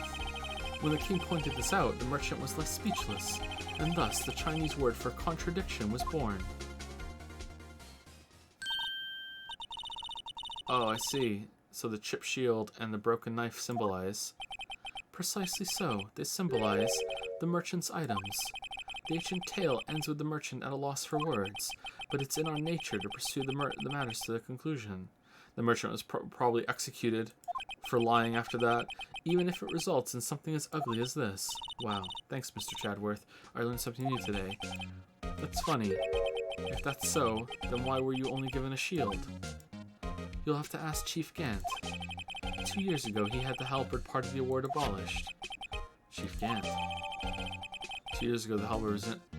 How is this relevant? Alright. Hey, can you help us out, Chadworth? Here, look at the rest of the fucking shit. No. Alright. Look at the tape. Look at this. Look at this. Look at this. Oh shit, take evidence in case all this goes back to the prosecutor's office. I have a locker in there as well. Did you notice anything amiss when you were in the evidence room? That room's always dark. Joe dark, and I was in a hurry. I didn't see anything out of the ordinary. Okay.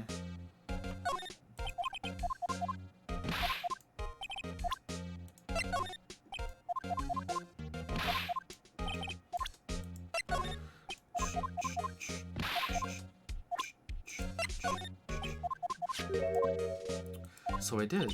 Chief Gant gave this to you the day, didn't he? He asked you to bring it to the police department. The chief is a very competent man, but sometimes he does things that don't make any sense. At least it's better than being incompetent and doing things that don't make sense. A certain detective comes to mind. Alright, I think we did that already. Alright.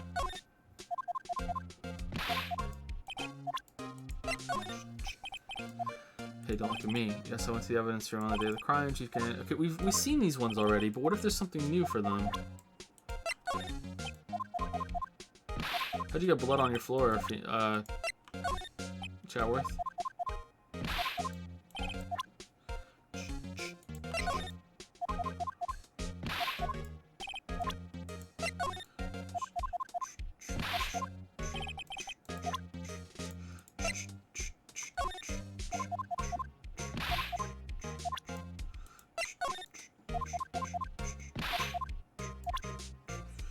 Okay, I don't think there's anything we have to give him. I think this is a waste of time. How do I use the luminol? Spray. Hey, what's this blood, Chadworth? Show us the blood. Show us the blood. What? Looks like some blood is down here. Do you know the amount? It's just from a nosebleed. A nosebleed, Maybe it's his wrath. This Chadworth slapped someone for their incompetence. Why is it the gumption gonna mind? Hey, can we talk about the blood? No? Okay. Let's look at the trophy again. He won such a prestigious award. Why would he just leave it on the couch? Yeah, you think he'd want to show this thing off more than the giant steel samurai. What is it? This is the King of Prosecutors Award, right? Of course it is, you know? I saw something like this today. Something that looked like that. Yeah, only different. Now, where was that? She's right. Something is amiss here. Alright, so this is like another breadcrumb to get you to look at the, to ask him about it. Okay. Can we pick this up in front of you, Chadworth? I wonder what he was wearing before. Come on, Mr. Wright, let's take a look. Are you crazy? Chadworth is standing right there. Just distract him, I'll check it out. Hey, Chadworth.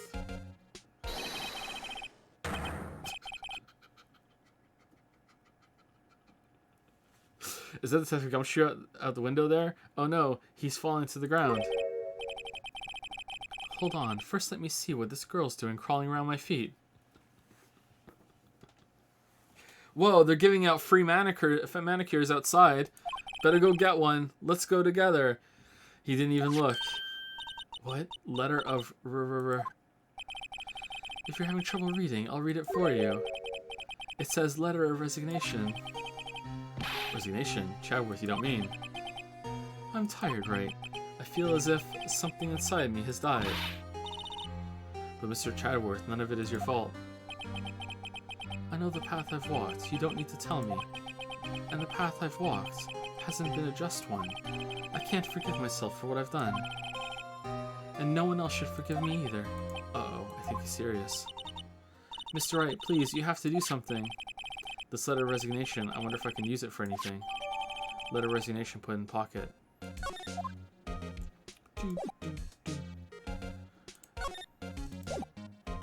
Phoenix, were you not lying about the free manicures? It's very expensive to have these gigantic hands manicured. Sorry, Chadworth. February 24. Excuse me. Would either of you care for a quarter pound of roast beef? Miss Star, I guess she's out of lunches. You certainly are the curious sort, aren't you? Kind of like the first person who sucked a cow's nipple to discover milk. Yeah, I don't think that's how that happened, but okay. Still, I never thought you'd go digging up the case from 2 years ago. Everyone in this trial was involved in the SL9 incident. Not only that, but the murder occurred on the very day that the evidence was the case was due for transferal. This can't be attributed to mere coincidence. Aren't you forgetting something? You know that little scene I happened to witness? The instant Lana stabbed Detective Goodman with a knife. No matter how much of the past you dig up, it won't change what I saw. Roast beef is meant to be savored when eaten. Miss Star's hatred toward Lana. It all dates back to 2 years ago. Joe Dank, that's a name I'll not soon forget. We trailed him for half a year. Oh, What do you mean you trailed him for half a year? He knocked over someone in his car and then got out and then killed someone and then killed another person and then buried the bodies and then killed them and then killed them too and then he went in and then had himself in. How did that happen over half a year? Was like, oh yeah, I saw that guy run over that car. That's something I'm going to tell the police, but first I need to finish my college degree. Then I'm going to tell them. I hope nothing bad happens to me before it happens. Still, I don't think I was ever more alive than I was then. Those days were steamier than a bowl of hot gravy. Poor old Jake Marshall, though, must have been going through hell. You mean because of his brother's death? They were close, those two. After Neil died, something took over Jake. He became obsessed. Seeing Jake like that made her all the more desperate. Her, Lana Skye, my sister. The best of the best were put on that SL9 case. Of course, they were led by the legendary duo. Wasn't it Jake Marshall's first case or first time working with the prosecutor, best of the best? Lana and Chief Gant. No, it couldn't have been his first. After case closed. That legendary pair was the reason we were able to keep up our investigation.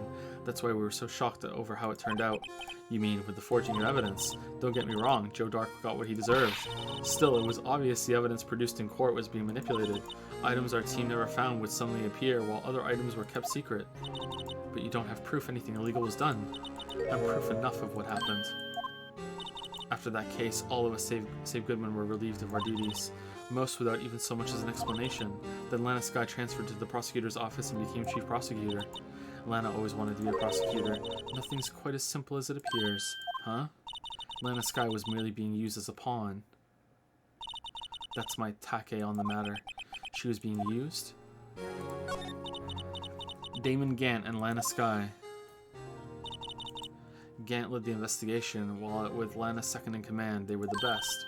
They solved all kinds of cases together, didn't they? Damon Gant's magnetism in particular was almost unreal. His magnetism? By that I mean his ability to attract evidence.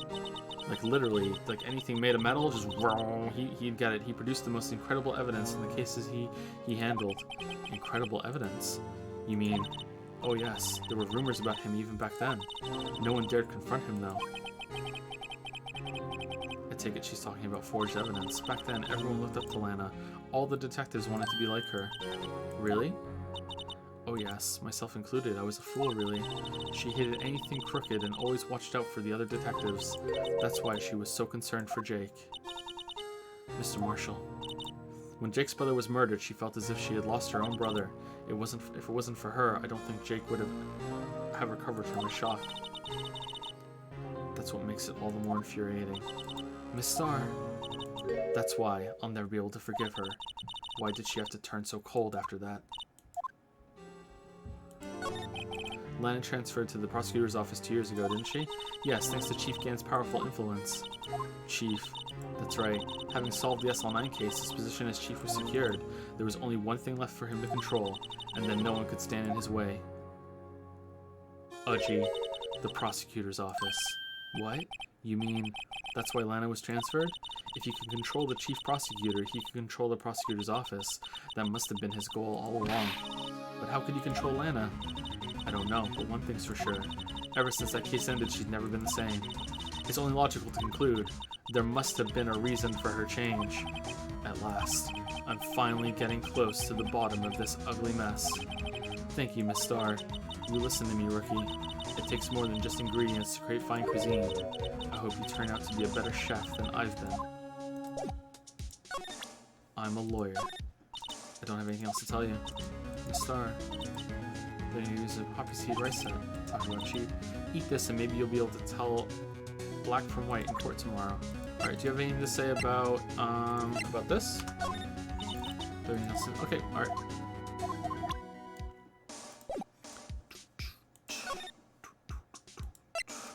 Hey Lana, you wanna talk about some shit? No? Alright. So I guess we go and give Gumshoe the resignation thing, and he's like, no! Chadworth, no! February 24, Police Station, Criminal Affairs Department. Oh, you're back. You're still here? I gotta make 150 copies of these files. Brewing coffee, copying files. I'm turning into a regular DJ. You're a DJ as well? If I'm not mistaken, I think he means desk jockey. Oh, that DJ. I gotta admire your persistency, but my answer's still no. I'm not letting you in the chief's office, period. It'd be my neck on the line. The office is the last crime scene in the SL9 incident. I have to take a look in there. There's gotta be something we can do to make the detective change his mind. Alright, so we're over time, and I'm guessing this is the last thing we have to do before we go into the trial. And that trial is probably gonna take at least 2 hours, right? And then there's the ending too. So if we stop now, we'll have a little bit to do before the trial starts, and then we can do the trial. So maybe tomorrow's stream will actually end on time, or be a little early, right?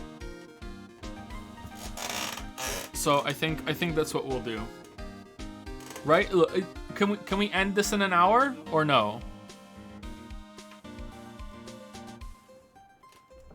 Do do do do do do do do do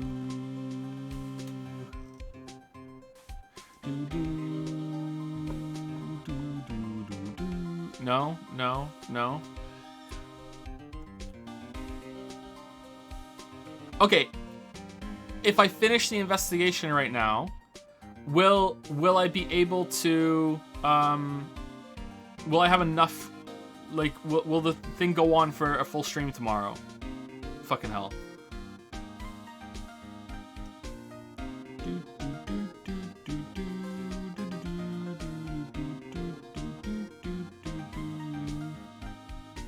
Probably, maybe. We stream the PS5 event? I don't know, I'm not sure.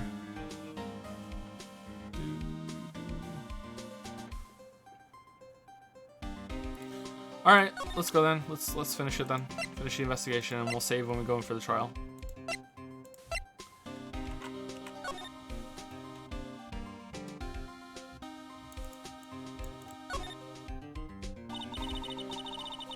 Due to recent events, I hereby announce my resignation as public prosecutor. He really wrote his resignation letter. Wow. Even when resigning, Mr. Chadworth is cool and concise. Still, it wasn't his fault. Someone has to be held responsible. That's how it is in the grown-up world. Yeah, but that responsibility means nothing if he just quits. Well, not everyone sees it that way. To truly take responsibility, you should have to work the rest of your life for no pay. That's one tough grown-up world that... Damn.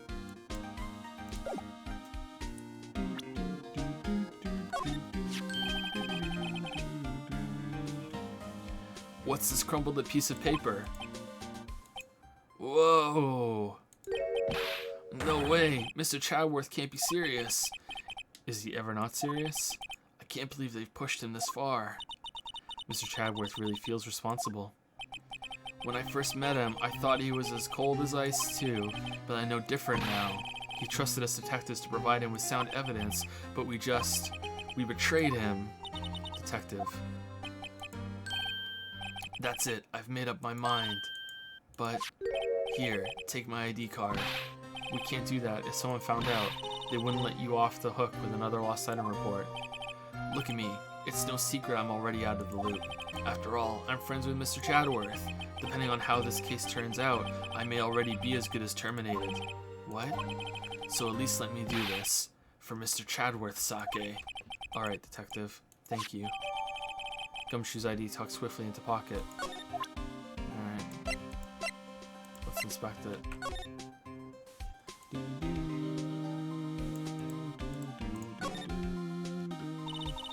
This Gumshoe isn't very photogenic, is he? Whatever you do, just don't say that to his face. Look, his eyes are half shut. And his mouth is half open. I mean, like, no, not at all. Hey, each of his shirt buttons is off a notch. And he's got the narrow end of his tie in the front. I think this goes beyond being a photogenic issue. Why is it blurry? It's like you can still kind of make it out. 4, 7 something? That's weird. Why would they do that?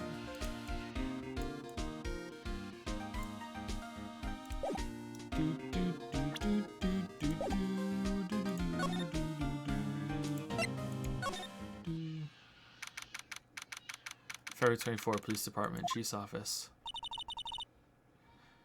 Here goes, Mr. Wright. Click. Beep, beep, beep, beep, beep. Oh, someone's upset.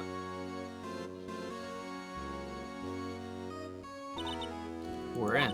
If anyone finds us now, Detective Gumshoe's a goner. If that happens, I'm counting on you to bail me out.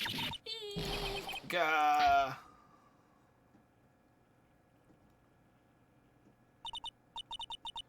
Sorry, I thought you were a ghost.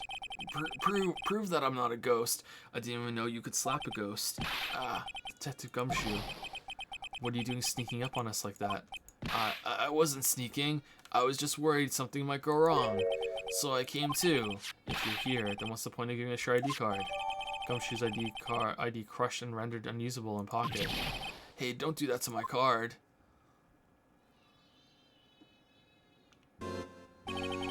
I hardly ever get a chance to come in here, so I figured I'd have a look around myself. Besides, we're all in this together now.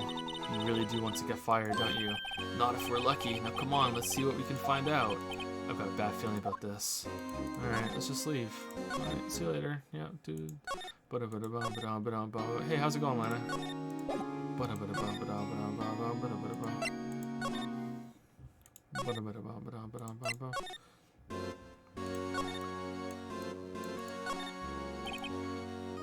Look at that giant window. It makes you want to crash through it and jump outside. This is the 15th floor. I know, I was just saying. Saying what? Ever since making Detective, I always dreamed about doing this. Alright, this is taking too long. Note to self, Detective Gumshoe has a lot of dreams, so long as he doesn't go crashing through the window and he gets fired. Don't say that. Alright. Let's just continue tomorrow. Alright, let's go through fan art, and I'll say thank you to subs, and then we will we'll call it and we'll go tomorrow. I thought this was gonna be real quick. We're gonna go in there, find something, and then boom, but no. Not that I'm not enjoying anything, it's just time.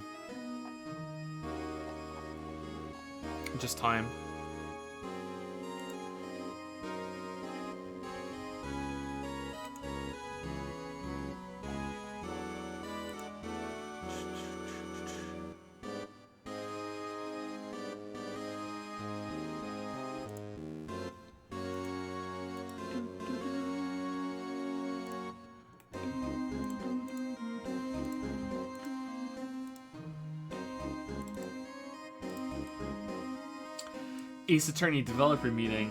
Okay, people, remember, we're making a courtroom detective game where the player finds clues and presents evidence. Things have to be logical and make sense. Now, who's got some ideas? Logical, makes sense, is a lawyer.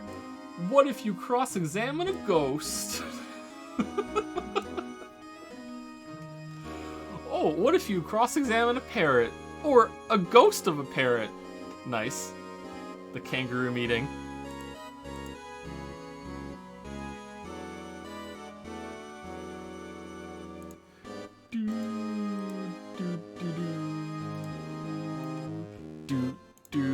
Thank you for this. Hey Joe, my work schedule takes place exactly as your stream starts, so I'm VOD only, but I love your work and you inspire me. Oh, thank you, Mio. Are they both from you, I think? I'm assuming you're gonna watch this back at some point.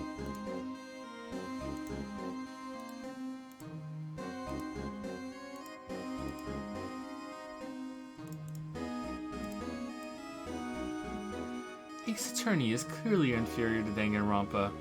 With what feeble argument will you rebut this declaration, Chatworth? Himiko survived. I've never been more wrong. This is true. This is true. I've never been more wrong. I still can't believe it. I still can't believe it. I think about it at least once a month. How I still cannot believe it.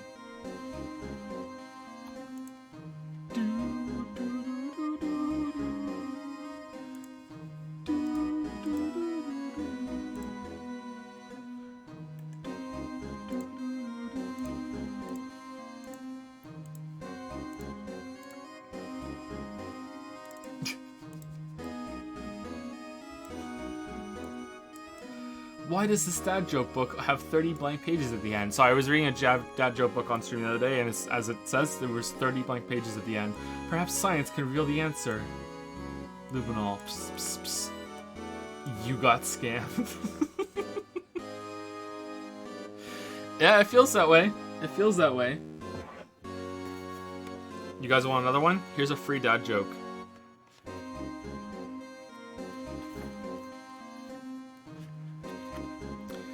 Dad, this thesaurus is terrible.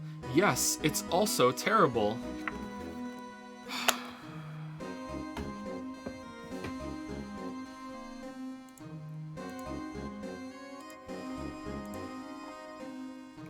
I think that was from Amio too. Thank you, Amio.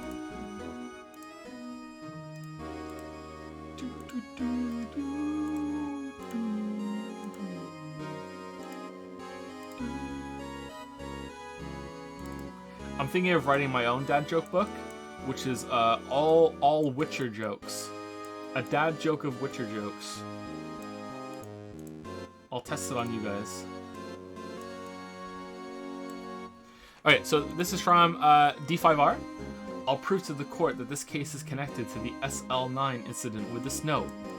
Now if we just take this note and turn around like so, it clearly shows that this note says SL9 on the bottom. That may be the case, right? But you'll need to show more than just a note to show the connection. Very well then, Chadworth. It just so happens that I'm not done with this note yet. If you see here, if you turn this note around, there's something else on the back of the note. 11037. I see. But what do these numbers have to do with the case? Well, nothing, Your Honor. But if you turn this upside down, again, like so, you get a dead meme. Objection, Leon. That meme was already dead before you turned it around. As a dead meme myself, I have to agree with the prosecution. I don't think this piece of evidence is enough to prove anything, Mr. Wright. As it just so happens, Your Honor, I'm not finished with this note. As you can see here, if you just turn the note so it's sideways, you get the entire script for the Witcher 3 video. Whoa! Oh.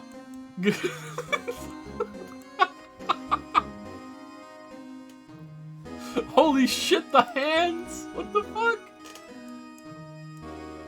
Holy shit! Should we zoom in on the writing?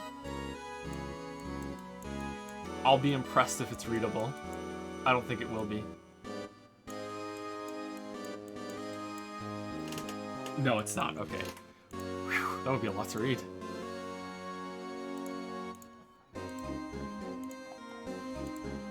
The giant hands just getting bigger and bigger all the time is really funny to me. This one is entitled Large Hands of the Law. And it is by Zestorin HV. I hope I'm saying that name right. Who I believe had fan art at the beginning of the stream, right? Yep. Zestorin HV, yep.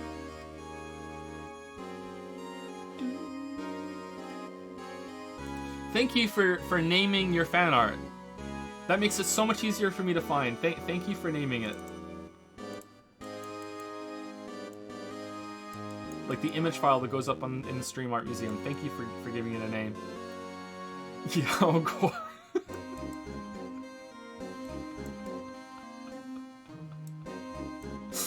I just say the stupidest shit sometimes and it sticks. It's really funny. Yao Guai. Their hands sure are big, huh? Don't be silly, Maya. You're just being possessed by a ghost camera. You just need to refocus. Yao Guai. I need to go back.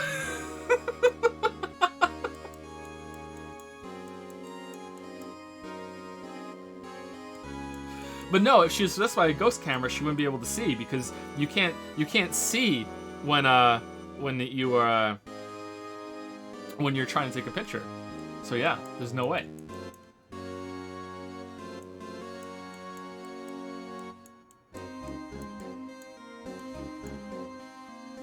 They look really cute. I like that. Thank you.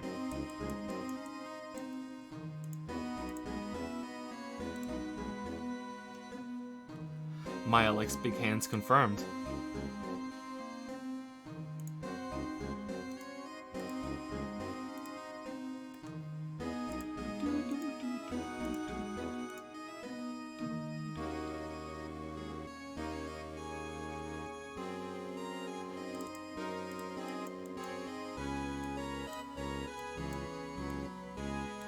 Okay, can I take a shot in the dark? Is this JoJo?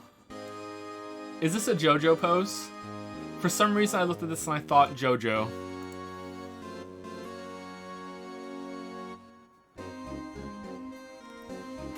Is it? Yes! Nice. Avery would be proud. Very well, Mr. Anderson. This is from Toxel, by the way. Very well, Mr. Anderson. But can you point out the killer on the photograph behind me? Is that a Where's Waldo? This is one jacked kangaroo. Holy shit. Literally 1.103 seconds. He's baiting. Joe. Bait. Bait. Joe. ... Joe. Is that what's happening? I see it, but I don't know how fast it comes. Yes, this is a call out. You just called oot, chat. Called oot.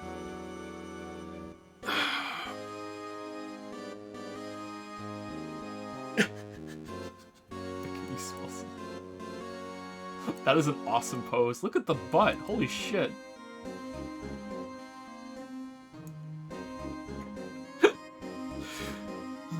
Thank you for the call out, Toxel. Thank you. I'm so proud I noticed a JoJo reference. Okay, so I don't get this one. So sorry. I'd rather just be honest and upfront and say I don't get it, rather than like fake it. So I don't get this one. So maybe someone can explain it to me. This one is by Barrier Trio Struck a Pose.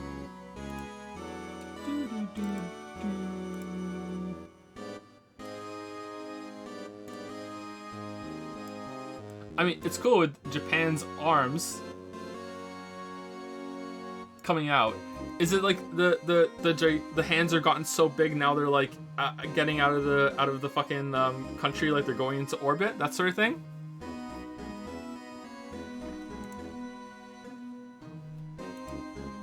Japanifornia?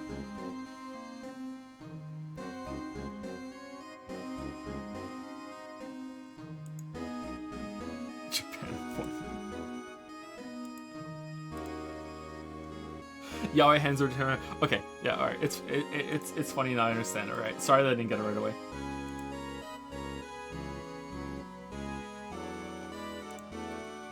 Chat got it. I'm the dumb one. Thank you for that, barrier trio struck a pose. Thank you. Are we sick of this music yet?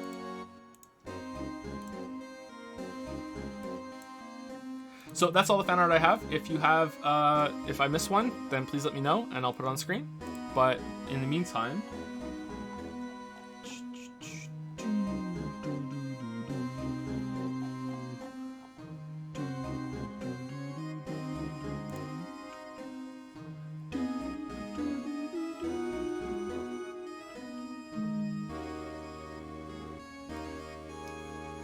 thank you, Joe's Ratness, for 100 bits. Have you seen the updated autopsy report video yet? It's what salary cutting noises is from, and it's 20 seconds long. Yes, I have seen it. It's very funny. I'm surprised that that got like such a large amount of attention as a meme. It's pretty funny. I like how it just ends all of a sudden. It's pretty good. Thank you, Sailor Vulcan, for the new sub. Didn't see that one in Sailor Moon. Thank you very much, Sailor Vulcan. Welcome. Thank you, Rare Wares, for the 11-month resub. You know Joe. I do know Joe. Joe President. Thank you, Rare Wares, for the 11-month resub. How's it going? I'm just finishing up. Is Leo okay? He's okay. He's in trouble. Oh, he's not hurt? He's just in trouble? He's not hurt. He's in trouble. He keeps playing near the stove when the stove's on, and he won't go away from it. So I'm not gonna say if you're not gonna let me cook, then you're still on. Yep, that's the right call. Okay. Thank you, Chabot, for the 2-month resub. Neil Marshall got Joed. He did. He did. Thank you, Chabot. Have you seen the boot to the head video? I have not seen that one, no. Sailor Welcome used 100 bits to say, hey Joe, usually a VOD girl, but came quickly to subscribe. Just finished Danganronpa V3 and can't wait to see this one on the VODs. Well, I hope you enjoy them. Some people have said that this is reminding them of the Danganronpa playthrough, and the Danganronpa playthrough was a favorite for some people, right? Of the streams that we've done. So yeah, I hope that it's going, you're enjoying it. I'm not sure if it's that height, but there have been some really funny moments in this playthrough. Mostly the game. The game is really funny to riff off of.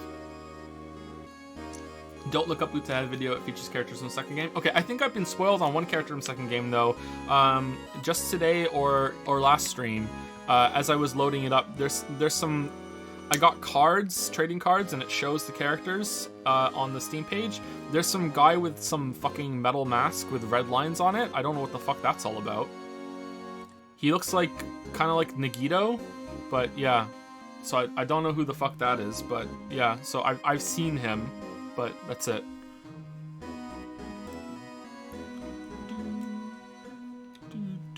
We all know what voice he's gonna have. Anyway, I hope you're enjoying the streams when you get here, Sailor Vulcan. Thank you for the bits. Ghosting Pyro has subscribed for the first time. Welcome, Ghosting Pyro. Thank you very much. King of Dunces has resubscribed for 18 months. 18 months. It's been 1.5 years since I heard you say you don't like English teachers. Kindred spirit.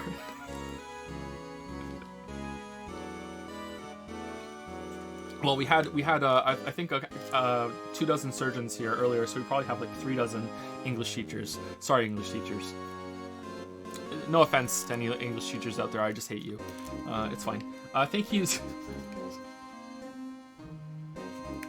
I don't hate a whole group. It depends. To be serious, I don't want to come across as that dickish. There are some great English teachers. There's some really bad ones too. Thank you, Zusil, for the new sub. ZSUIL, Zusil. I think that's it. I'm saying it right, hopefully. Thank you very much for the new sub. Welcome. Thank you, Dean Truckin, for the 4-month resub. What's up, Joe? Not much. Just finishing up the stream. Pretty fun. The case is developing. I hope we can get it done tomorrow. But if we do the PlayStation 5 thing tomorrow, maybe we'll just do that and we'll finish this on Thursday. We'll see. If we do the PS5 thing, I'm not going to transfer over to doing this afterwards. That'll just be the whole stream tomorrow. We'll just be the PS5 event. So it depends on when it is. If it's later, maybe we'll do 2. I don't know. We'll see. Thank you, Scholarly Butt Liquor, for the new sub. Welcome. Welcome. That's a degree worth having for sure. Thank you very much. Thank you, Burning Toaster 17, for the new sub as well. Welcome, Burning Toaster 17. Coolsy91 has used 100 bits to say, hey Joe, I know I'm not the first one to tell you this, but I love the streams vids and they've been helpful for stress anxiety relief in particular. I know you work very hard, so thank you. You're very welcome. I'm glad you get something out of them. I try my best. It's not always good enough. I'm behind on a lot of shit right now, but yeah, I always try. Thank you much, Coolsy91. Varroyak? Varroyak. There you go. Got it. Third try. Has reached this card for 7 months. You think I would have learned by now with the message, woo, woo. Thank you very much. I'm not going to try and say your name again. Just going to say thank you. Oz Andrew has used 100 bits to say 40-minute PS5 stream tomorrow, then finish at 8. Oh, is it only 40 minutes? Oh, shit. Alright, I don't know what we're doing then. I really don't like it when VODs and recordings have two games in it. So if we do that, we could do the PS5 stream and then stop it and then just restart the stream. I'm sorry, I know it's most people won't care, but it's just a thing I have. Like I don't want it to be like that. I would just want one stream, one game, that's it, done, you know? So we'll see. If it's only 40 minutes, maybe we'll do it. Or we'll do it afterwards. Take a break.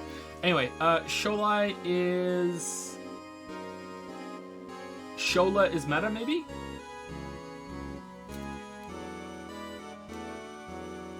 Shola is meta? I think so, for the new sub. Sorry I'm saying your name wrong, I probably am. It's what I do here. Thank you very much for the new sub, welcome. Thank you, Bagel Addict, for the 2113 sub with JPH, boy. Thank you, Bagel Addict. Andy Luja has reached this card for 2 months. Thank you very much, Andy. And the last ones on my list for now are Kale HS. Kalehez for the 6-month resub, thank you very much. XX underscore used 100 bits to say, don't know if anyone told you, but the Japanese court system is guilty until proven innocent. Japanese lawyers consider really good if he wins one case in his whole career. The game was made with the help of one that lawyer that fight for actual justice and won a few cases even. Of one of those, okay, one of those, okay. I think there's a missing word in there somewhere. Okay, that sounds awful, guilty and proven innocent. Some people have been speaking about that throughout the playthrough, that the Japanese court system is kind of bonkers, and that this is sort of a critique of it. That sounds really bad. Yeah, I don't like that. Maybe I'm never going to Japan now.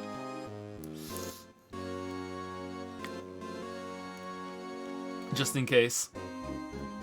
Because, you know, I had big plans before, right? You know, such a weeb. Thank you, Benevim. Last on my list, for the 10-month resub, I missed Danganronpa. Remember that time you, Danny, and Chad Ketchy shared a wife? Yeah, I remember. That was funny. That was a good moment. One of the funniest moments in the first playthrough of the game. Yeah, or playthrough of the first game. Sorry. Yeah, that was good.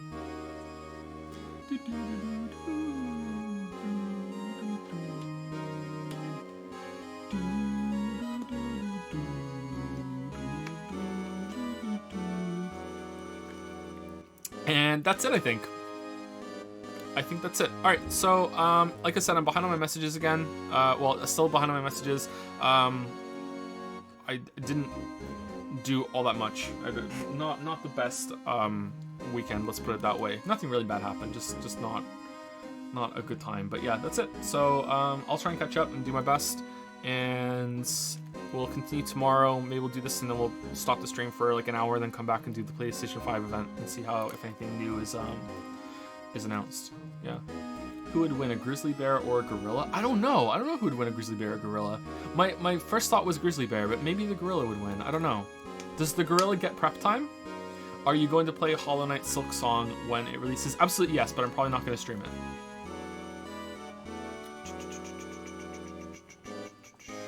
Add the extra 250 mono coins for the milestone going over. Wow, really? Wow. Can we get Chad Worth's literally about to kill a man expression as an emote? It would have to be changed a bit for that, but maybe. What is the process for deciding which game to stream? The ones that we're playing right now were voted. Usually it's just a game I look and I find interesting, and I think chat would enjoy me playing it. It depends. Will you be planning to check out the game No Straight Roads after all the games you promised to play? It has an interesting visual and concept, but the gameplay is a bit of a mess. I'd like to hear a critique about it. No Straight Roads. I remember seeing something about that, and it didn't look that appealing to me. Sorry.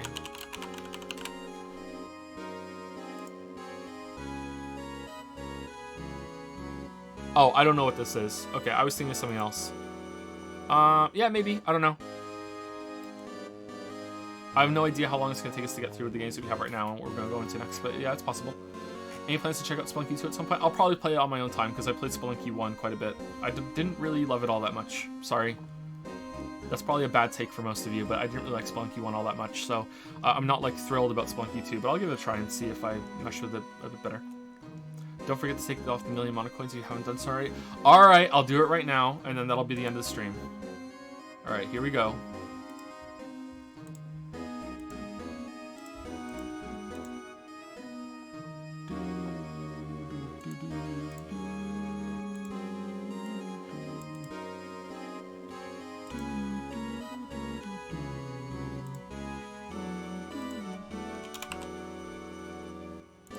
Alright, there we go.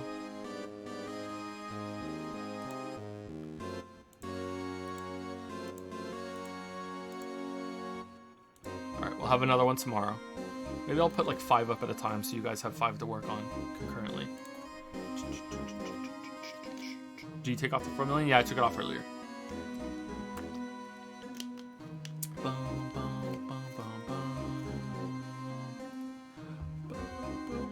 Alright, that's it. I'll see you guys tomorrow. Hope you enjoyed the stream. Have a good rest of your night. Hopefully there's something exciting at the PlayStation event tomorrow. I wonder if they're going to do a price for the PlayStation 5. Elden Ring. Oh, Elden Ring. See you guys later. Have a good one.